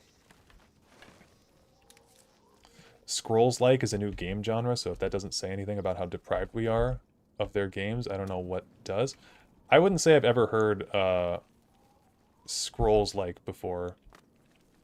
Scrolls-like, from what I fully understand, is just an FPS fantasy game. I mean, Souls-likes are games that are like copy-pastes of the Dark Souls formula, but there were first-person fantasy games that came out along with Elder Scrolls, right? But ESO was not made by Bethesda OG. Yeah, also ESO is not made by Bethesda, so that's something to consider as well. ESO is made by ZeniMax Online. Yeah, if you don't like MMOs, then you're not gonna like ESO at all. It's an MMO first, it's an Elder Scrolls game second. Really, it's an MMO that takes place in the Elder Scrolls universe, but yeah, it is very much a nebulous thing for a lot of people. Rejoining the chat, but it sounds like you're talking about my problem with ESO, where it feels like a theme park at times, and it just retreads old things. Yes, that's a great way to put it. ESO is basically an Elder Scrolls theme park. I'm gonna start using that, Lorcan. That's a really good take on it, actually. Let's see. I really hate that most casual Elder Scrolls enjoyers have the consensus of high elf bad. Altmer lore with Somerset and the Fall of Aliens is so goddamn cool. I do have a Thalmor video if anyone's interested in watching that kind of... I've been called a Thalmor sympathizer because of it, but I do really like elves in the Elder Scrolls. I think they're cool. If only there was some sort of spin-off game that had new and interesting stories delivered in a fresh way for the series. Could you imagine? That'd be crazy. We'll admit, Athalia Daedric Prince of Coachella was a bit much. Yeah, and that... it was like, of all the new Daedric Princes you could invent, why the Daedric Prince of Sephora, you know? Orc supremacy, it's about time we solidify Orsinium. Yes. I love orcs. Orcs are actually so slept on in the Elder Scrolls. Also, I'm just kind of like mindlessly walking and talking right now. I hope you guys don't mind. No, genuinely, I love orcs. Download Blades now. All my consumer friends said it was worth it. Oh, no. Don't say that in my chat. Don't ever say anything positive about Elder Scrolls Blades in my comments or chat. I will find your IP address. Elder Scrolls Blades was one of the most corporate, disgusting things.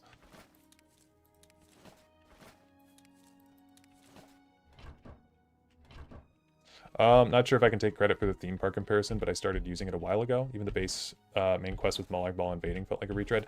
It was. I do like the main quest of ESO, actually. I think it's okay. But it is definitely a retread of Oblivion's themes. Blades is so great. Look at the ebony blade that totally isn't the ebony blade. That'll be $20, please. Elder Scrolls Blades has a great city management aspect. Yeah, but that city management aspect is... Oh, okay. You haven't ever played Blades. Good. No, the city management aspect of Blades is designed to take your money. They set absurdly long timers for stuff, and then they're like, hey, you want to pay 5,000 gems to speed up the price, or to speed up the construction of your house? It's just artificial. It's just artificial. Goofy mobile game.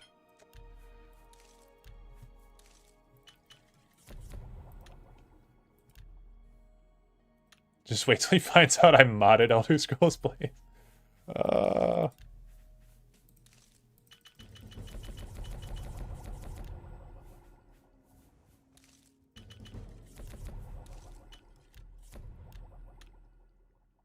No, I don't think you can mod Blades. Oops. Honestly, you guys want to go into the Shivering Isles? We can go into the Shivering Isles. Gotta do things out of order. There's some stuff in the Shivering Isles we might be able to grab. Actually, I don't... I'll save the Shivering Isles for after the main quest. Real talk, how does the Oblivion lockpicking minigame work? I could never figure it out when I was like 12. I explained it earlier a little bit. I'll show you on the store here just as a visual. Maybe I can turn this into a YouTube short or something. The lockpicking system, you flick these tumblers up, and that one right there was a fast one, so I know the next one is going to be a slow one. So when I click up, and then I click whatever, like if you're on PC, you click your mouse. If you're on console, I think you click A on your controller if you're on Xbox. But the point stands, you cycle through the tumblers. That one was a fast one, so the next one is a slow one. You just cycle through them until you are guaranteed fast one, slow one. Fast one, slow one. Then you can open up the door pretty easily. Genuinely pretty easy. Yeah, when the pins move slow, they can be locked in. There's a guaranteed way to get it pretty much every time. These average locks are weird, as I think it's determined based off your skill level with stuff. But that one went pretty fast, so we know the next one's going to go slow. They never do 2 fast ones in a row. So yeah, you can just break into all these places. Honestly, we do need to steal stuff for the... Oh, shit. We do need to steal stuff for the Thieves Guild, so just come in here and do this. God damn it. Security skill only increases your auto attempt chance. Yeah, pretty much. God damn it. My insane dream Test 6 game, the Aldmeri Dominion, is the enemy, but they are not all fascists, and the Empire reforms into a democratic republic with a democratically elected Senate of Representatives. I think it would be really cool if Elder Scrolls 6... if Elder Scrolls 6 took place in the Somerset Isles, but that would never happen because people hate elves too much for some reason. Well, the reason that people hate elves is because the only game they've played in the series is Skyrim, more than likely. Because elves were not always, like, written to be so evil.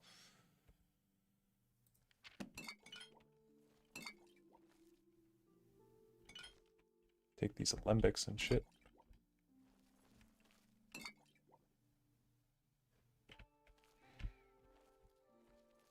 Saw a video where somebody said the sound was the key. Click at a certain point in the sound.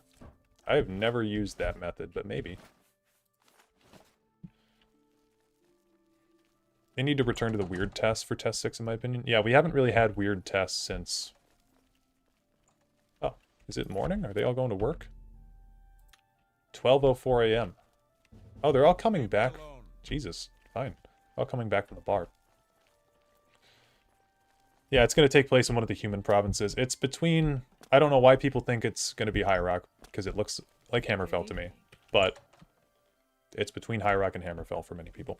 The teaser, though, is like 40 seconds, so we don't really know what they're going to do. What can I do? I really, really hope, really genuinely hope, that it is not a retread of Daggerfall, where it's the Iliac Bay region, because we've already seen that. So if you want to see the Iliac Bay, go play Daggerfall. I think they should do something new. It'd be cool to see Hugh's Bane, for example, in Hammerfell.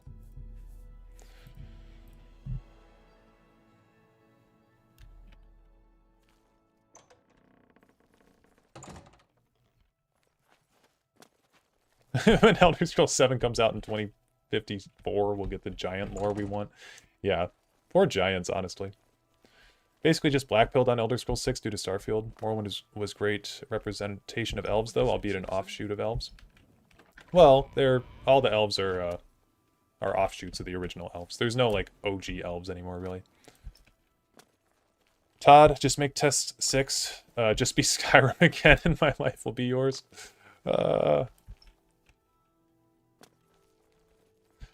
Personal delusion, Test 6 is taking forever because it's multiple provinces. Ooh, that is some delusion. Because when was the last time that Todd Howard ever accurately represented the native culture correctly in one of his provinces?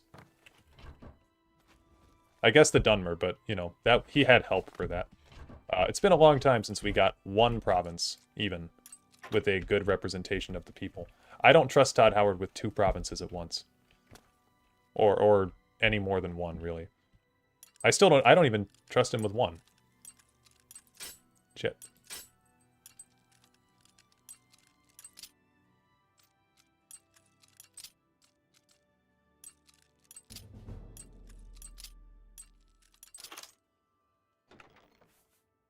So the bands of Quang Lao are actually really good for hand-to-hand. Song of Horomir, I think, is a hand-to-hand book as well. Ah, Blade. Okay. Cool. I knew it was a skill book. Didn't he work on Morrowind? Yeah, he worked on Morrowind. He did.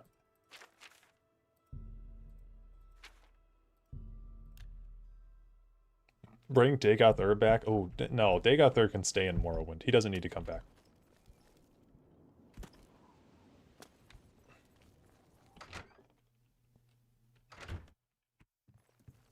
Let Dagoth Ur rest. Are you looking for... Show me your stuff. Praise hand to hand. Yeah, honestly.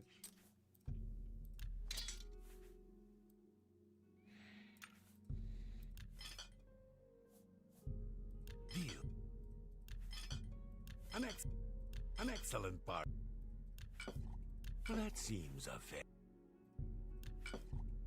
a good price.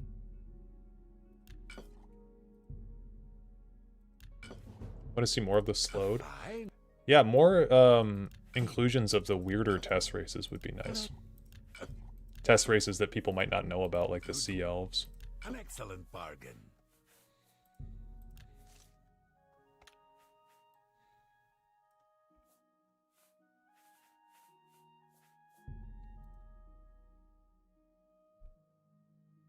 That seems a fair price.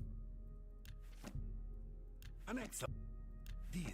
I can sell it for deal. I can deal.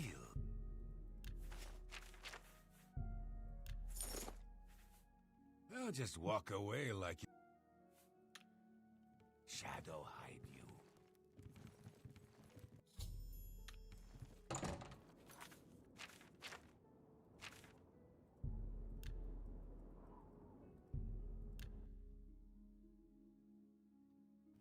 Doesn't Tess have dog people? I think there's a mod for dog people, but I don't know if there's an actual dog race. I don't know it by name.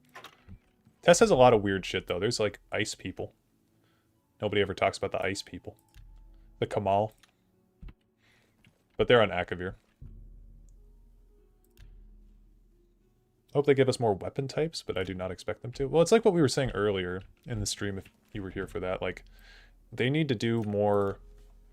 They need to make weapons actually do unique things and have unique movesets, because everything just slashing left and right or diagonal and diagonal is not very fun gameplay after a while.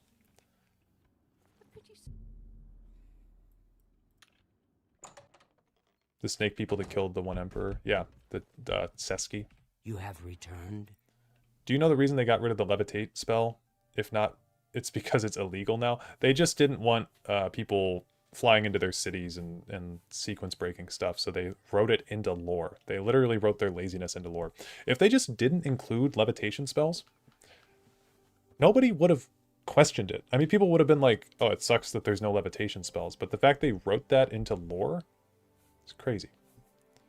I have a special request from the widow of a former fence in Leowin. Okay. That's good hunting. So this quest is about finding an heirloom in the castle.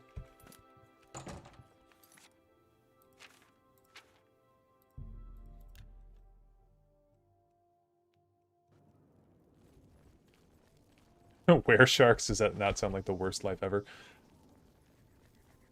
Why are the cities closed behind loading screens? Because Bethesda doesn't really know how to make video games. That's why there's like a billion load screens in Starfield. They don't know how to make an open, cohesive world. Again, why do that? Why make all of your cities open when you can release the game and then, you know, a year later, a modder will do it for you?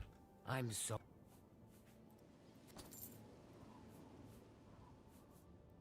They can't even make ladders. Yeah, exactly. Didn't Morrowind have open cities? Morrowind did have open cities, yep.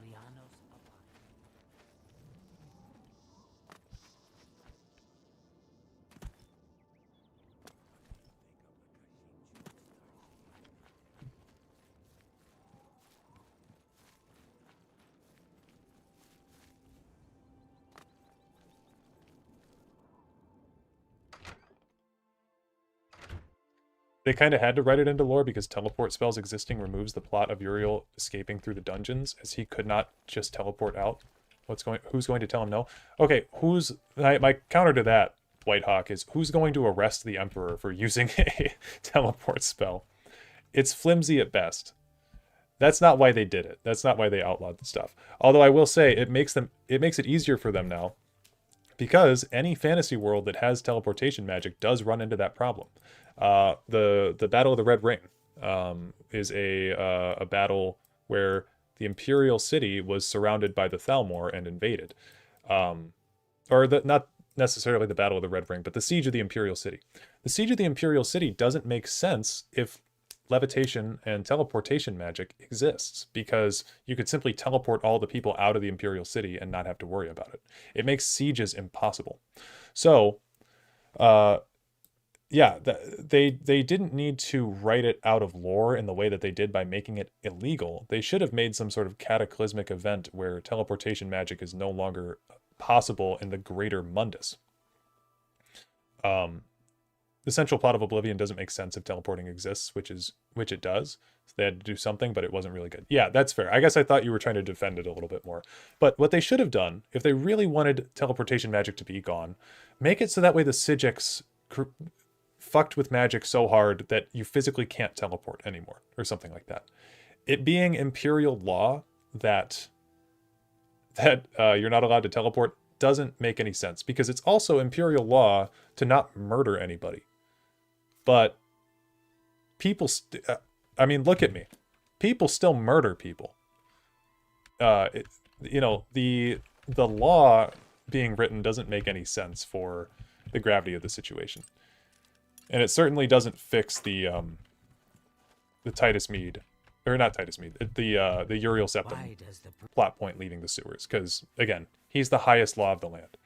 He could have simply just teleported out. So glad Manamarco agreed to the law about teleportation and levitation. He's such a stand-up guy. Yeah, he really is great. Yeah, the law of the country isn't an immutable law of the universe. True. Love how you can spitball a better write out of teleportation off the top of your head. Well, yeah, I do. I have my own fantasy world that I'm writing. I don't think I brought it up in a little while, but like, you know, it's just basic stuff like that Bethesda really should think of. And it's like, I don't know why they, not even why, I don't know how they didn't think of some stuff like this. What would need to happen to Mundus to make teleportation impossible? You can write anything in. You can write that the Psijics found an artifact of power that, in fact, this artifact that they found was the reason that teleportation magic was even possible in the first place. Every time that a mage was doing a teleportation spell, they were actually tapping into this entity which existed at the core of Nirn or something like that. And because somehow this entity was destroyed or whatever, it removed the ability to manipulate space throughout Mundus anymore. So you can no longer teleport or levitate or fly or anything like that. But, you know, they said that it was illegal. That was their idea. Oops.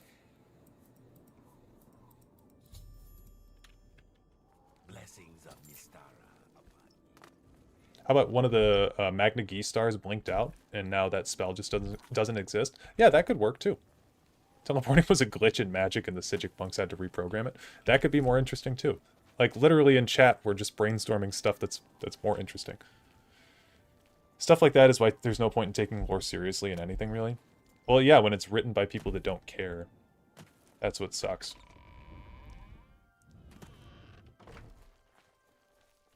Quickly now. Maybe the buildup of the Oblivion Gates destabilized transporting magics, which was causing a crisis of logistics and alerted the Empire that something was wrong. Maybe.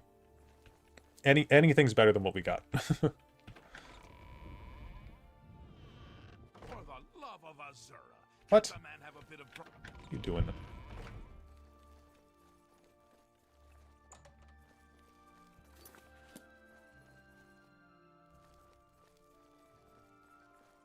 This brainstorming session is leagues better than what Bethesda is thinking of in their drawing room without design docs. Well, yeah, design docs limit you, don't you know? Am I allowed to kill this guy? This guy's kind of in the way. What's going? Do we have a bounty for that? I'm always so confused with... Yeah, bounties in this game are so weird. Because it doesn't really ever properly tell you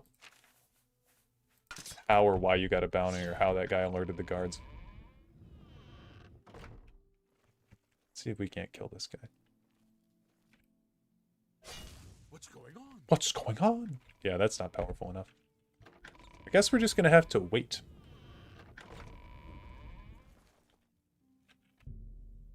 Wait for this guy to be done. This is where I'm gonna get flamed, but I think headcanon is better than lore canon.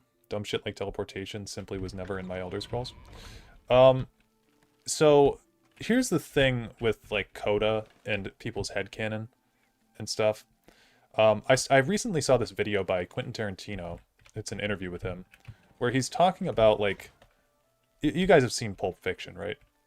And you know how there's the briefcase that has something in it, but it's never revealed to the watcher, to the viewer, what's in the briefcase. Tarantino said when he was writing the movie, he knew what was in the briefcase. And he says that he does stuff like this all the time. Commander Aldo in Inglourious Basterds, he has a rope burn around his neck. He also cited this in the interview. And the rope burn is never explained. But he throws these things in his movies that he knows the answer to. Brad Pitt, he knows why Aldo has a rope burn around him. But he doesn't tell the viewer intentionally to allow people to brainstorm for it. And that, I think, is fine. That type of stuff, I think, is fine. But when you have something like the Red Moment in Morrowind, where there's this event that happened, Nerevar may have been killed by Dagoth, he may have been killed by so-and-so. I saw recently, again, that there was a quote from one of the directors of Morrowind, and they said, yeah, we don't even know who killed Nerevar. It's like, that's not okay. You can, you can't write stuff into your game that you don't know what really happened. Because then there is no real answer. And then searching for an answer in it is no longer as fun. I think writers since Morrowind have taken the approach that the Tribunal did kill Nerevar, because that's just the way that the writing has seemed to be going. But like at the initial design of it, they had no idea. Which is kind of sad. Oh yeah, we need to wait for her to be asleep, don't we?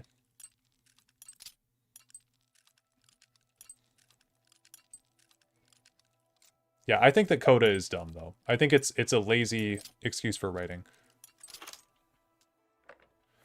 Base ring of strength, that's pretty good.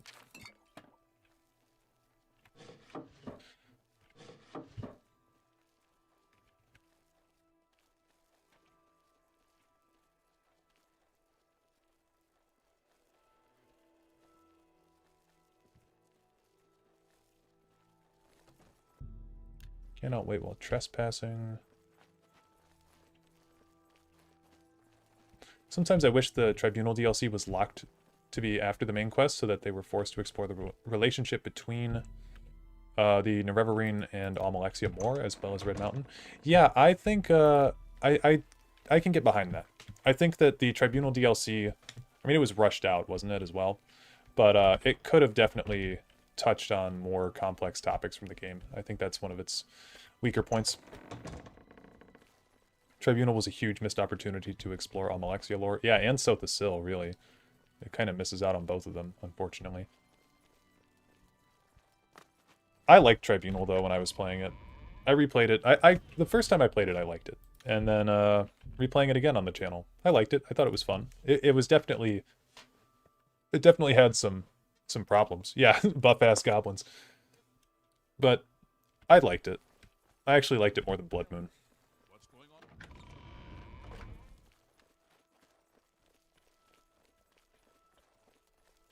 I wish Dwemer and Falmer were more involved in Skyrim's main quest line.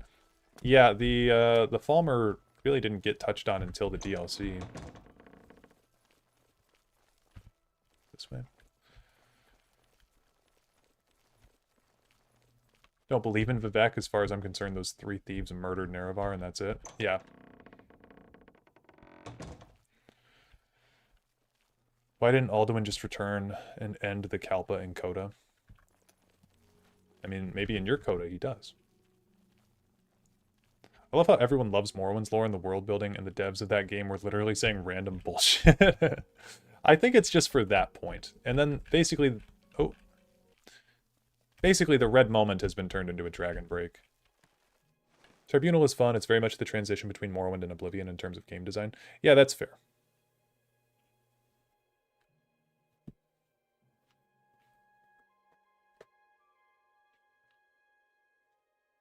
Basically to assume that the Dwemer did nothing during the Dragon War while having an Elder Scroll in one of their cities. Well, yeah, that's actually that's a very good point.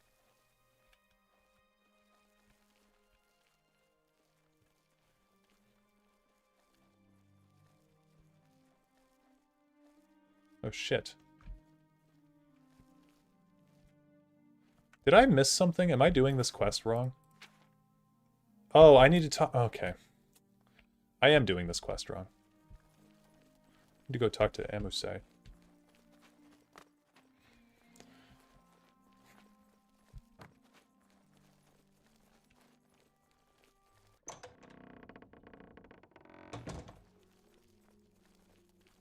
It's strange how the Dwemer didn't curb stomp everyone else somehow. Yeah, they really should, especially, like, this is another thing with ESO. ESO's invented so many Dwemer devices, like the Dwarven Colossus type stuff, that's like, the Dwemer really would have just ruined the Nords. The Nords having any chance against the Dwemer is, like, kind of ridiculous when you think about it. But, You're in good spirits today, milady. But I digress. It's supposed to be, you know, showing that they flew too far from, or it's like an Icarus story, right? Like they flew too close to the sun, type deal. And their whole race paid the price for it. But when you really think about it, it just doesn't make a whole lot of sense.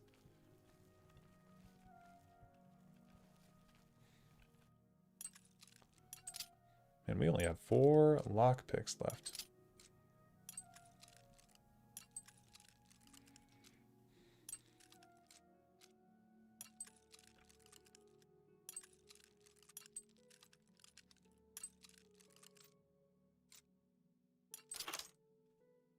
Sothasil honestly just comes across as arrogant to me, to think that he knows how the world should be, that his vision is the vision. I don't know, maybe I've severely misinterpreted him. No, I mean, he can come across that way. I think he's... all the Tribunal are flawed. They're a lot like the Greek gods in a way where they actually are, you know, representative of humans. And I think that you could easily say that Sothasil comes across as a bit arrogant in that sense. I think generally he's seen as quite humble, though, in terms of his power, at least. Like, he doesn't acknowledge himself as a god. He seems to fully realize he's just a guy with godlike powers rather than a god.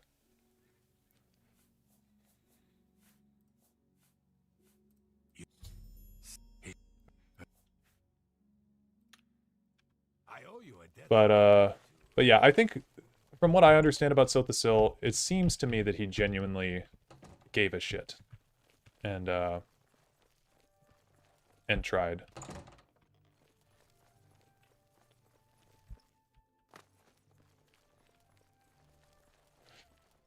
Hot take, the Dwemer should have only had cities in Morrowind and that's it. Them expanding all the way into Hammerfell is pretty crazy. You think Warhammer stands up against Elder Scrolls writing and lore? I've never played Warhammer, so I don't really know. Actually, I played Warhammer Vermintide, I think. And I never hear anyone talk about that. I think I played it for free on Xbox Gold, so it's probably not a very good game.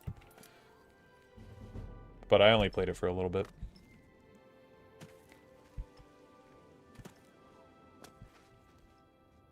I like the theme of Dwemer being the Faustian striving toward techne, leading to their ruin, rejecting metaphysics for rationality, but they weren't everywhere, very isolationist.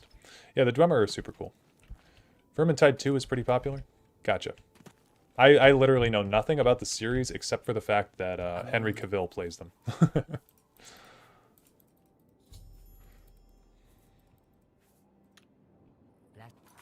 Okay.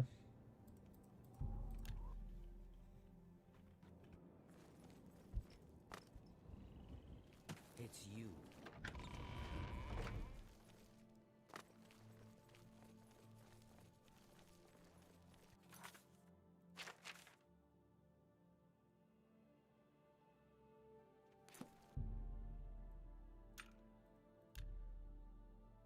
Alright, I'm gonna get up for a minute, stretch my back, and go get some food, and I will be right back.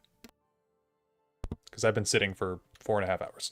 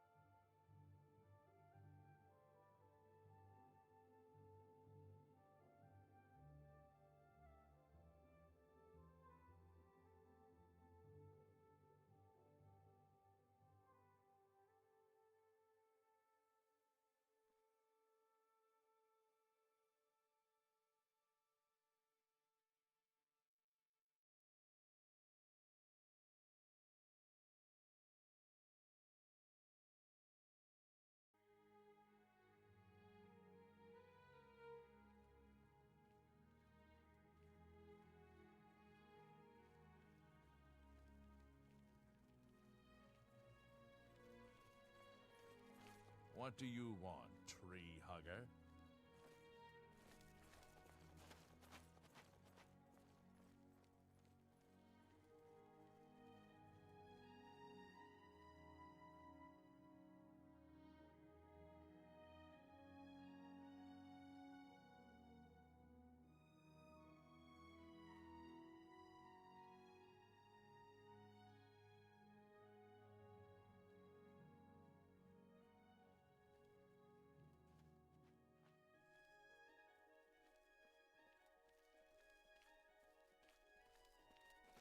How are you?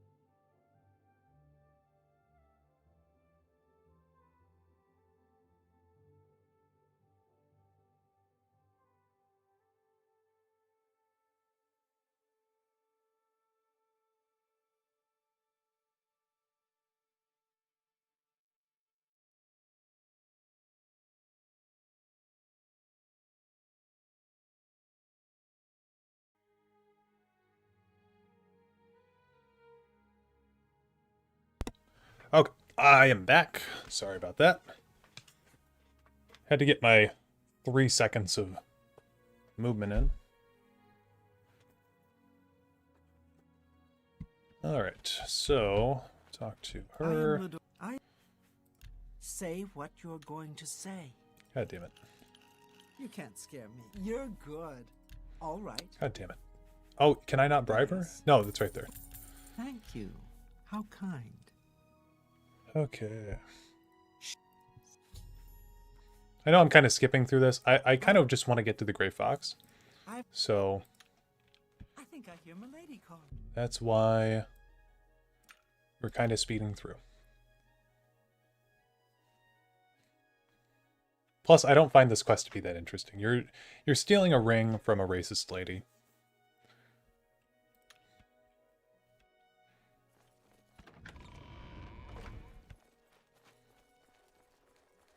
Do the scroll duplication glitch? I already did, actually.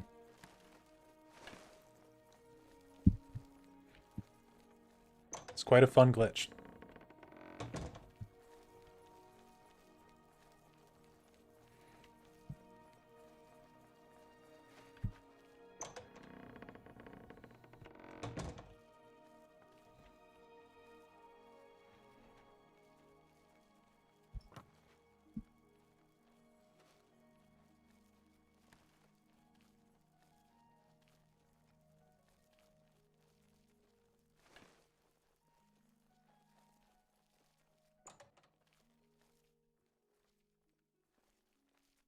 God damn it.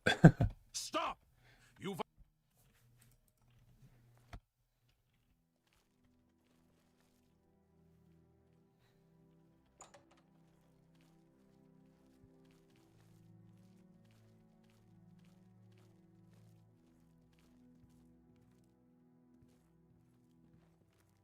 I think we can wait right here. I seem to remember being able to do this anyway. Yep. Go, go, go, go, go. Okay, gotta sleep. Thanks for having me, boys. Really good vibes in here. Yeah, thank you as well. Hope to see you in the next one. Darcy's ring. Pickpocket him. Oh, he's got all these keys and shit. What? Pickpocket? I don't understand how pickpocketing works in this game. I think they did do a good job with the pickpocketing revamp in Skyrim. She has 5 apples. Crazy.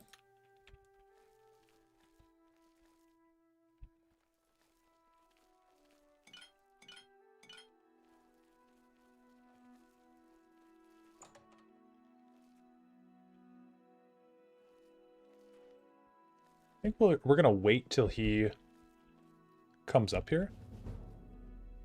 Oh, our sneak should actually increase pretty well.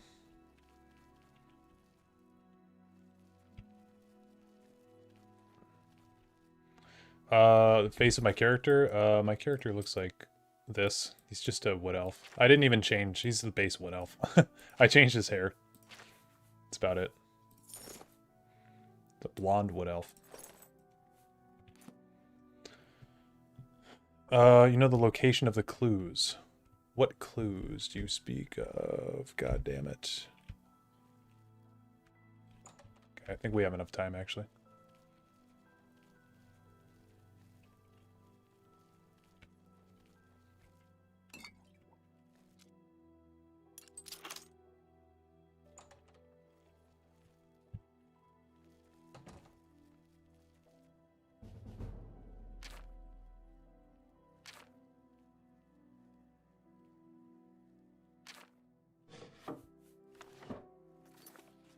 What is this, a mysticism skill book?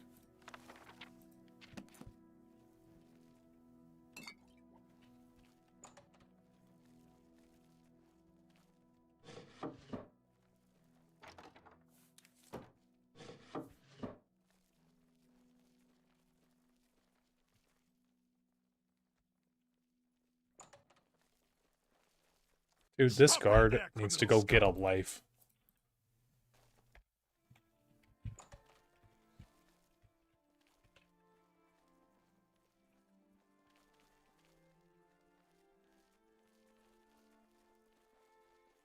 Oh, you were thinking about the clues in Coral Castle, weren't you?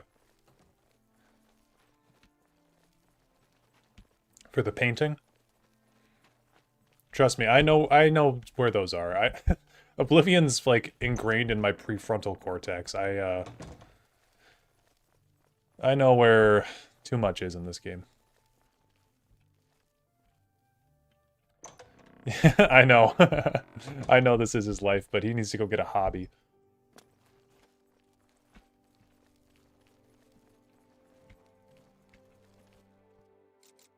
There's probably nothing in this chest. We have 3 lockpicks also. We need to go find some.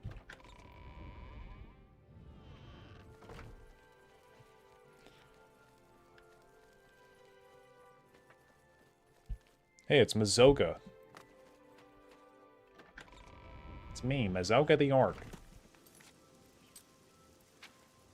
You look lost. Oh, also, happy Christmas Eve to everybody.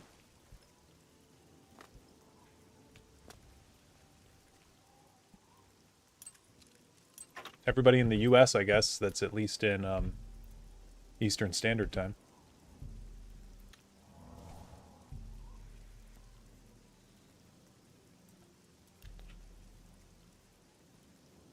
No, I don't have the dodge roll unlocked yet. It's still 10:30 here. Damn. Should have kept my mouth shut.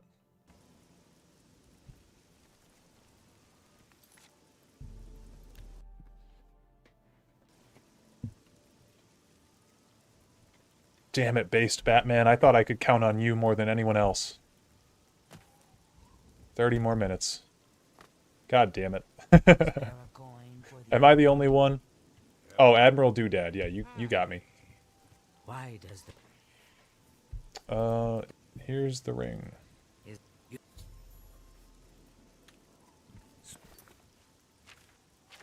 I think that's my least favorite Thieves Guild mission.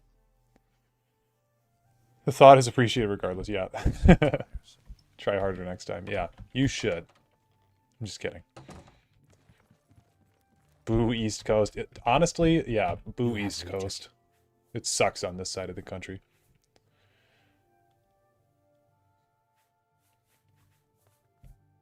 Good work. You are truly an asset to... Okay. I have a small problem that you may be able to help with. The guild will even pay a reward. That buffoon, Hieronymus Lex, has invaded the Imperial City waterfront. Imperial watch guards from all over the city prowl the streets.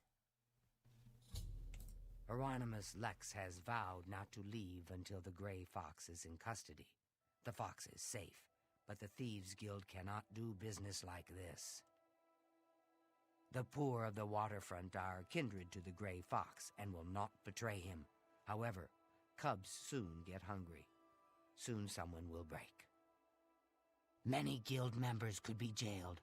Find Methredil in the Imperial City. She is coordinating the guild's response. Okay. The Anvil update to Tamriel Rebuilt. I have heard about that. I think somebody posted that in my Discord, which, by the way, if you're not in the Discord, we'd love to have you. I think it's the Talos Plaza district again. There's a lot of shit that happens here. You know what sucks? How you West Coast boys have the hottest husbands. Can't quite attest to that.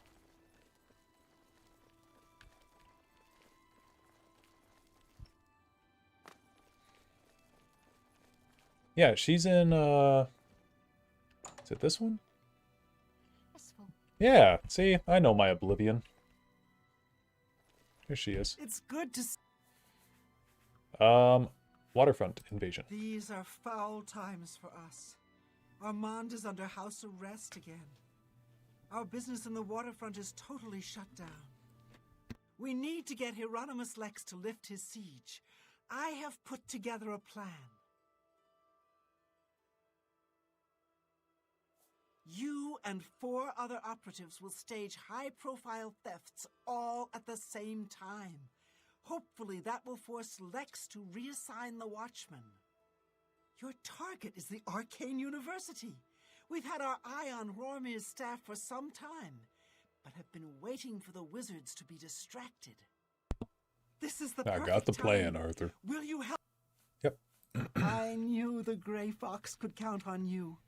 The staff is in the Archmage's room. He sleeps between 1 and 7 in the morning. Take this note. Cool. Shadow. I always like this mission too. It's pretty cool.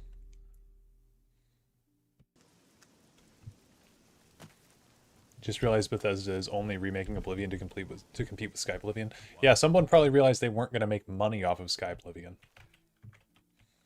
It's probably what they thought. I don't know. Oh yeah, we need to... Greetings to you. Well, actually, the staff is in there, right? Staff is in there even if he's... I think you should leave. Shut up. It's a good TV show, though. We'll take the staff and then put that in there. Steal his Nern root. Oh shit, we're over encumbered. What can we drop?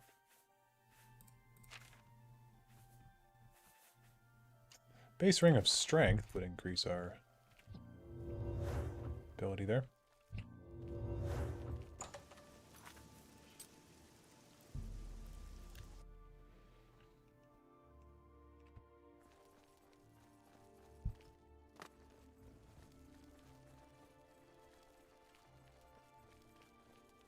Realize that everyone that is going to play Sky Oblivion already owns Oblivion. Yeah.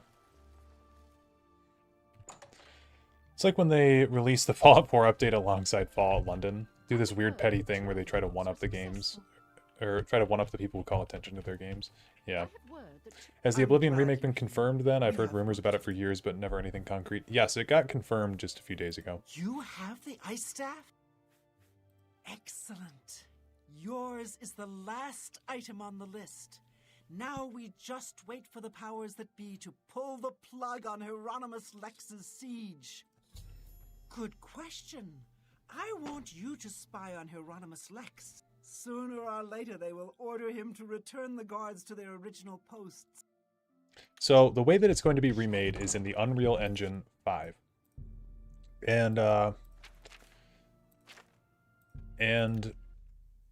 from what I understand, it's going to be mostly the same. I don't know how much they could possibly change about Oblivion, but I think it's going to have the same like core gameplay basically. We're going to walk up here. So I don't know how different it's going to be. Probably just updated in graphics and stuff. The mages send a foul Daedra to deliver a simple note when an honest footman would have done. How typical. All right, men. We've been ordered back to our posts. I smell the dirty... Or was it confirmed? I saw people arguing about it on Reddit earlier. Truth be told, I don't know exactly where it was confirmed, but I believe it was more properly announced recently. Because before it was, like what Whitehawk said, it was just rumors and stuff, basically.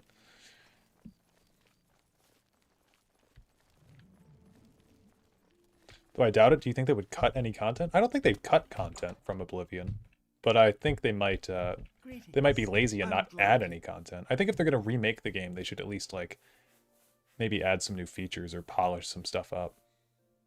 Maybe actually add in the do you need couriers quest? That would be nice. He's been ordered to evacuate the waterfront? Excellent. I have one last task for you. As a sign of good faith, the Thieves Guild needs to return Rormir's ice staff to the Arcane University. However, the wizards are not to be trusted.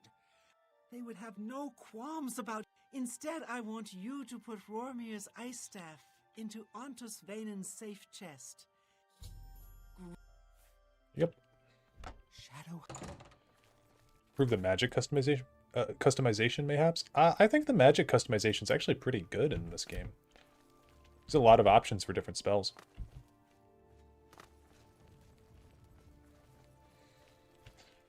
Here's something off the top of my head. Add the Imperial Legion as a faction, which can dismantle the evil guilds like the Dark Brotherhood and the Thieves Guild. That would be somewhat interesting. They already kind of have a reason, or a way, I guess, to not join the Dark Brotherhood in this game by killing Lucy and LeChance, but not really disassembling it. I think there should be ways to do that, though. Mostly all I want is better scaling, better faces, and a cleaner speed tree implementation? Or speech tree, maybe? I think, I don't really mind the way that this game looks. You know, when you consider that it's from 2006. Like, what I was saying about that open field earlier, you know, the open field thing where we were walking around, it's like, they did better in Morrowind with that type of stuff, where there was at least more interesting things to look at from farther away, or it was at least masked by the world design. The faces in this, I don't really care. I mean, they look goofy, for sure. But, I don't know. I grew up with this game, so I'm coming at it from a different perspective than a lot of people. It's just something I've always accepted. This is how the people look in this game. You know, sometimes they look goofy and I laugh at it, but most of the time I just don't even regard it. There is just plates of... Who designed this room? There's plates of beef. Plates of raw beef. Just on 4 tables. It's called nostalgia, yeah. Well, I acknowledge that they look like shit. I'm not saying they look good. I'm just saying I'm not bothered by it. You know? I don't think I'm as clouded as nostalgia by some people. Like, some people are like, oh yeah, Oblivion's like, the faces don't look bad. No, they look bad. It's just, personally, I don't really care about it.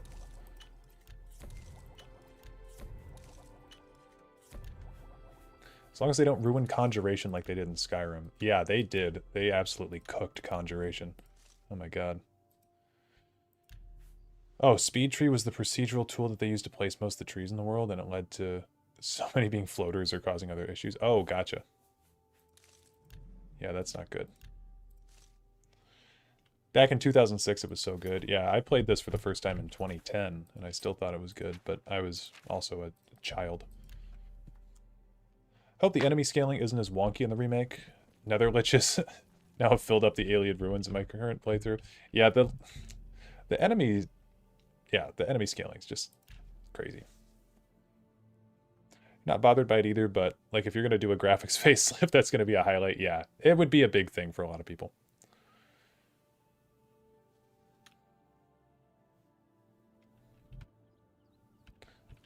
I think it'll feel weird to not have the bad faces in the remaster. They're supposed to look bad. That's another thing too, why I don't like modding these games, is because I feel like there's so much charm in the original way that it was made. Like, would Oblivion be the same game without the duplication glitch, or without the gumpy looking faces, or without the questionable voice acting, or without the floating trees? I don't know. It takes up a warm spot in my heart the way that the game is already. Hieronymus Lex has left the waterfront. Well done. Methradel's report tells me that you have done well. You have earned your reward. I am promoting you to Cat Burglar, which means you can use Luciana Galena Abreville as your fence. Congratulations on your new rank. Honestly, Leviticus, I don't even know if that's a hot take. I think most people would agree with you on that. I'll do it. Lost Histories. I agree with you on that. At the very least. Go to Independent Thievery. I really do think Skyrim improved enemy scaling in the sense that at least enemies don't automatically have friggin' Daedric armor at high levels. Yeah, the enemy scaling in Skyrim is totally fine. I like that it does give you a sense of progression, whereas like giants, they stopped leveling at level 36, something like that. So after you get to level 36, giants are basically no longer a problem for you. It's much closer to to Morrowind's design Is philosophy. this pleasure? How, you know, the enemies in Morrowind are problematic So what's hot today? for you if you go there too early, but if you wait and you properly level I your do. character, you won't have a problem with it. An excellent. I do think I've been. That.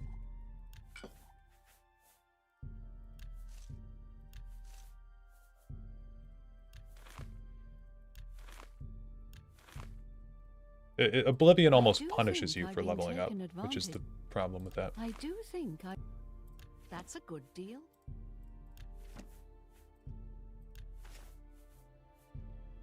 That seems a fair price. An ex. The main problem, I guess, with Morrowind's characters is that they're all very basic. Because they're all made using the same, like, what, 6 different heads and like 5 different hairdos. So, yeah, it's pretty, I don't know, the character design for the faces it doesn't have as much variety as Oblivion, I suppose is what I'm trying to say. Just find it funny to meet a bunch of bandits with glass armor sets more expensive than most commoners' entire homes. Yeah.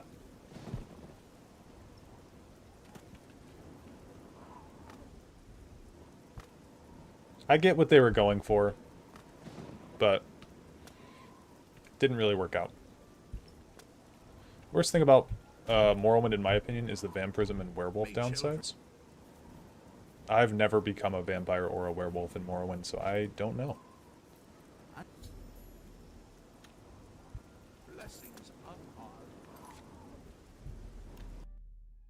Okay, so the things that we're doing, by the way... Here, I'm going to read this really quick. Divining the Elder Scrolls. We picked this up from the last quest with the Countess. When we were stealing the ring, she had this in her lockbox. The Elder Scrolls themselves can pierce the veil. They offer a view of the flux of time itself. The prophet who reads the scroll sees one version of what might be. Another prophet might have a different version with equal veracity. The price for insight is the reader's sight. He is struck blind and ... So that actually will come up later, I believe. If I'm remembering correctly.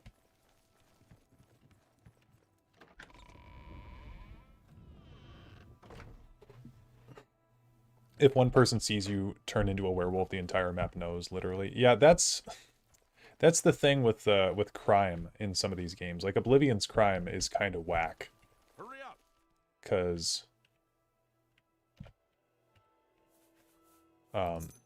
Because yeah, if you get caught for something, it like aggroes all the guards nearby. Can we... I guess we could just talk to him. Stop right there. What, he knows that I stole from him? Okay. Just resist arrest. Save. Stop! Oh, I'm still... Okay, fine. Skyrim kind of solved this by limiting the effects of a single hold. Yeah, they did. And I like that if you kill the witness in Skyrim, it eliminates the crime. It's a much better system of crime. Although the hold system is not really very well represented. Visitors.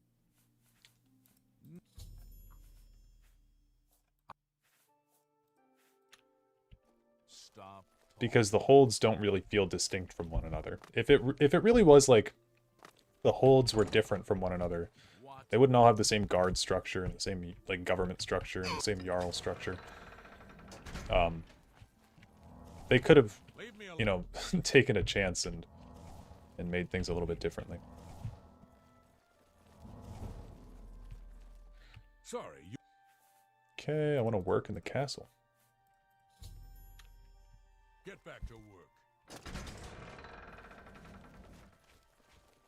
Out of the way, slot drudge.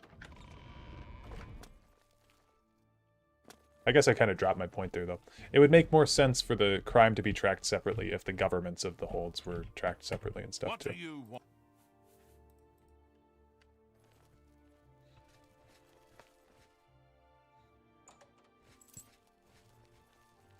must be the new slop drudge. Are you here to rescue me? Just unlock the door. Bye. Yes? You mean the thief? Every few days. Okay. Don't let the guards catch.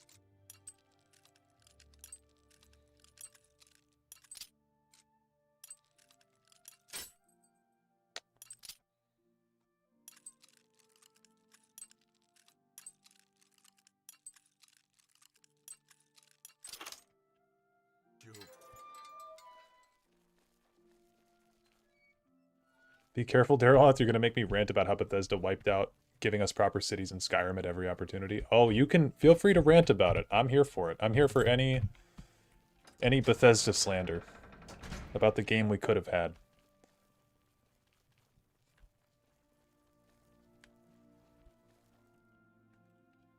Ironically, this kind of shows up in Morrowind with the Great House Divide and murder being practically legal as long as you're the winner in Telvanni turf. Yeah, that's true.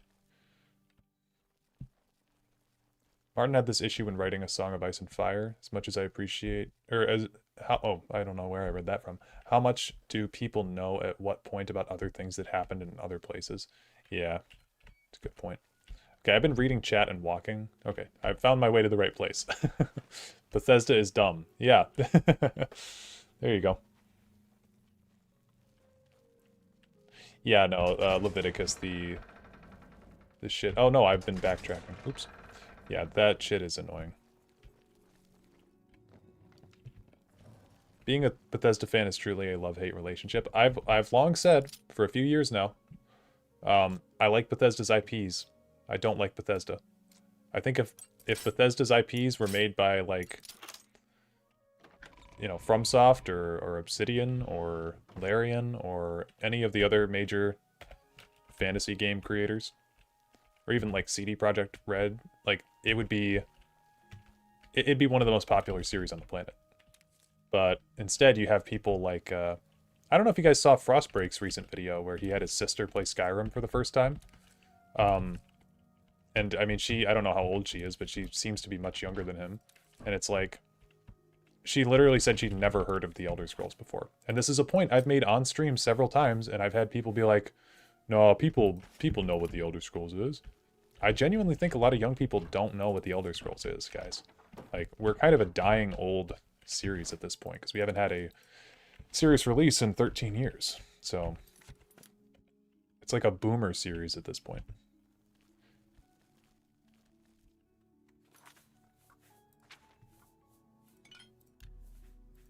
And it's made by like the worst company on planet Earth. So like nobody should really take the game seriously. Get those alchemy levels.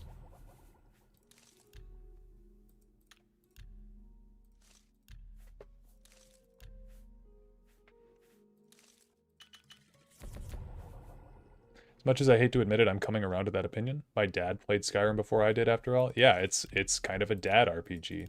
I mean, even Starfield, like, Starfield kind of feels like it was made for dads.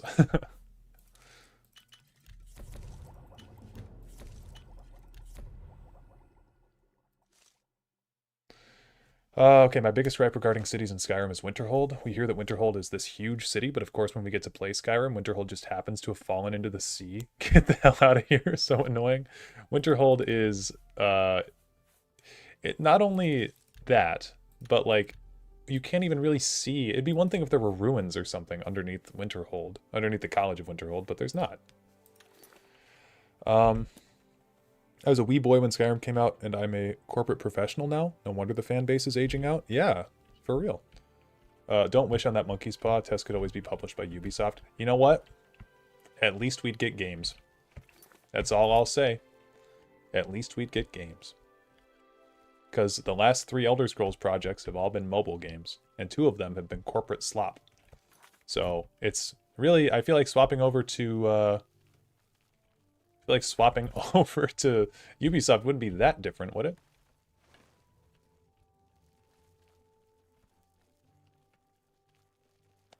Okay, this can't be the right part of the castle. Shit. This can't be the right part of the castle. Winterhold was a complete cop-out. Biggest city in Skyrim, historical capital of the kingdom, and then it gets completely destroyed off-screen aside from the Mage's College. Yeah. Elder Scrolls Castles carries test change my mind. I don't know if I can change your mind there. I always hated how the College of Winterhold had like 8 people in it. Yes. Me too. Yeah. It's lame. And like a lot of the NPCs are not even fun to talk to or anything.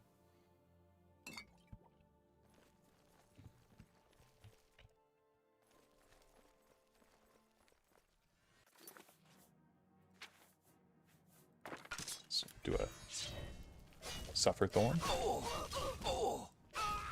Yeah, you did. See you, lady. Can restore Winterhold with guess what? Again, that's missing the point though. That's letting Bethesda get away with it.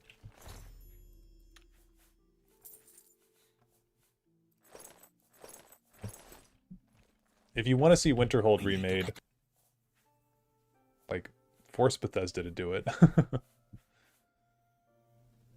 College of Winterhold and Companions questlines are so pathetic. See, I've come around to liking the college conceptually. When I was younger, I absolutely hated the College of Winterhold, but I've actually, like, if you give it a try and you engage with it, it is pretty interesting, I think. With the Eye of Magnus and stuff, but the questline itself is just so... It's lacking, you know? It doesn't have anything in it, unfortunately. It's a handful of fetch quests with, like, a really obvious villain. The villain being, Ancano. Like, no subtlety at all. Which, the Elder Scrolls games haven't been particularly subtle. Ever. I mean, even Dagoth is, like... he's the series' best villain, and even he's like, yeah, I'm gonna kill everybody with a giant robot. It's like, dude, what? Sorry, I kind of have to stop you.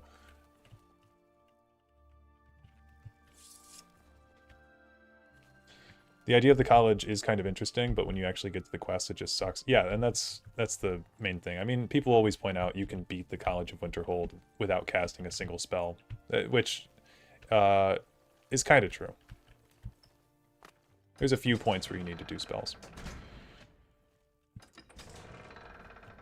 Come on, buddy. Is he gonna follow me? Oh, did he just vanish? Okay, he's gone. Most Skyrim quests are pretty lackluster, especially compared to the previous installments. I think Skyrim quests and Morrowind quests have a lot in common. Specifically, like... Oh, escaping prisoners. Stop! Dude. Sure, I'll pay your gold. Oh. A lot of the, like, Mages Guild quests in Morrowind are like, you know, go find some mushrooms or something. Which is fine for Morrowind. It works better in Morrowind because it makes you engage with the map. But it's I don't know.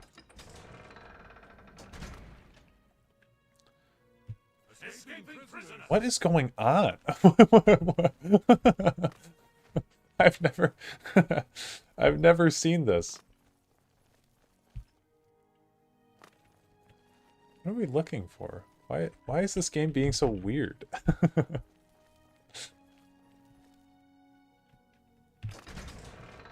Hive mind, yeah.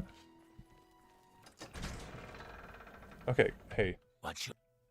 Oh, follow me. Follow me. Escaping prisoners. Dagoth was proven right by the destruction of the Dunmer people after the events of Morrowind. I don't think so, because Dagoth's point was that the Empire is making... I mean, yes, the Empire... He had a point, but the reason that the Red Year happened was because Vivek got murdered by the Nerevarine, which was a prophecy that Azura inflicted upon people in First Era 700. So, I don't really think that the destruction of the Dunmer people had anything to do with the Imperials. It had everything to do with Vivek being a huge dickhead and floating an island, or a fucking moon over his people's head. So I wouldn't trace that back.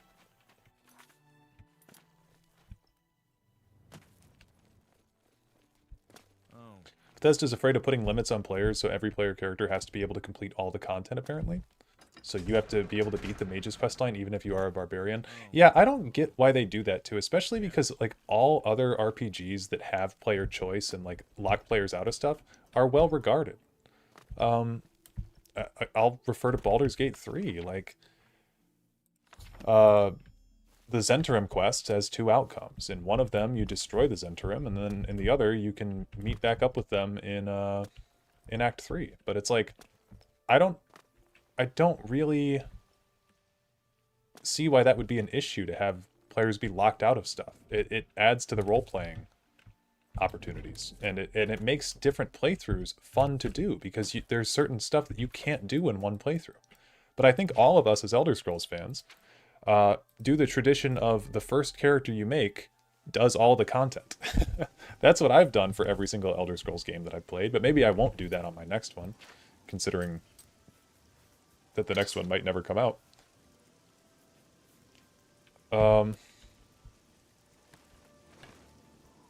Another thing I dislike about Vivek, who cares who asked for Bardal? Yeah, we were talking about this the other day, and I guess it's written in one of the sermons of Vivek that he holds it over his people as like a symbol of power and authority and forces people to worship him using it. Okay, she's got to be home at 1 p.m., right? Vivek was incapable of destroying the stone flung by Sheogorath. The demiurge, the false god, could not overcome the power of true divinity. Well, I mean, surely he stopped it. He could have moved it somewhere else, right? I've heard mixed thoughts, but do you believe Uriel Septim was a Dragonborn, or is having dragon blood different? I think it's all the same thing. Being a Dragonborn and having dragon blood are the same thing. There seem to be... The main thing is that we don't see these characters shout or anything like that, because they're not like... I mean, they're just the Emperor. They don't really do that. They don't need to do that. I have a video about it. It's called the, oh, what is that video called? What Makes a Dragonborn? I'm not going to be able to fully voice my thoughts here on it, but there's a lot of research and stuff that went into it. So if you're curious, look up What Makes a Dragonborn and add that to your Watch Later playlist, and you can check it out. Okay, found the book. Oh, shit. Wait, actually, I wanted to read the book before we give it to her, because all this stuff is kind of leading somewhere, believe it or not. I'm reading these to see if I have skill points. Okay, Lost Histories of Tamriel. In an earlier volume, I discussed the vagaries and influences of the Aedric prophecies, more commonly known as the Elder Scrolls.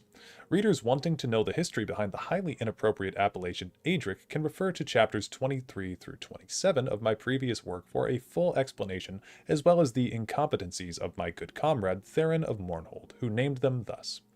The influences of the archivally historic Elder Scrolls cannot be understated. Once a prophecy contained in an Elder Scroll is enacted in Tamriel, the text of the parchment becomes fixed. All readers ingest the same divine message. It becomes an historical document declaring the unequivocal truth of a past event. Scholars, even those as dim-witted as Theron of Mournhold, cannot argue the bias of the writer like he has with my earlier works. Not even magic can affect the word written upon those ancient pages. So far we've gotten two mentions of the Elder Scrolls so far. Bethesda needs to stop nuking things we love off screen. I'm actually fine with the Morrowind nuking. I think it's a very cool piece of lore. I'm actually impressed with them for doing that, for like doing something so crazy that's going to piss people off like that. You have found, because normally they play it so safe and by the books, but Thieves Guild special jobs. Lex must be eliminated once and for all. The Grey Fox has asked that you do this. I conclude by saying, fuck you, Theron of Mournhold. Yeah. Don't they have to learn words before shouting? Yeah, exactly. That's kind of my take on it, is that, like, Dragonborn Emperors never needed to learn how to shout. It wasn't really something that they needed to do. But, like, Tiber Septim could shout because he studied with the Greybeards. Or learned the way of the voice or something.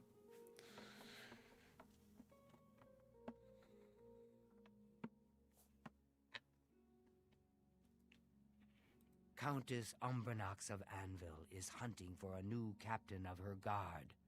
The Legion commander of the Imperial Watch sent her a list of candidates. The Grey Fox wants this list replaced with one that highly recommends Hieronymus Lex. From Anvil, he can do little harm to the guild. The letter is currently in Steward Darahill's desk. She has lied to Lady Umbranox, telling her that the letter has yet to arrive. We are thieves, not murderers. That is the province of the Dark Brotherhood. For reasons unknown to this one, the Grey Fox has extended his protection to the Umbranox family, and Lady Umbranox in particular. While Lex is a problem for the guild, his unwavering loyalty and resolve make him the perfect protector for Lady Umbranox. You will have to track down one on your own. I don't know of any in Breville. With the forged letter in hand, sneak into the Legion commander's office in the Imperial City prison and seal it with his seal. Darahill cannot be trusted. You must deliver the letter to Lady Umbranox in person. Will you accept this commission? That is good. Of all the Daedric princes, who would you worship? I would either worship probably Nocturnal or Hermaeus Mora.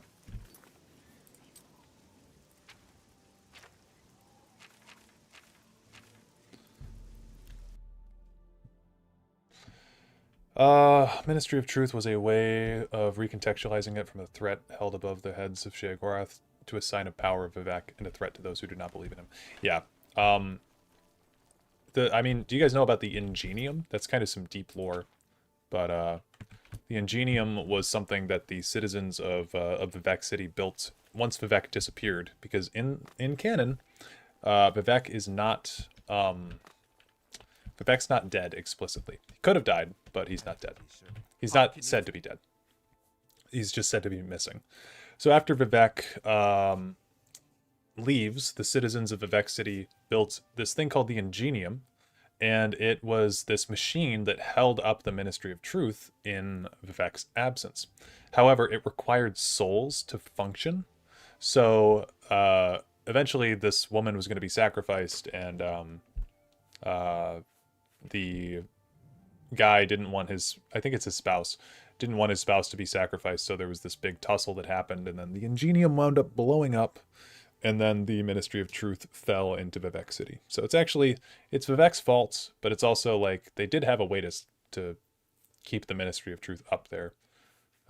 Just kind of required souls and finite resources, I guess. And it was a bit cruel. Hermaeus Mora seems sinister. Yeah, he does. I mean, he's got like his arcanists and scribes and stuff that work for him, and they seem pretty chill. I don't know. Definitely some Daedric princes I would not ever imagine. Like, can you imagine why somebody worships Clavicus Vile? It's just insane. To be honest, I couldn't give you directions to any special room in the... However, I'll tell you for free that there are many secrets. So funny. Blessings of Julianus upon you. Blessings of Julianus upon you.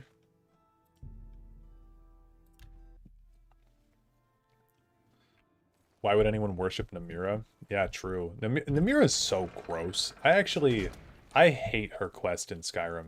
Because it implies, if you do that quest, it implies that your character is a cannibal. It's crazy. Why would someone worship Molag Bal, Sarana? That's funny. How are you today?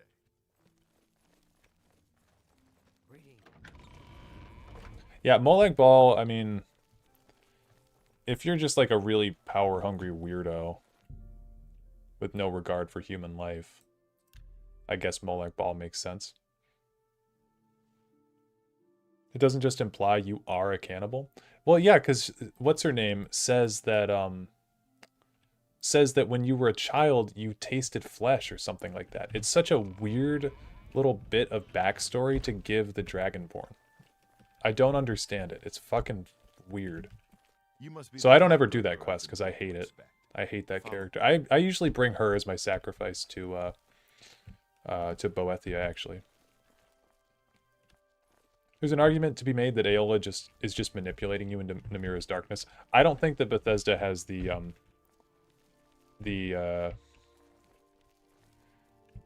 wit to do that.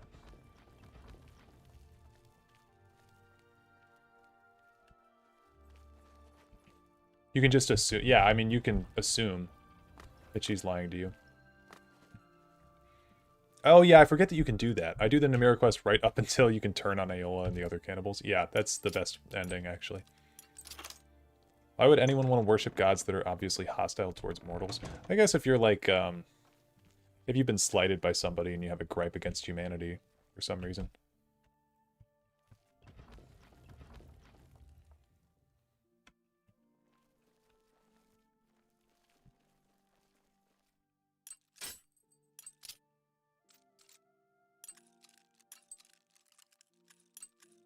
Clavicus Vile Enjoyer, go hard or go home. Imagine worshipping the god of bad deals and then being surprised when you get a bad deal.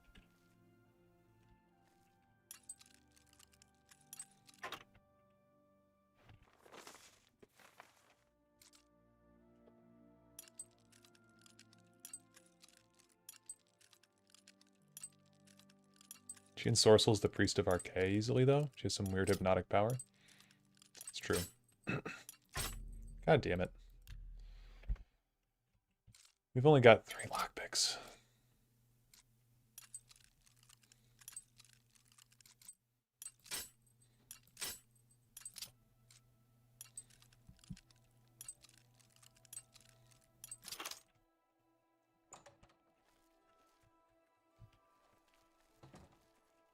Anything back here for me to steal? Oh, a Nirnroot. Nice.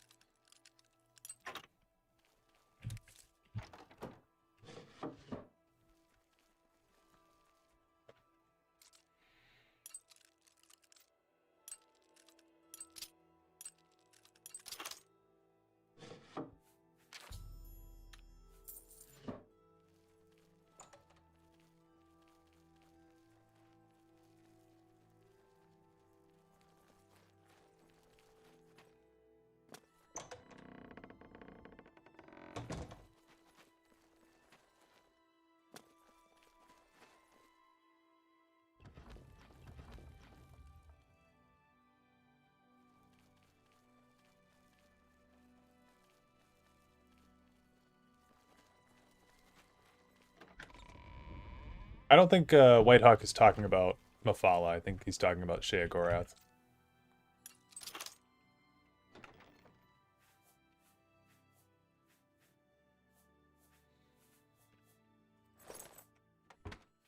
Oh, my ring was taken. God damn it.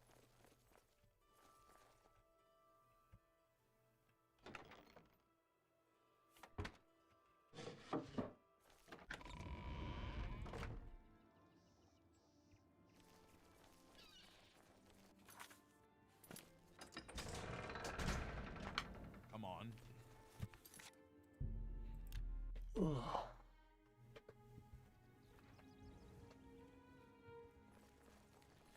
Do do do do do do. Do do do do do.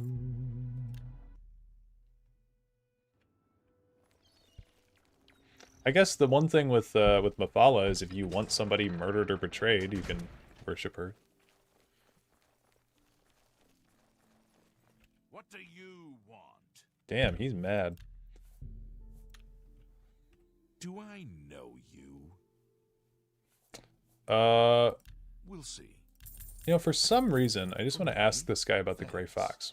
Everyone wants to know about the Grey Fox. Grey Fox this, Grey Fox that. He's just a man, not a Daedric lord. Oh, shit. Okay. I've heard it all. They say he's immortal because he's led the Thieves Guild for over 300 years. No one ever sees his face. because he always wears that gray cowl. Oh, and speaking of the gray cowl, did you know he stole it from Nocturnal herself?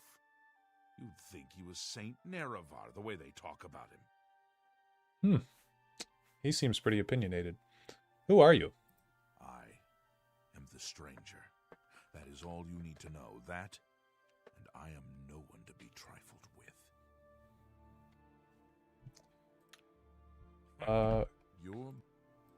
I don't have time. Can I not? Oh, I have to wait until he's in his little hovel.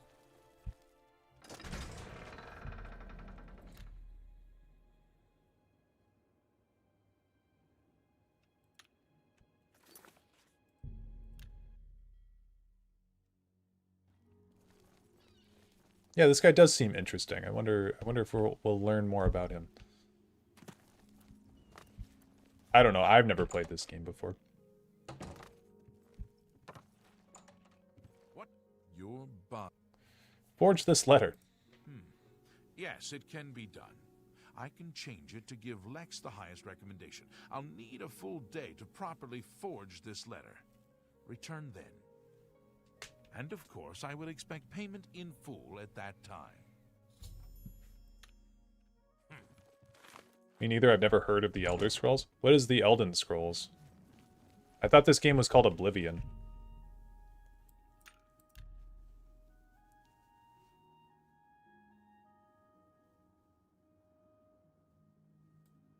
It's like that Tom Cruise movie. That's what I thought this was. I thought this game was going to be about the Tom Cruise movie, and I played it, and it's like, I'm honestly really fucking confused. I haven't seen Tom Cruise yet, and like, I don't know. It seems like the wrong genre. Kind of weird. Oh, where is he? What's Oblivion? I thought this was Skyrim 0. Skyrim. Oh, is Skyrim like an airline company or something? So like planes? Like it's in the sky? Do you have... Here's your fee. Here is the new list of candidates. Hieronymus Lex has a glowing recommendation.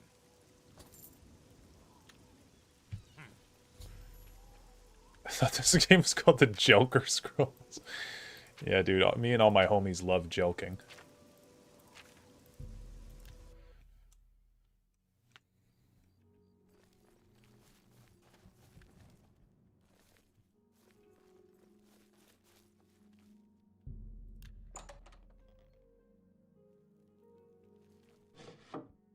The Finger of Adamus filled out. I like how you use this desk for two different things. Oh. Oh, the Imperial Legion seal. Cannot wait for Skyblivion. Skyblivion's gonna be good. Probably. It looks good. I like that they're keeping a lot of Oblivion's base core mechanics. I mean, I don't know what you're talking about. I've never played this series before. Hurry up. Say it. Hey. Hey, Miss Umbranox. Hey, wait a minute. I am Milona Umbranox, Countess of Anvil. I hope you enjoy your visit. I trust you will give us no cause to regret our hospitality to strangers. Actually, a somewhat normal-looking face. I feel like there's someone out there. There's some woman out there that looks like this. Maybe. New guard captain. You have the Imperial Watch recommendation for my new guard captain. Normally, these missives are handled by my steward, Dareloth. Let me see that. Hieronymus Lex looks like the best choice. I was about to give the position to Dareloth's cousin. I have the orders right there. I'll fill in his name, and you can deliver it to Captain Lex. Thank you, courier. My steward will tip you. Despite not being a fan of mods, would you check out Skyblivion when it comes out? Yes, I would. I think Skyblivion's been a huge passion project with so many years in the making. I think it's worth checking out.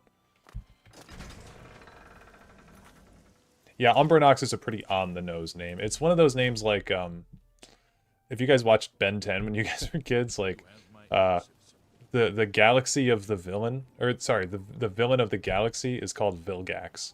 You know, it's like, What kind of five-head came up with that name? I'm here to relieve you. This humble Legion soldier is at your service. How can I help a fellow citizen of the Empire? Funny story, when I played this game when I was probably 10 or so, I thought that for the Path of Dawn quest, you had to come at a specific time in real life. It's pretty funny. Why am I telling Hieronymus Lex about this? Shouldn't, like, someone more qualified? Ben 10 was the shit. Absolutely. I've been reassigned. This is outrageous. The Grey Fox had a hand in this. I know it. I am bound by duty and honor to obey this order. After all these years, he has finally won. Maybe fate will be kind and deliver him to me in Anvil. That's unlikely. Why would he leave the Imperial City? I'll leave it once for Anvil. I feel like one thing that Oblivion faces have over Skyrim is they're much more expressive. Skyrim's characters always feel really wooden. Yes, I've been saying that for years. So Oblivion's faces are goofy, but they're much more expressive. And they also... The voice acting in this game is much more expressive. Even if some of it's shoddy at times and not great. Skyrim's voice acting is honestly so flat and wooden for 90% of the characters. Then you have some like beacons of light, like Esbern. I love Esbern. Esbern's such a cool character because you know why? He kind of talks like this. He's like a wobbly old man, and he gets all excited with Alduin's Wall. He's like a real person a little bit, you know. He's got a passion, but yeah, Skyrim NPCs just feel like very wooden. I don't know. Compare Delphine, for example, to Esbern. Two characters in the same faction. Delphine's a fucking block of wood. She's not fun at all. Yeah, Cicero. Cicero's a great example. The esteemed cat burglar honors me. The only defense I have for people in Skyrim being bland is the fact that most people in Skyrim are not in good moods considering a war is currently going on. That's fair, but like the Oblivion crisis is going on in this game. You know, there's like literal fucking demons spawning in lore, you know, destroying everything. So I can kind of buy it, but let's get to the really important question. Have you listened to the Joffrey jam today? I have not, but we started Oblivion today, so basically... we basically did. Well done, Hunter. Hieronymus Lex will no longer be a thorn in the paw of the Thieves Guild. The Grey Fox shows his gratitude. Yes, Esbern is voiced by Max von Sydow. You are being promoted to Shadowfoot, and may now use Orin of Castle Anvil as your fence. And Arngeir is, I can't think of his name now. Absolute legend, though. Man, I can't think of the dude's name that voices him. Plummer, Christopher Plummer, yes. Thank you. Thank you. Thieves Guild special job. I have no more jobs for a thief of your skill. You have no need of the Doyen to provide you work. However, there are rumors that the Grey Fox himself may call on you soon. Wait for contact from him. Keep the guild fences busy. Shadow hide the... Okay, well, we can go just fuck off and do other stuff for a little bit while we wait for the Grey Fox. We do need to get some gear upgrades. I mean, we've been rocking with the Shadow Hunt bow for some time now. Doesn't J. Jonah Jameson play Uriel Septim? No, Patrick Stewart does. Yeah, Patrick Stewart. He's Captain Picard in Star Trek, and he's been in tons of different movies. He's Professor X.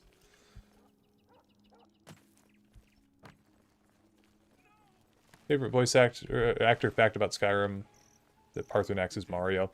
Yeah, the thing about that, I mean, I've always thought that that's funny that people like have so much hype behind that, because Mario never really talks. All that he ever does is go like, wahoo, you know? So I always found that comparison funny.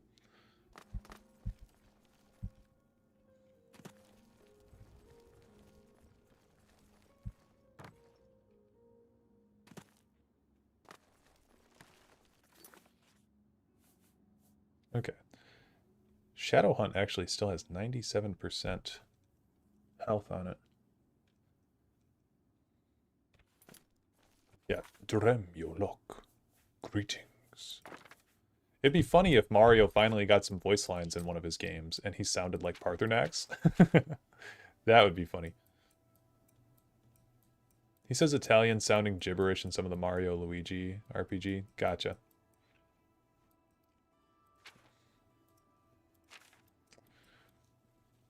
Okay, we need to get more lockpicks. I think we can do that.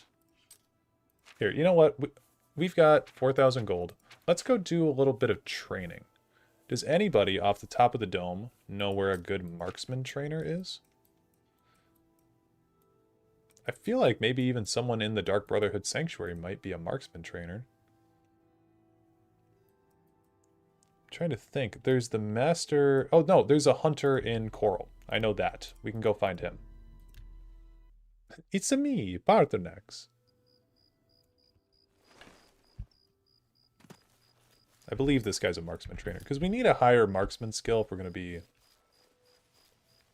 if we're going to be killing off the Dark Brotherhood members.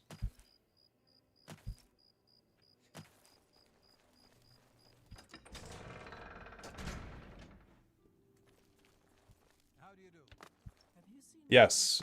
Okay, that makes more sense why you were talking about J.K. Simmons. J.K. Simmons plays Ketheric Thorm in Baldur's Gate 3. And Ketheric Thorm is an absolutely goated character.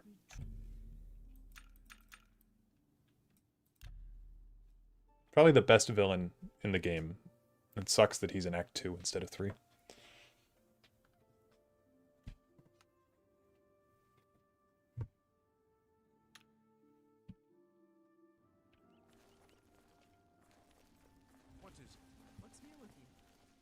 Oh, nope. Tarmina, leave me alone. I don't want to talk to you. Oh, it's Methridel. We'll talk to Methridel. I have a message for you from the Grey Fox. What's the message? The Grey Fox has a task for you. Meet him at Helvia's Cecia's house in Bruma. Sure. We'll go back to our boy Orgnar, I think, actually. Maybe Castle Bruma's quicker. We'll go back to him. And, see if we can buy some lockpicks from him, because we're getting dangerously low. And we are only level 5. Not enough to do the Nocturnal quest. What is my favorite race lore-wise? My favorite races lore-wise are typically Imperials, Argonians, and Dunmer in no particular order. I do have like my 4th pick, which is like, I don't know. It's not as flashy as the other ones, but I do really like the Orcs. And honestly, I used to be a big Nord hater because I thought they were overrated. But I actually really like Nord lore. The more that I've read into it, because when I first played Skyrim, I was like, oh, Nords are just Vikings. But the actual lore of the Nords is super cool.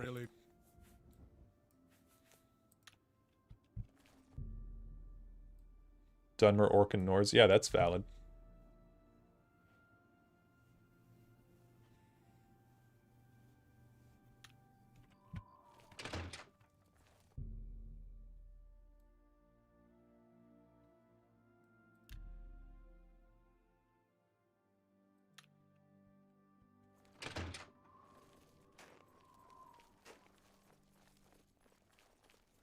Ognar. Ongar.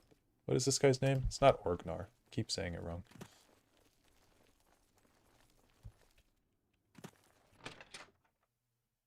Well met, hello. I'm really... You got some hot property. Oh, he's got 100 lockpicks. Let's just buy 50 of them. Oh, let's buy all of them. That's super cheap. Easy. Okay, we're set for life now. What's a way that we can... Yeah, I need to level up Marksman. Or something. I need to level something up. We gotta find a trainer. Find a trainer somewhere. I was going to Coral for the trainer, but then Tarmina started following me.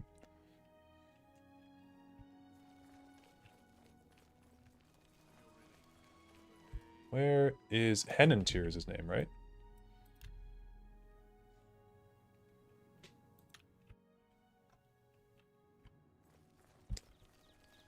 Leave me alone.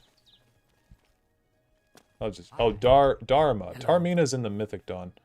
None of your business. Good day.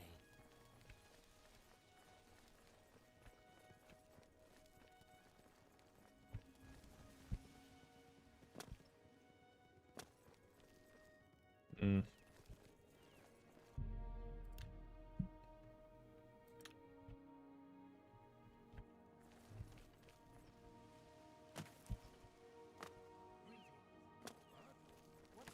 There he is.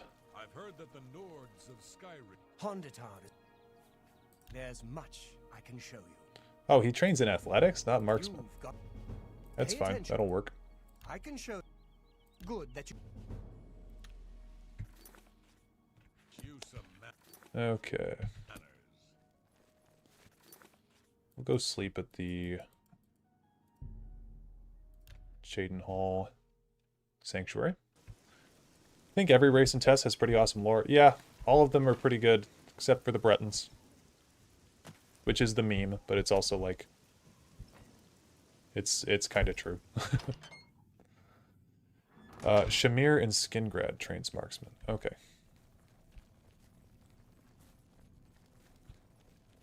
I don't recall if it was about Oblivion or Fallout 3, but Emil Pagliarulo literally said he based a faction off of Christianity or Catholicism. He said he based the Dark Brotherhood off of Catholicism. Yeah. He said that the Dark Brotherhood is the evil Catholic Church.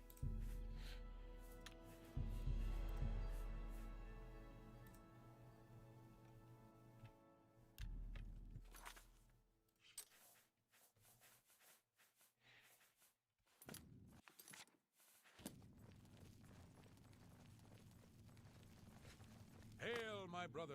Oh, his gear I updated. know what you're thinking. Gogron, he's too big to be sneaky. Well, you're right.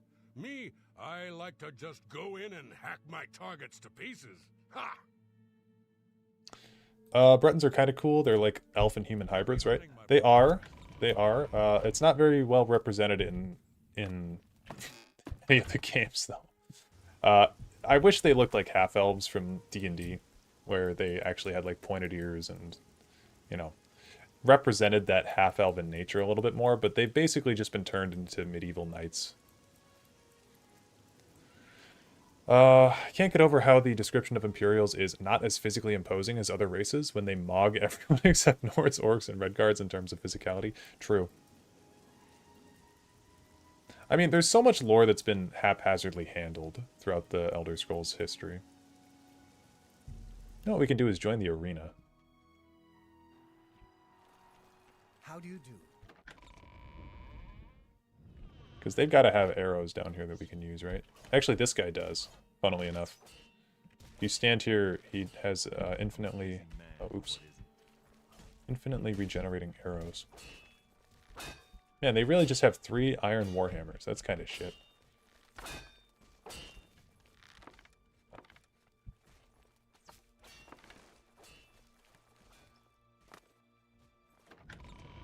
Can someone perhaps enlighten me which races are lore technically predestined to become a Dragonborn? Something I've always wondered about. Yeah, race doesn't really matter.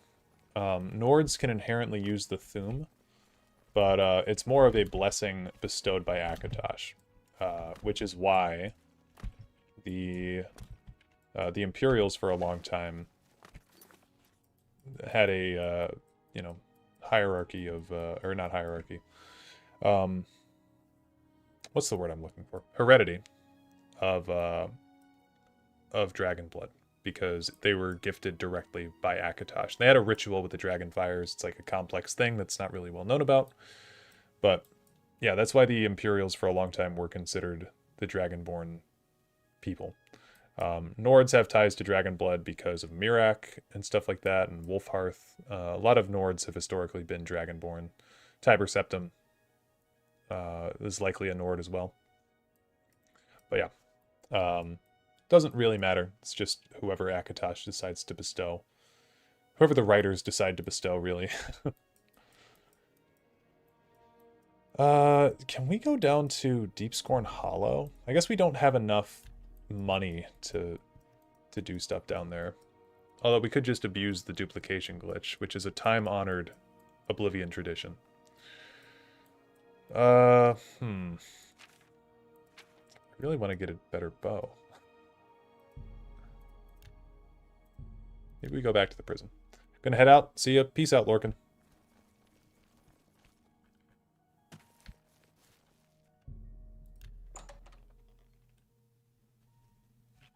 Fuck.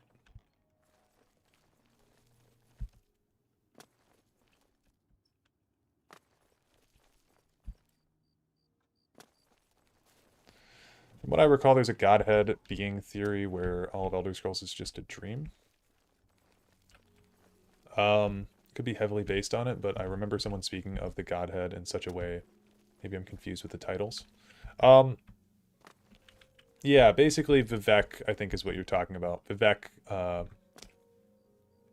has writings that seem to imply that, you know, he's woken up, he's achieved Chim, which is essentially seeing,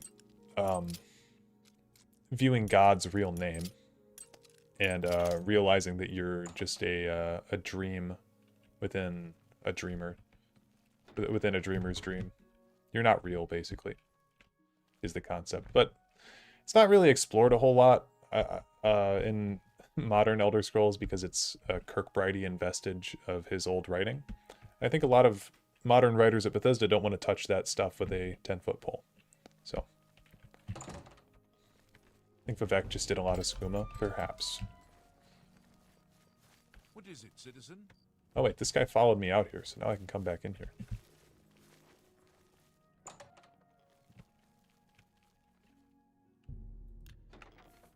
Claymore of Numbing. Cool.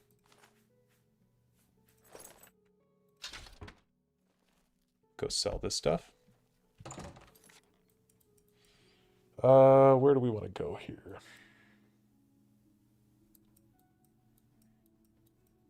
Go back to Anvil.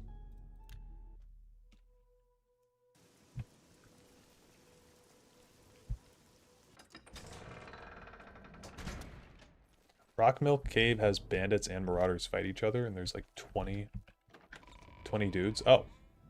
Where's that at? Oh, shit. Sorry. My bad. My bad. I see you. Shh, keep it down. This isn't exactly legal.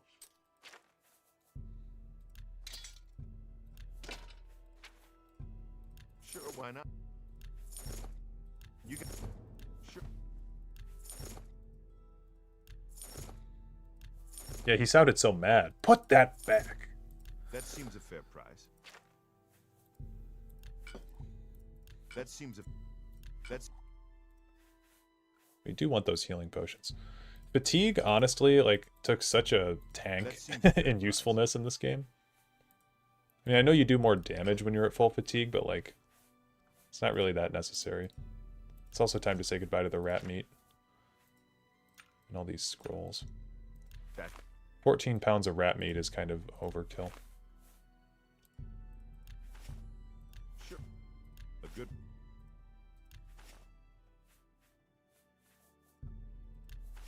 Silver carafe. Plate. We get that peasant haircut IRL. Yeah, you should. I bet it would be a great look. Ladies love that haircut. Sure, why not? I might even be able to ransom it back to the original. Remember. Oh shit, did I enter the console on accident? Oops. The world is a false world, though, created by Lorcan fooling the divines to participate in creation. That's why the stars are there. Yeah. I wouldn't say that it's necessarily a false creation inherently, but it is like, the divines were tricked into creating it.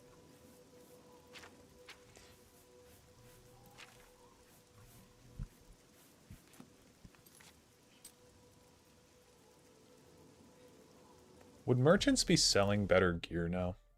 Like a silver bow would go a long way. This had better be. That's the problem with Oblivion, is that the gear that you find is based off of your level. You know? It's not really like... Oh wait, there's a Have a look bow around. store You won't find specifically. better prices in all Tamriel. Yeah, there's a bow store specifically somewhere. Just leave.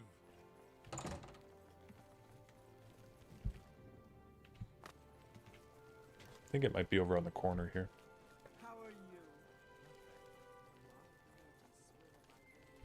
I like the names of all the shops. Main ingredient, not there. I thought there was a Fletcher somewhere.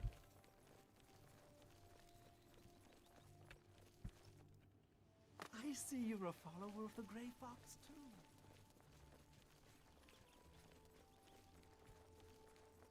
Stonewall shields. Damn. I could have sworn.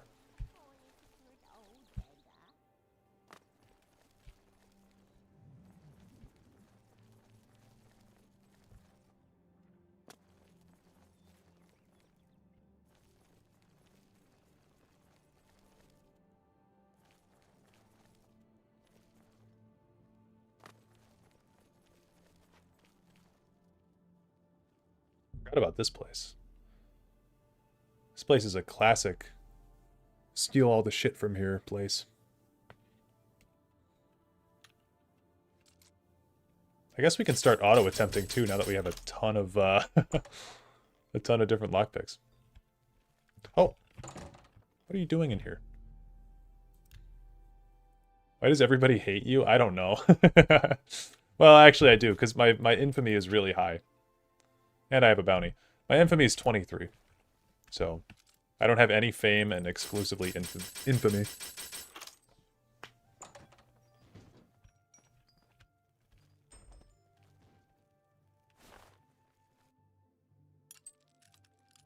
Where's my mouse? There it is.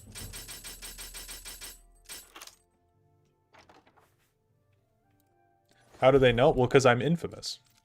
It's my infamy points.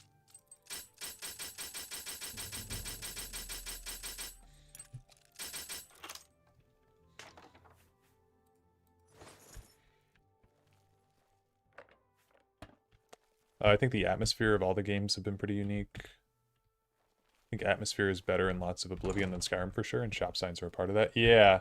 Yeah, there's a lot of like this journal even opening, like the fact that it looks like paper and it has unique designs in it. I think it's really cool. The protagonist from Oblivion was definitely the kind of kid that would doodle stuff in their notebook, you know, with all these little icons. Okay, we should, I guess, I don't know. Guess we can do this one. Never throw shade at the designers of the games, but fuck the writers, my guys. Yeah. No, for real. Skyrim's natural landscape is better, but Oblivion has better UI in cities. A lot of people the other day were saying that they hated the UI in Oblivion because it was hard to navigate or something, which I thought was very interesting. Oh yeah, is it Jonah Loeb? I thought it was John Loeb, but he absolutely seems like a super cool person. I follow him on Instagram actually.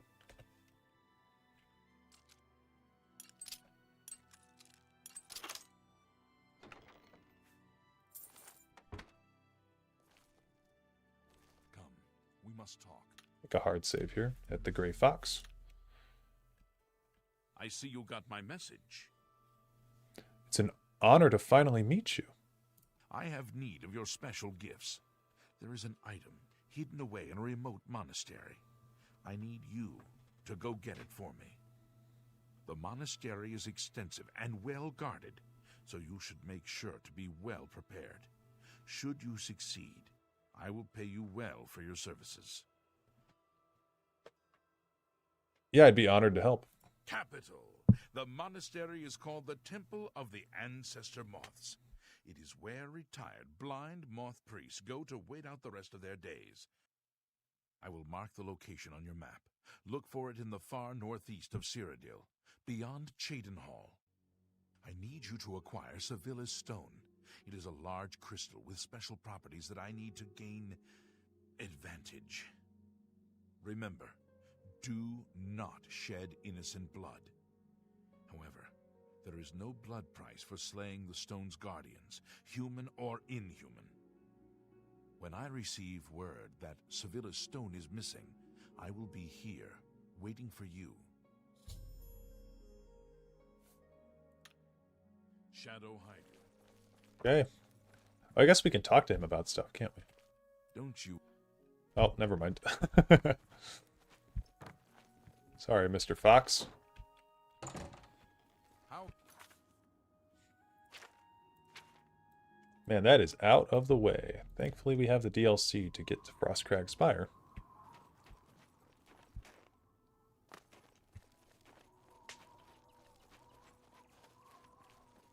Oblivion's UI is bad because it was designed for console. Skyrim suffers from the same problem, but it's arguably worse. But I aesthetically prefer Oblivion.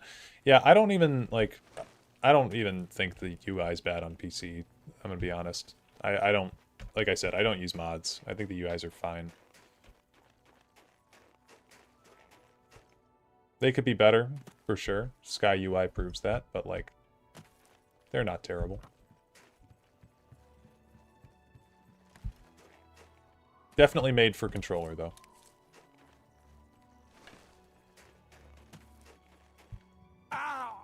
Ah.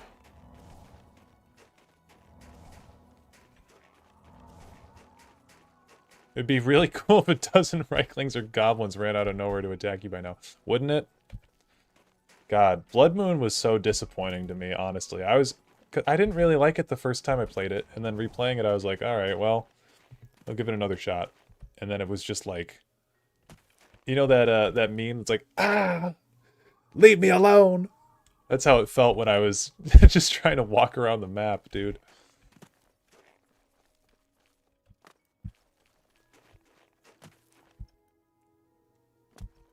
And then, of course, that final maze was just so annoying.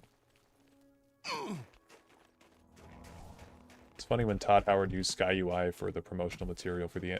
Okay, that's another big thing. Like, my brother in Christ, he said that he uses Sky UI. It's like, dude, you made the game, bro.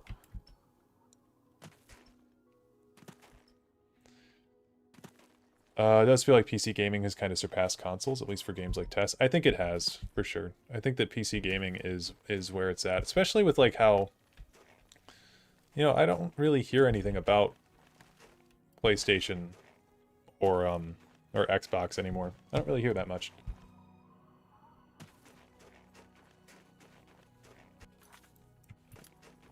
But also, I think consoles are much more accessible for younger people.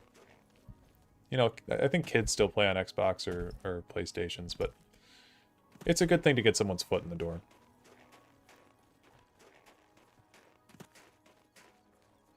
See that mountain there? You can climb that.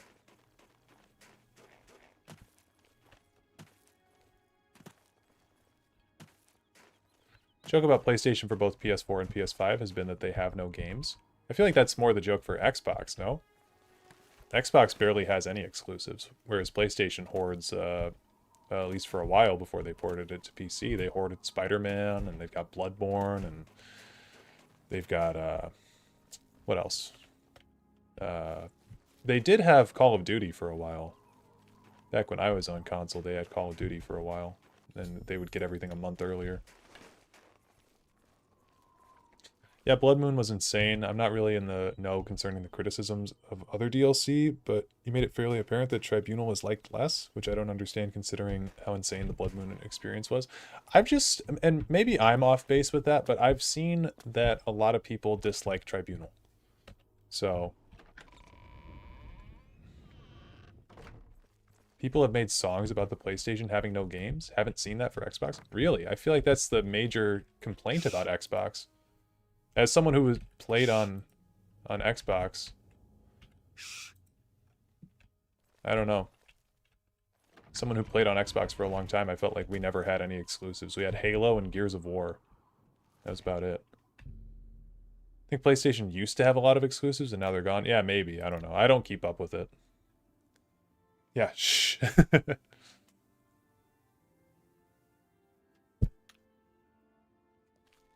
I hope you have found your stay here pleasant. What can... I'm listening. How I really shouldn't be telling you this, but I know you are trustworthy. The blind monks in the catacombs guard the stone.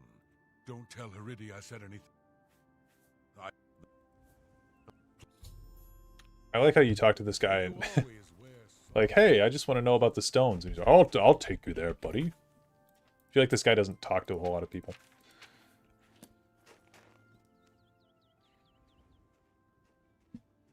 Halo is kind of like the game of the era, though. Halo 3 and Halo Reach definitely were. Yeah, Halo 4 got received pretty poorly by fans, but the gameplay of Halo 4 is really good. It's the story that people had problems with. And then Halo 5 was pretty much a flop, and Halo Infinite was a good game, I thought, but it was like, it didn't really get good support compared to a lot of other games at the time, so... I hope you have found your stay Yeah, I don't know. That's the Halo experience. Halo 2 is insane.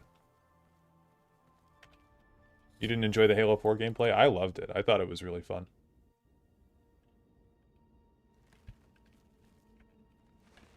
Aren't future Bethesda games going to be Xbox exclusives? Yes. They're supposed to be. So that's the big thing. Like, with the Bethesda acquisition, that does take away quite a bit from PlayStation. Yeah, I guess that's fair. I hadn't thought of that.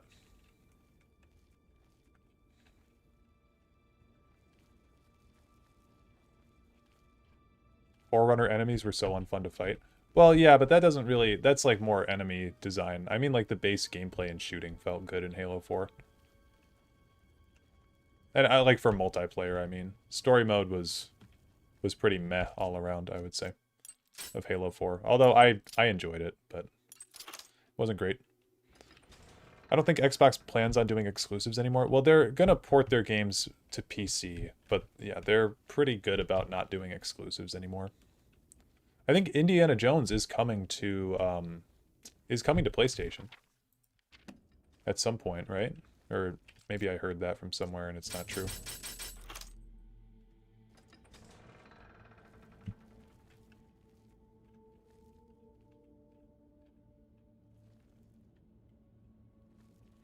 I'm such I'm so bad at keeping up with gaming news.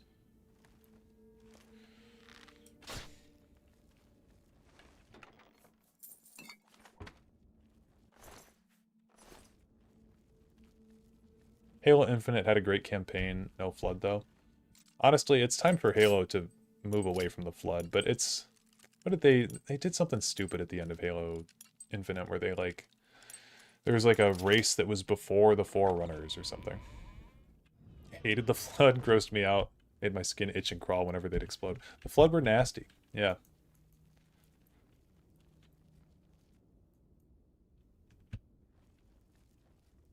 Following is to the tune of In the End. One game. I don't know why. I bought a PS5 with no games to buy. Keep that in mind. They designed this drive to improve loading times, and that's all I know. Amazing.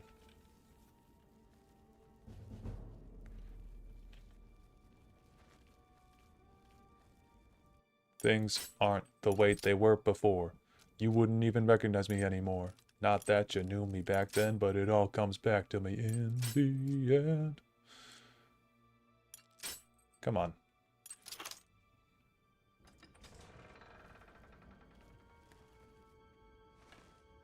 Also, a bunch of games recently got released on PlayStation that were owned by Xbox. Yeah, I mean, I think that's the way to do it, right? I'm pretty against exclusives. I think they're stupid, and they don't really make sense from a money-making standpoint, although... Oh. Okay. Although I know people that have bought an entire console just to play Bloodborne. So, I don't know. It's sort of like, if you can even get like 10 people to pay for an entire console and one game, I guess the business model works out. That's kind of Nintendo's whole thing, is keeping exclusives locked away on their consoles. So, it seemed to work out for them, I guess. But Nintendo fans are also, like, kind of crazy, I think. And, I mean, Nintendo makes good games, too, but... What's that?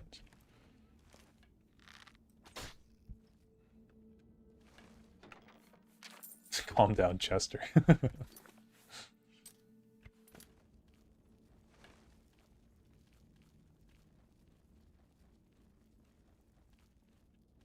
Oh.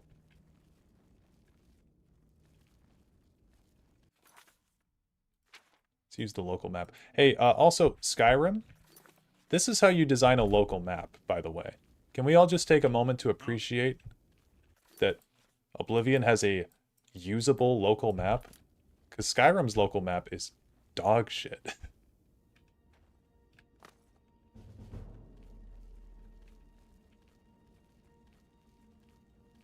Companies lose money selling their consoles. They make money selling games. Yeah, I think that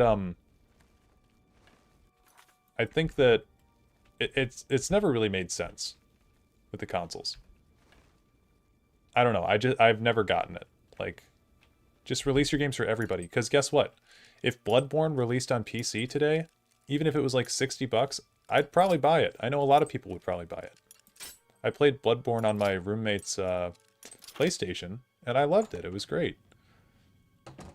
There's plenty of PlayStation games I've wanted to play.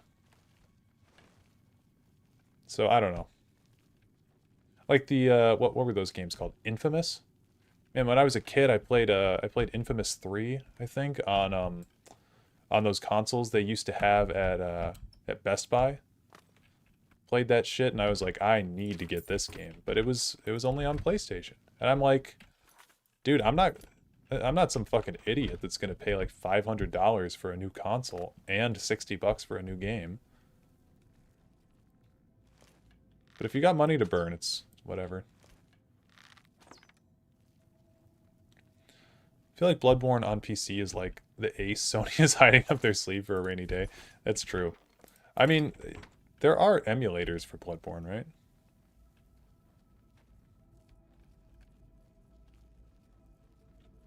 Maybe. Again, I don't know shit, dude. I just play Elder Scrolls games. I'm just an idiot.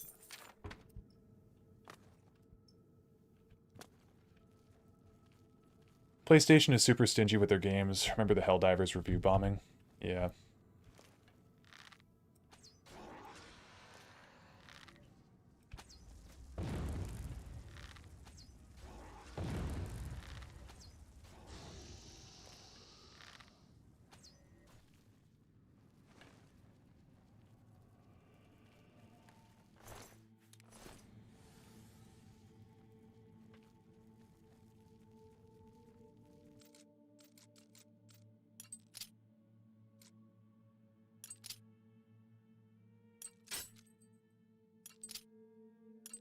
You guys ever see those like super cringe videos of girls on like on TikTok or Instagram Reels or whatever that are like me or the PS5? It's like, who the fuck cares about the PS5? Say me or $10 million. That's a real decision.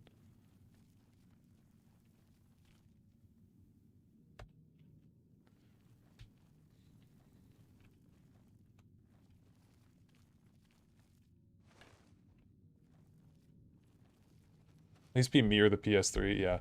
Hello? Who's there? What's that? Fucking hate Astrobot so much. Isn't Astrobot a game composed of like previous Sony assets? Isn't that all that it is? Did not deserve GOTY. Well, to be fair, 2024 was kind of a shit year for games, I feel. Like, in a world where Shadow of the Erdtree was nominated for Game of the Year is kind of crazy. Okay, so in this chest, we found another interesting note. This one's about the Gray Fox. Where was it? Instructions, the Gray Cowl. The Gray Cowl of Nocturnal shrouds the wearer's face in shadow. No light or magic of detection can penetrate its depths. To look upon Nocturnal's face without the cowl is to view the depths of the void. A man would lose his mind to see it. Recently, it has come to light that the Gray Cowl has gone missing. This must be at the whim of Nocturnal, for she could reclaim it easily. The Lady of Shadows has seen fit to reveal that a curse is laid upon the Grey Cowl. Whosoever wears it shall be lost in the shadows. His true nature shall be unknown to all who meet him. His identity shall be struck from all records and histories. Memory will hide in the shadows, refusing to record the name of the owner to any who meet him. He shall be known by the cowl, and only by the cowl. I am directing a triad of moth priests to to investigate this tale.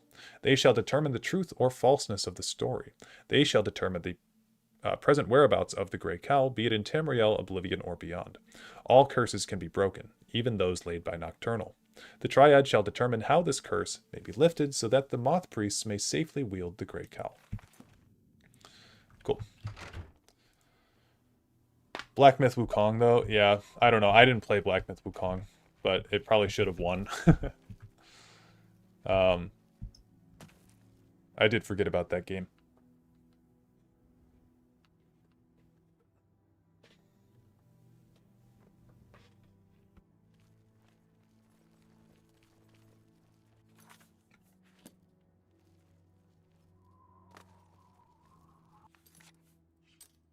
Game of the year doesn't really matter.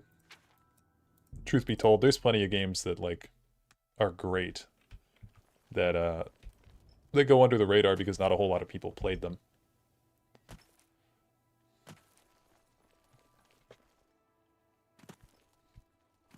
Go away.